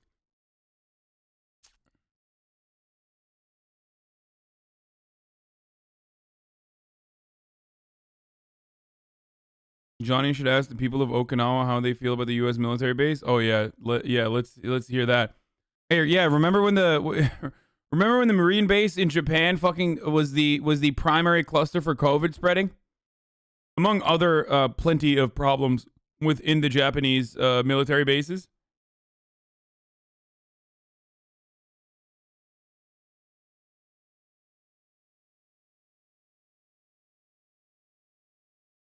New ape content? The divisive nature of COVID policies? Oh, fuck yeah. Who's he talking to? Because with COVID, there was a sense... Oh my god, isn't this that fucking psycho? The fucking Ayaan Hirsi Ali. Yeah, this chick is fucking insane, dude. Wait, no? Am I crazy? Wait, hold on. She's like the super reactionary anti-Muslim lady, isn't she? Yeah, and now, and now she fucking like makes a living off of talking about how like, okay, it's the right person. Okay, got it. No, it is the right person. So she got female circumcision, and obviously talked about how horrific that is. But now she makes her living off of just straight up, literally fucking just talking about how she's the Candace Owens for Islam. That's it. Okay, she literally the Candace Owens of Muslims. All right, straight up. Which is funny because you are about to find out how fucking r/atheism Turks are. Just wait. If all of my American watchers and my international audience think that they're being like edgy atheists, just wait. Turks on the internet are the most edgy fucking atheists, or act like they literally sleep with a copy of Quran and nothing in between, okay? Like they're either the edgiest, like the worst atheists, like literally, or they are, you know, they lie and tell you that, you know, everything is haram and they don't touch anything and whatever. But most of the fucking really religious Turks are not going to be in my audience anyway. So you're gonna see a lot of fucking insanely anti-Muslim and Islamophobic Turks in the chat right now. Ateşli kadınları göster. That's kind of a racist take, not gonna lie. Are you saying that I'm being racist against Turkish people? Is that what you just told me just now? There is nothing more American than an American person, like an American person telling someone who is making a humorous explainer about their own culture that they are being fucking racist. These Americans are so used to fucking colonizing that they literally have colonized social justice, okay? Like, they're so used to colonizing that literally, like, motherfuckers at Yale are literally crafting new ways in which they can tell like marginalized communities, minorities, people from different ethnic backgrounds, how they should behave and what the best standard operating procedure is. There's this big bad thing from the outside, this virus that's coming to get all of us. We didn't know a lot about the virus, but the more we find out, the more we adapt, the more you would think that some of these intrusions into our privacy, into our liberty, that would, you know, it would stop and we would be able to be free. And in some countries, and even in some states here, people are still insisting that the government has those powers. The government still has control over. My husband is from the UK, and I just asked, you know, who has been to see your mother? We call her Granny. Who has been to see Granny? Daughter and boyfriend, but they were sitting outside. Why can't they sit inside? And he says, well, the rules haven't changed yet. But there's something in me that asks myself, who's enforcing those rules? Yeah. And why, in the age of testing, are those rules applicable? Why, when you can find out if... Bro, you know he's trying real fucking hard.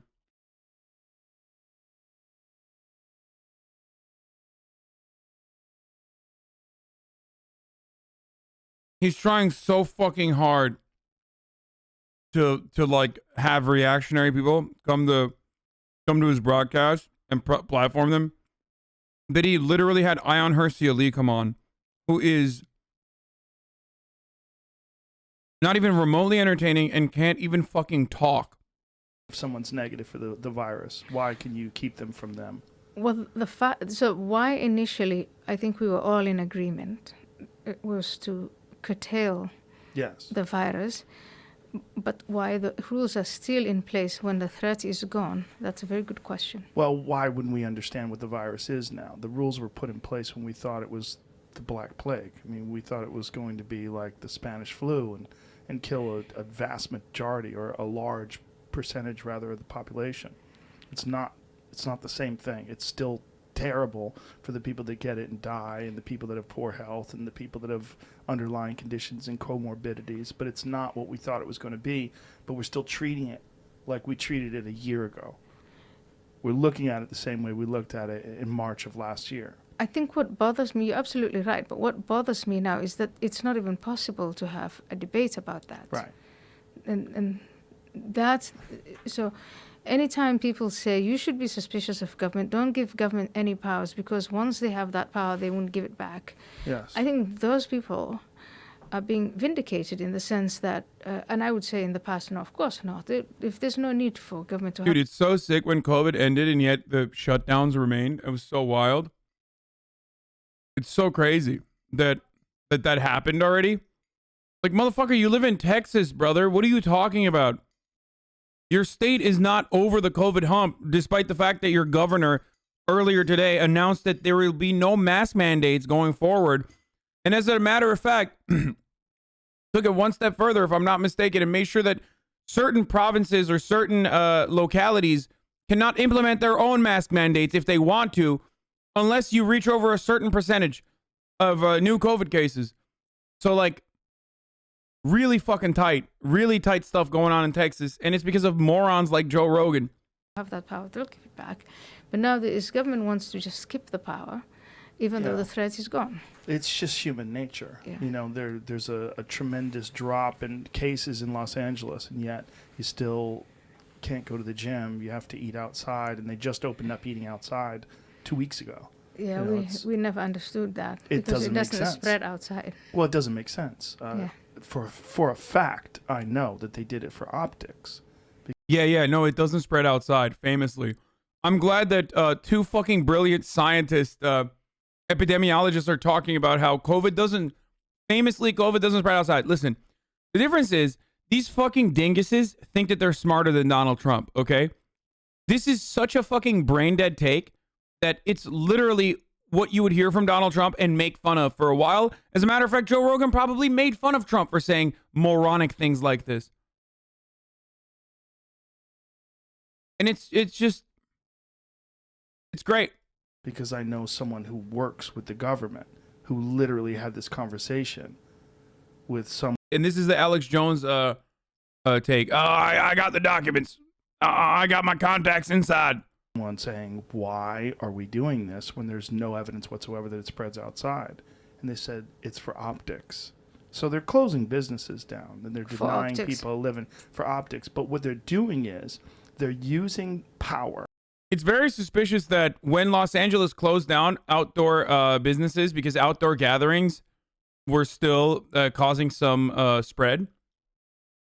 Suspiciously, in the aftermath of the massive peak during holiday season, those shutdown measures also came along with a diminishing new COVID case rate that Joe Rogan personally just mentioned.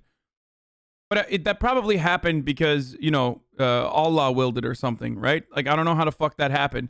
Who knows? Who knows how the Los Angeles COVID cases have been on the decline, which Joe Rogan literally just mentioned. They have power. And these are just individuals, they're human beings, and they're subject to human nature. It's human nature to exercise power. You see that with bosses over employees. You see that in the Stanford prison experiments. You see, it's just things that people do. You give people power over people, and they use it. But in this case, when you say optics, what will they use that power for then? Because the optics they is will be that they're voted doing out something. of power if they carry on like this. I don't know if they will. I don't know if they will because there's so many people. Dude, this conversation is so stupid. This is literally just a conversation between two fucking idiots who think they're smart. I don't know how else to describe this. What we are watching is two fucking absolute morons having a conversation thinking that they're actually brilliant. It is so weird watching this, and millions of people watch this shit. It just dropped.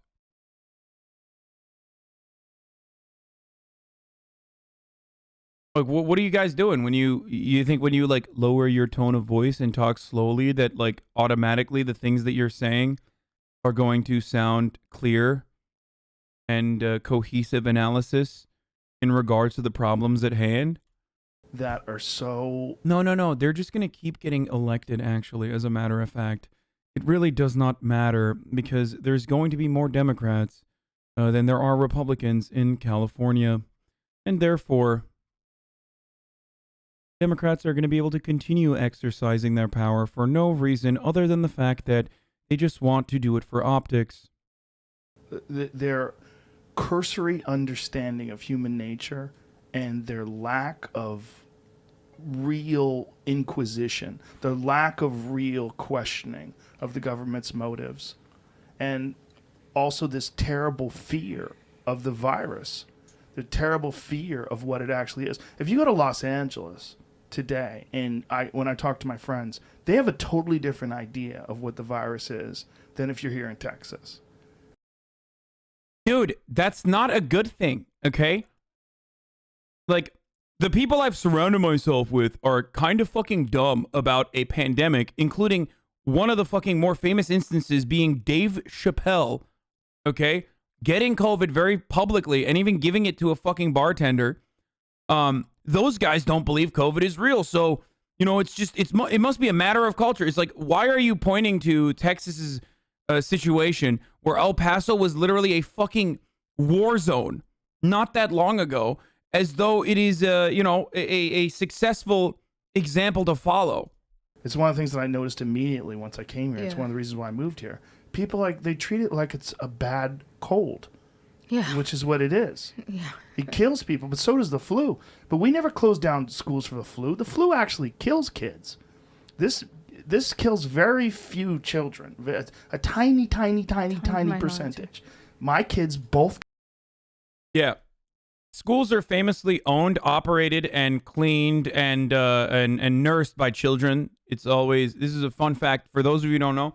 If you go to the state of Texas, schools are very different. It's like the teachers are also children, and the children do not have any other family members. So in the state of Texas, when a child gets COVID, he can't spread it to other parents because there are no parents. They're all children. So it's like a child-to-child spread, just like the teacher is also a child, just like the janitor is also a child, like, you know, the principal's also a child. Because schools famously don't have adults working in them, is what I'm trying to say. And those adults also don't have adult family members that they live with. And that's precisely why they would never be considered a cluster or anything like that. Got it. And it was nothing. It was like a headache. Was gone in a day. This is what we're seeing with human nature. When people have the ability to tell people you can't work, that's very dangerous. Or to tell someone your business is not essential, but Target is. Well, maybe you have a small store that sells goods. Well, you can't open. But this big store, this big chain, why? But well, they. Wait, that's not even fucking true. It's literally not true. If you're a grocery store, it doesn't matter if you're a small grocery store or a big one. It's literally a false statement. You absolutely can keep your fucking grocery store open. It's still an essential business. No, you can make that faulty comparison between restaurants and grocery stores, in which case it's a faulty comparison, but you can make that. There are reasons for why grocery stores have to remain open when restaurants, or at least indoor dining, can't.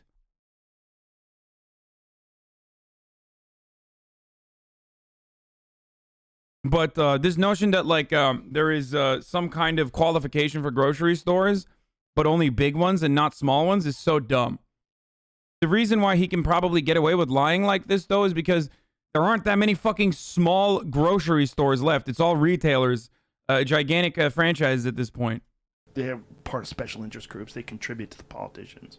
You know, there's unions that are involved. Like that woman that we were talking about before the show, who had a restaurant in Los Angeles, and she had outside dining that she paid thousands of dollars that she probably didn't even have to set this up so she can keep her business afloat.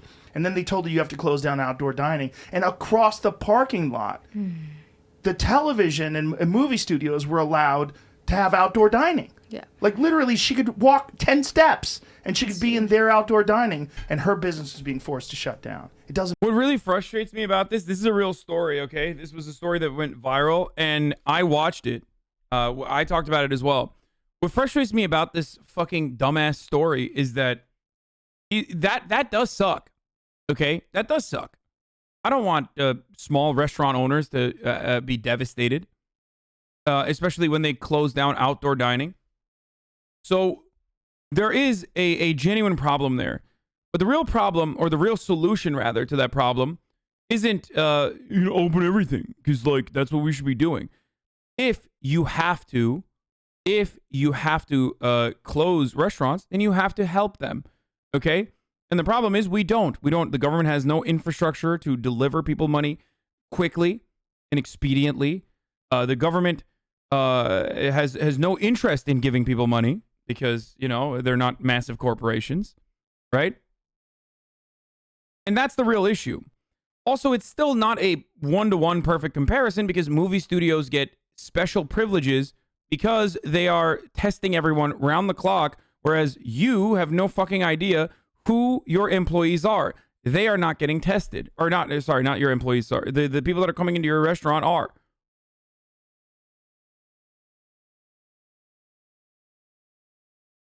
Doesn't make any sense because it doesn't have to. Because it's yes, sets are closed to the public. Why did that other business stay up? What do you mean?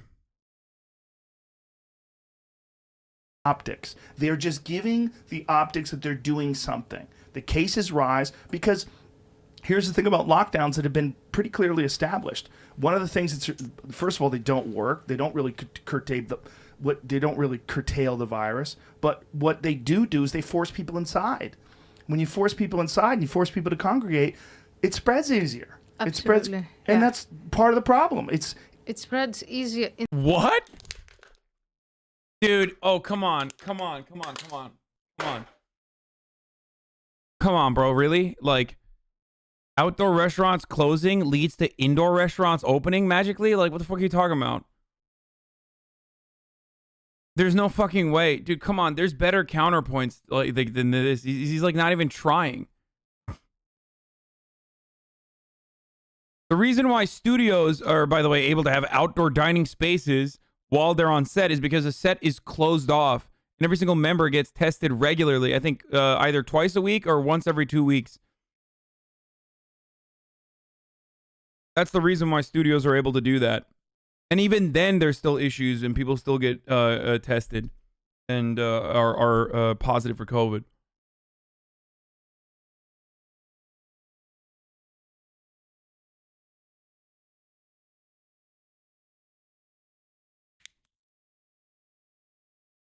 To take that lockdowns lead to more people staying indoors is probably this. I can't believe it. Like in 6 minutes, Joe Rogan outdid himself. It is literally the worst take. It's the dumbest one I've ever heard from him. It's so weird that like COVID has turned him into a Karen, and then two, this like delusional conspiracy lord now. Inside than it does Yes. outside. It doesn't, there's no evidence, no real evidence that it does spread outside. Yeah. But it does spread inside, and so you force people inside, you tell people they can't work, and they're all congregated together. Inside. Like, what is he talking about? Is he talking about like a multi-family home or something? Like where are people getting forced to be inside, but with like people outside of their bubble?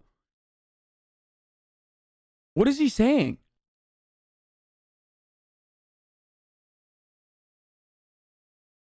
I'm so weirded out by what he's trying to say.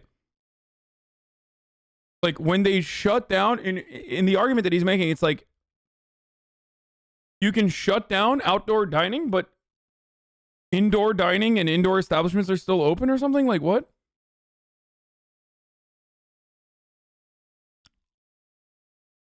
I think he means that if you don't give people an opportunity to hang outside, they will break the bubble and hang out indoors, which is arguably more dangerous.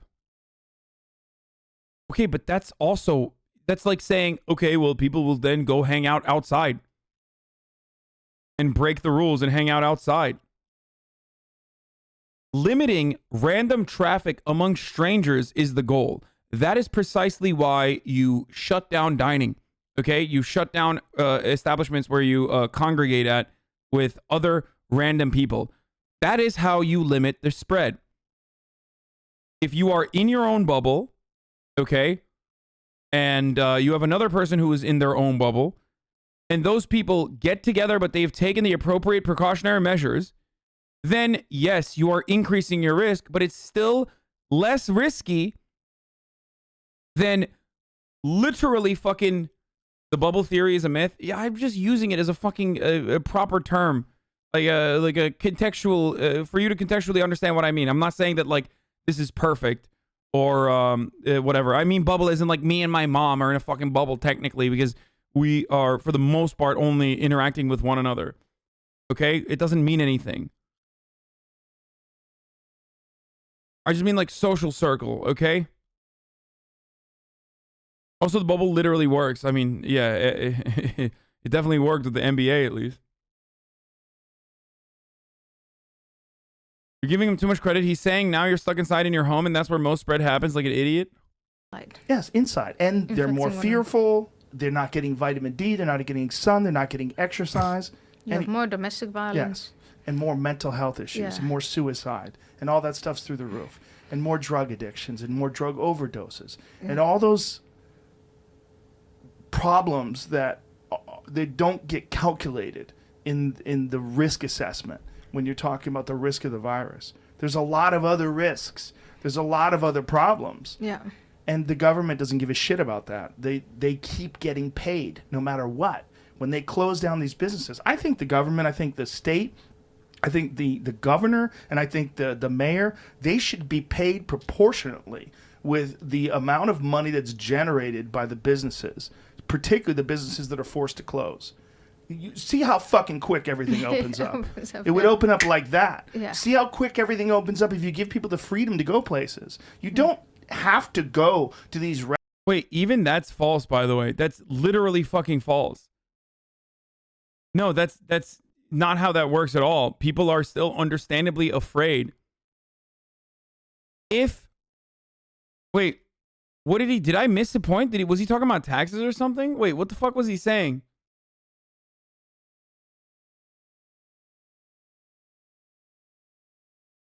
I think I misunderstood what he was saying. I thought like when you open places up, like watch how it... There's a lot of other problems. Yeah. And the government doesn't give a shit about that. They keep getting paid no matter what.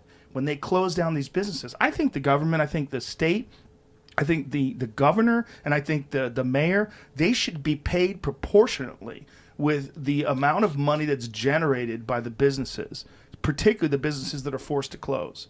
What? Dude, who the fuck is this guy hanging out with, dude?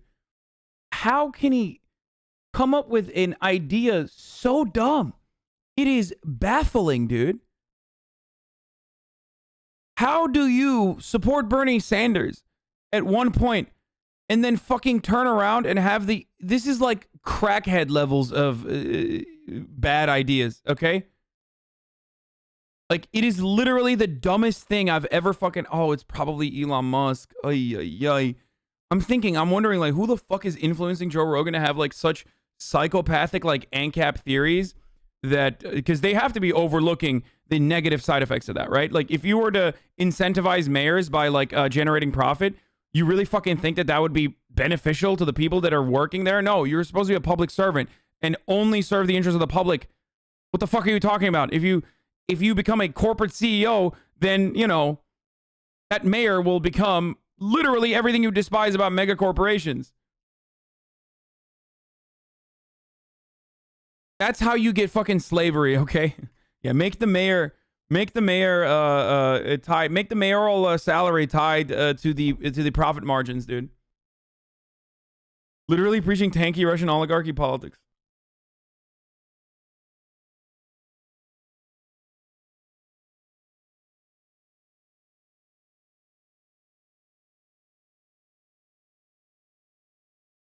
How is this the same guy that shit on Dave Rubin for... How is the same guy that shit on Dave Rubin for his idiotic, like, libertarian takes? I've seen few libertarians be like Bernie or being anti-establishment, especially if they care more about, what? Social or foreign policy? You see how fucking quick everything opens up.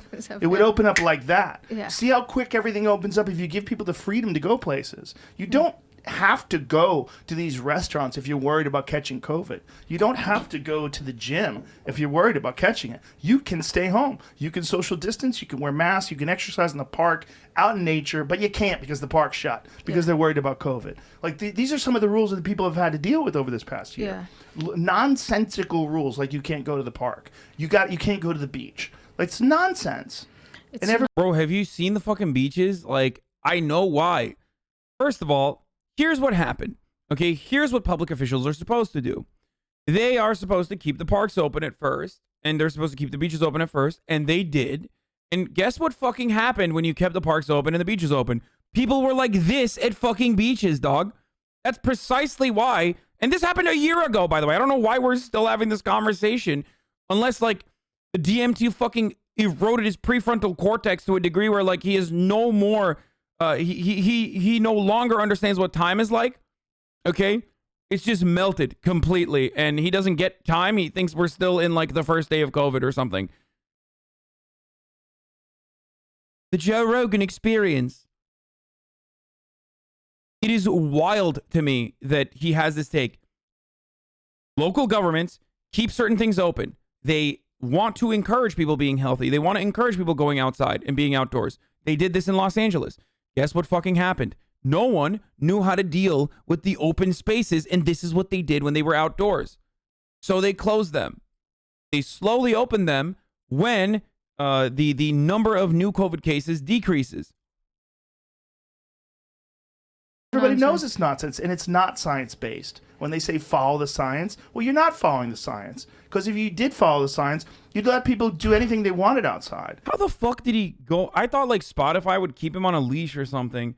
And instead of, like, his content changing for the better, it literally got way worse. Why are you guys throwing up question marks? I really thought, like, signing off on a gigantic fucking $100 million deal was, oh, because of what he said. Okay. Oh, I thought you guys were throwing up question marks for me. I really thought that, like, Spotify and the $100 million contract he got was going to, I don't know, maybe stop him from non-stop spreading COVID denial and COVID conspiracy theories. And it has been worse somehow. He moved to Texas, and his takes have gotten... Like, they've gone into overdrive. Like, I can't even fucking watch any of his videos anymore. You wanted censorship, KEKW? No, I just want someone whose content I fucking enjoy to not be a literal mouthpiece for the dumbest fucking ideas possible. This is no longer even entertaining. He's like having straight up propagandists like Ayaan Hirsi Ali. And the only reason why you want to act like it's fucking fun is because you assume somewhere along the line a liberal is being triggered. So it must be good content for me. You understand? Like I literally, I like Joe Rogan. I have liked Joe Rogan for a long time. I've been a fan of his. I've met him. I've hung out with him. Like, the feeling was mutual back in the day. He used to be a fan of the Young Turks, and throughout the years, he went up and down on the content pipeline, where he was responsible for a lot of alt-right people gaining prominence, right? And that was not great. It was pretty fucking shitty, as a matter of fact. But ultimately, it was like normalizing around around this time last year. Joe Rogan was like going back to at least having some like leftist figures on his show and shit like that, even though he still had a bunch of dumbasses who he agreed with on the show as well. But now it is gone to he literally fucking kicked it into the next level, okay? This is like an uninterrupted sea of idiotic fucking takes, especially because of the COVID shit. Does he ever have you on Twitch? What? He doesn't have Twitch. No, his young Jamie has a Twitch, I'm pretty sure. Yeah, he went from fucking having... Okay, the epidemiologist that Joe Rogan had on his show before CNN, before MSNBC, is literally a part of the Joe Biden team of pandemic experts, okay? The person that Joe Rogan had on his fucking show before anyone else to warn about COVID literally is on Joe Biden's team, okay? That is how legit that person was. Yeah, Michael Osterholm. He went from having Michael Osterholm on his show to talk about the pandemic when people weren't even aware of what the fuck was going on, to having Ayaan Hirsi Ali on specifically because she says the right things that, that dumbass reactionaries agree with, especially in terms of Islam and, like, I guess government control or whatever. And just like denying COVID straight up every fucking episode. The rules that people have had to deal with over this past year. Yeah. Nonsensical rules, like you can't go to the park. You can't go to the beach. Like, it's nonsense. And everybody knows it's nonsense, and it's not science-based. When they say follow the science, well, you're not following the science. Then why did you have Michael Osterholm on? Well, I guess he's never had him on ever again because, I don't know, he likes this more probably. I assume he just likes this more. He must benefit from this. He can't be this fucking stupid, right? Like, he just probably benefits more from... Yeah, he followed and then unfollowed the science. Yeah, he literally was like, yeah, I was following the science, and then I decided to unfollow the science. You know, me and science are no longer friends on Facebook.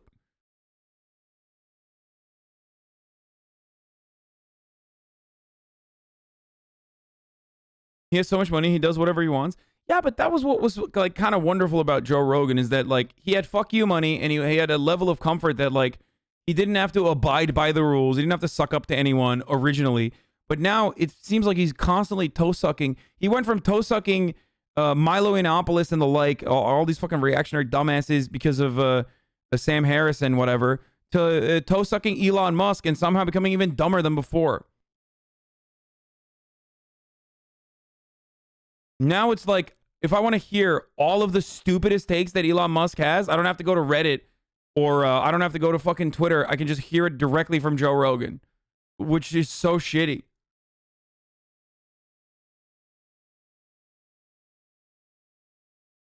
Explain why Elon is scuffed again. Literally everything Joe Rogan says about COVID, Elon Musk has said at some point.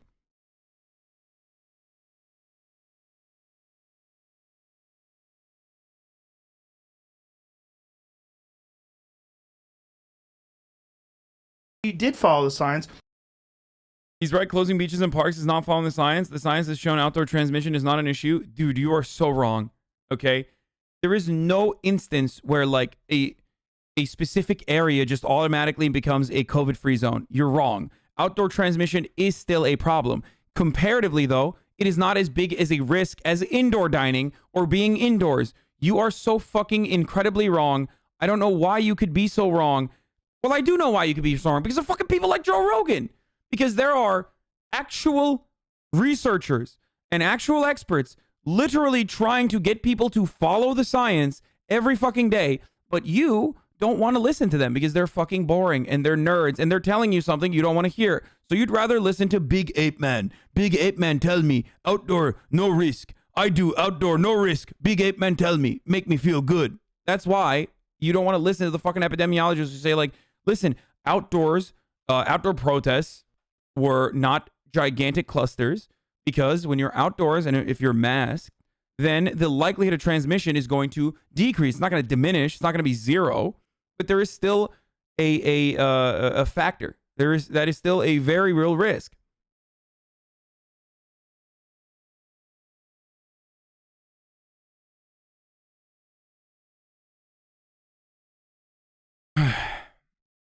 Problem is, when you open the fucking beaches, it's not people following the 6 foot 6 foot distance shit. It's not people following the fucking you have to wear a mask shit. It's people literally packed on top of one another like idiots.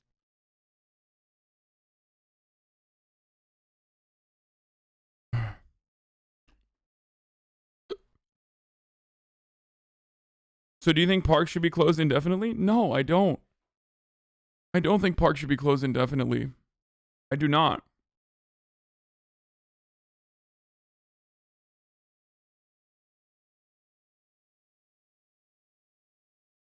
Also, I'm pretty sure that parks are open right now. I don't know what the fuck you guys are talking about too. That's the other problem.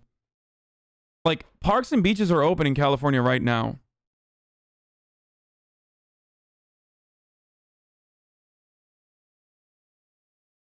Like, parks and beaches have been open. No, not Disneyland, dude. What the fuck? See, this is why we can't have nice things. Do you want to know why? Because this is why. Because Disneyland is not a fucking park, okay? Disneyland has a multitude of indoor fucking areas, especially because, like, you still need to go out. You go through outdoor areas and then indoor areas, but you are literally around hundreds of fucking people, thousands of fucking people that are coming from all around the world in some cases, okay? It is literally a cluster. The difference is your local fucking park being open between Disneyland. That's why we can't have nice things, okay? I say parks are open right now, and the motherfucker goes, what, Disneyland? Which it is open, by the way. Thank God.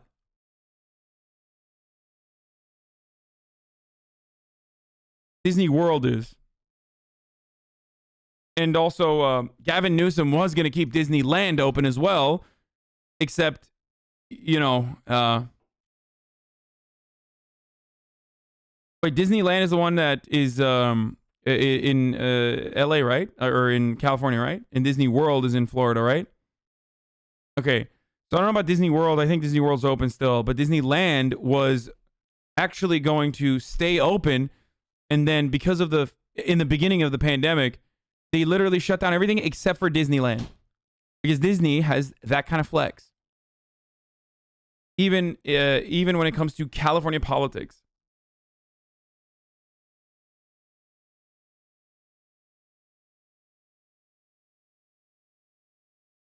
My cousin got bovid. Bovid. At Disneyland like a few weeks ago, lol. So my man got bovid. Bro, hey, listen. He's fucking blood. My cousin is with the Bloods, all right? He doesn't say. Yeah, he got bovid. He's baking back being bull at Disneyland, and he got bovid. Oh, that's so funny. Sorry. Okay. Hey, man, it was B-Day. You're such a fucking dumbass. Yeah. You'd let people do anything they wanted outside because the science clearly shows it doesn't spread outside. Well, if you follow the science, you yeah, it would doesn't say, spread outside. let Yeah. us have a debate, and you would have an open debate where you let both sides speak out. Yes. What we are now seeing, and it is absolutely horrifying, is that you let one side, the side that's speaking for lockdown, invoke science and say the science says lockdown. But the other scientists who are saying, no, not so fast, and those ones are not. Yeah, it's really frustrating because, you know, the scientists that are in charge of declaring this like a public health emergency all seem to have a consensus on like what to do. We also have, you know, examples of successful examples of, you know, cities, states, entire governments following the example set forward by those scientists. But then the chiropractor on my Facebook feed keeps telling me that it's all a lie. So I don't know which scientist to listen to. I mean, come on. Why can't we listen to both sides of the COVID science? This is really genuinely frustrating. Okay? On the one hand, you have medical professionals and researchers who have dedicated their entire lives to this, and also countries that are following their, you know, following their strategies and successfully mitigating COVID spread. And then on the other hand, you have, you know, sexy TikTok COVID doctor who is breakdancing while telling me that, you know, Bill Gates is going to put demon semen in my bloodstream. I don't know which part of the science to believe in. Allowed to speak. I have a colleague, Scott Atlas, at the Hoover Institution, and he's made a few points about why some of the things that we're being told to do are not actually supported by science. But people like him can't get their voices out because they're demonized. Demonized, shut out, kicked out of the whole debate. And I think we can't go on like this. No, we can't, and it's forcing a massive divide in our country, and it's terrifying. Catch new episode. Guys, the other part of this, and I don't know if Joe Rogan participated in this as well, but the other part of this that like I have to bring up is the reality that almost every single one of these people that is running on the, you know, come on, open it up already. Come on, the science is not clear on it. Almost every single one of the people that like straight up run with this propaganda right now used to say that the COVID numbers are fucking inflated. Okay? So why would we ever take them seriously? Why should we ever take them seriously?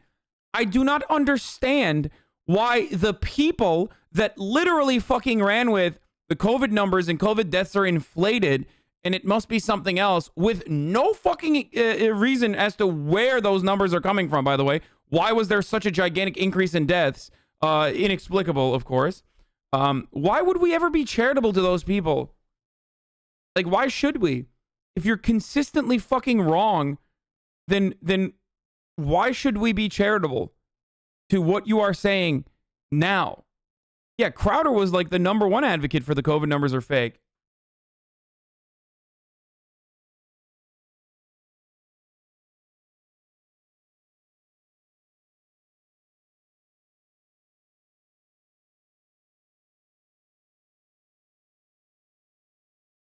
They were inflated the first few months. No, they fucking weren't, dumbass. Shut up. No, they weren't. They were not. They were not fucking inflated. They were deflated, as a matter of fact. You can't hold on to the belief that fucking Andrew Cuomo did a horrible job because they're fucking deflating the numbers, and then also simultaneously hold on to the belief that like COVID numbers were actually fake. But in the other way, in the other direction. Most people who are COVID deniers also fucking say Andrew Cuomo is the reason why COVID was so bad. Well, what did Andrew Cuomo do? Oh, he fucking literally lied about COVID numbers.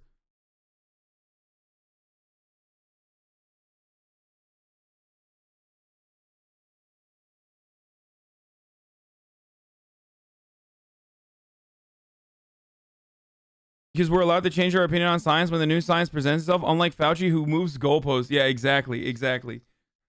It's goalpost moving when Fauci does it, but it's just learning new fake science when the other people who deny COVID do it.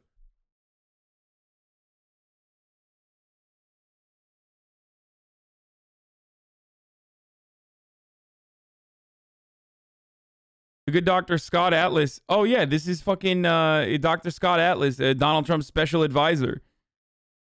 Yeah, really cool guy who is not an infectious disease expert, by the way, but it doesn't matter.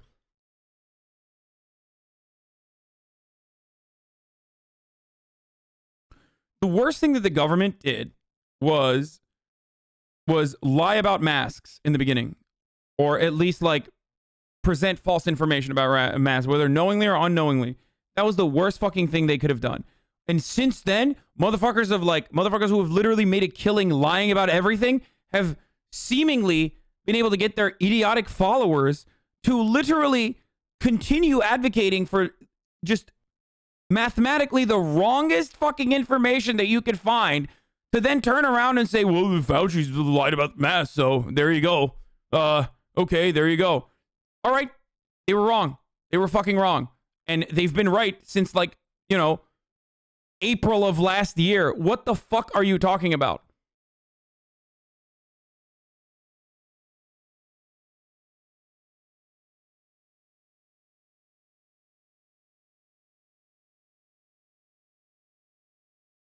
Yeah, Cuomo deflated the numbers and underrepresented the number of COVID casualties, which is what the hogs are upset about, while simultaneously holding on to the belief that, like, COVID numbers that were inflated. Fauci's not under fire. I mean, not Fauci. Fucking Cuomo's not under fire right now for shrinking the COVID deaths. Or sorry, for increasing COVID deaths. He's under fire for shrinking the COVID death numbers.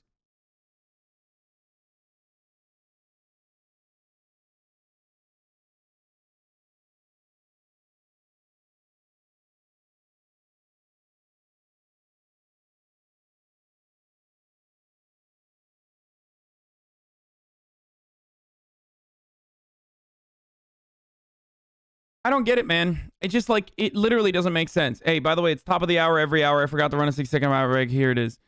It just, like, it doesn't. This episode was made in collaboration with Re-Education. If you'd like to learn more. Yeah, Fauci admitted to lying about masks to keep them for the frontline medical workers. I can understand why, because of that people are skeptical of what he says. Fair. That's fair. That's fair. That was part of the reason, okay? And it is fair to be upset about that. I think that is fair to be skeptical about that.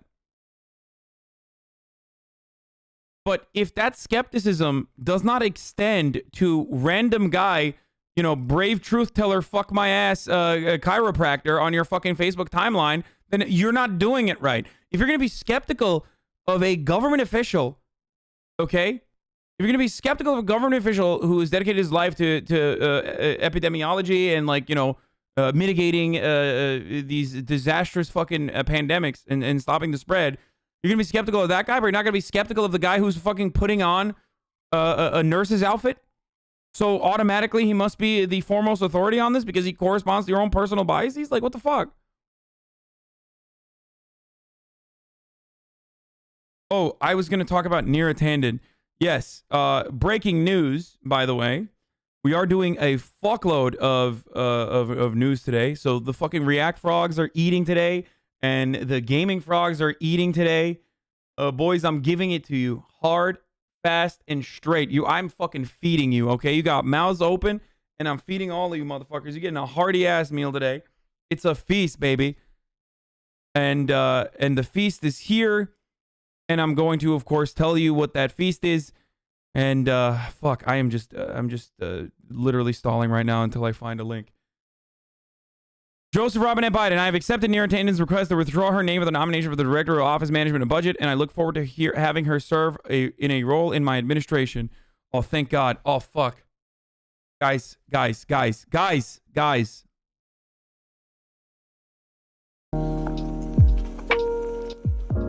For a second, I was genuinely devastated. When I heard that Neera Tanden had resigned, right? But thankfully, Joe Biden has calmed me by letting me know that she will still, in some capacity, serve in this administration. Fuck. I mean, I would have lost it. I would have been so, I was worried. I literally was worried. I thought that he was going to do a no growth. I thought Joe Biden was going to do a racism. And luckily, she's...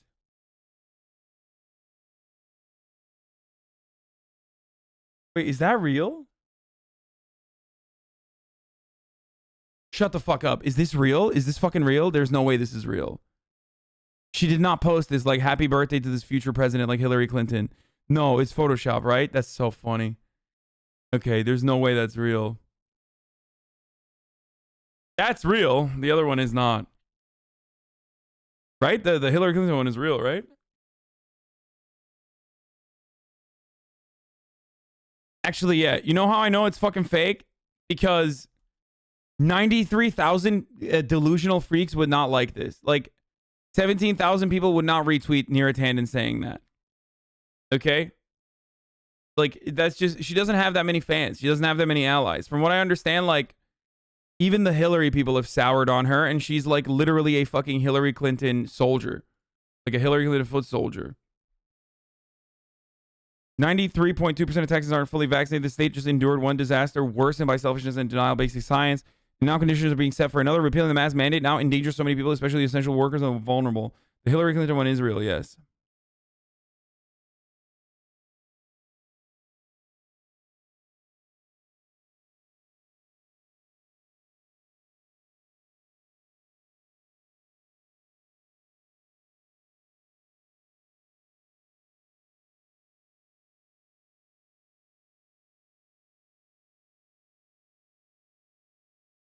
This one's real. I'm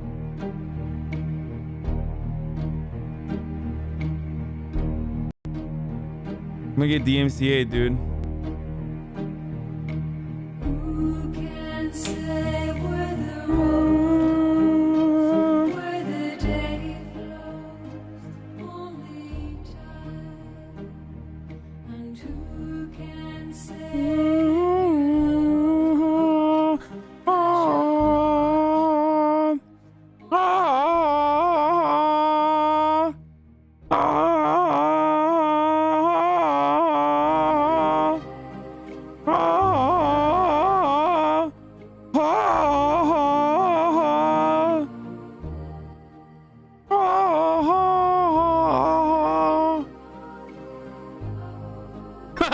That's great.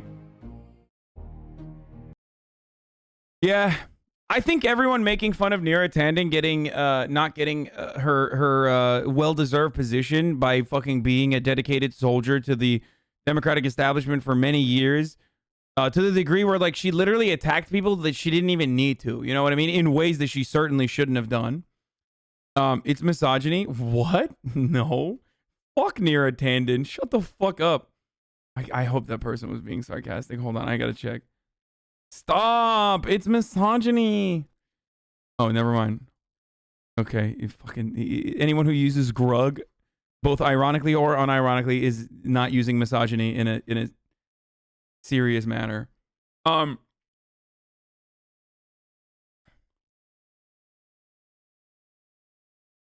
Anyway, what I was trying to say is, this is a death of a poster. Okay, this is the death of a poster, and here you are laughing. Neera Tanden was denied an opportunity after a long career. After a long career of sucking up to those in power within the Democratic establishment. And you're over here laughing because she got fired because of posts.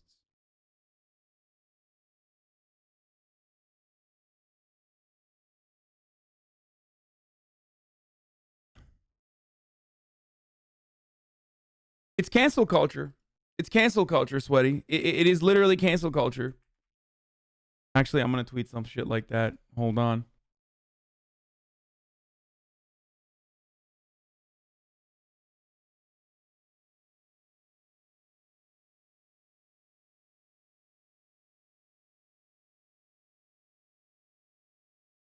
Wait, what's the, how do you fucking type that? You say like, you're laughing. What's the meme format for that?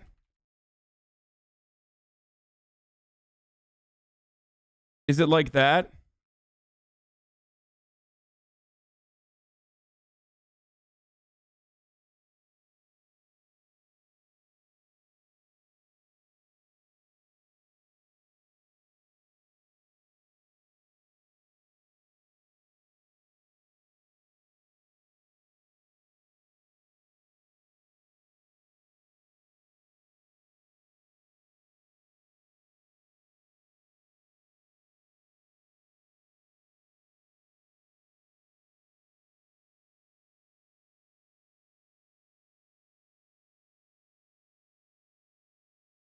Add a Poggo? No, I'm not gonna do that. You're laughing. Neera Tanden couldn't get her promotion because she's a poster and you're laughing. Okay, there it is. Ah! Turning it off.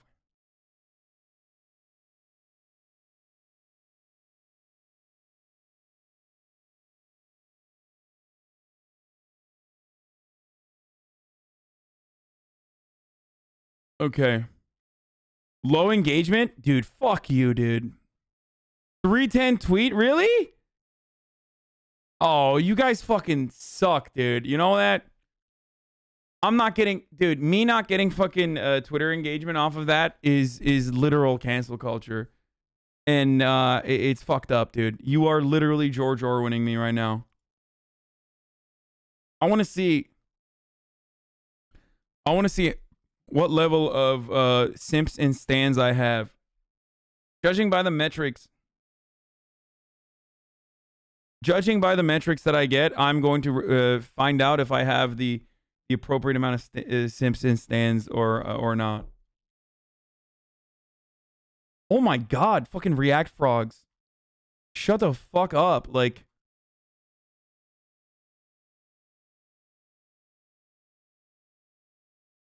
oh, good one, dude. Good one. People who are like upset that I'm not watching Second Thought right now, you're being ridiculous. You're being literally fucking ridiculous. Like, this is 5 hours and 30 minutes of uninterrupted politics, uninterrupted fucking political broadcasting, uninterrupted. Yeah, I saw the Hachu emasculates Hasan. We watched it earlier today.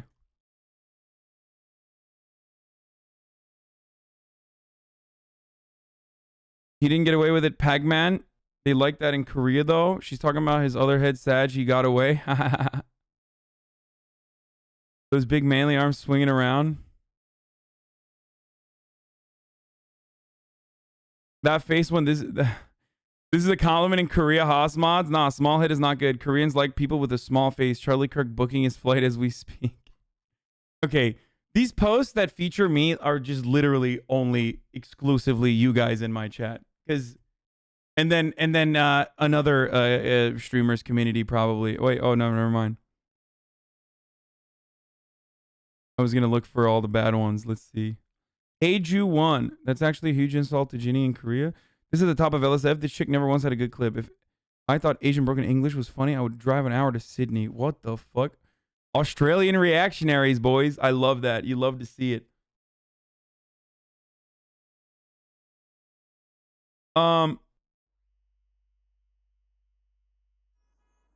Misogyny is hard to spell, easy to practice.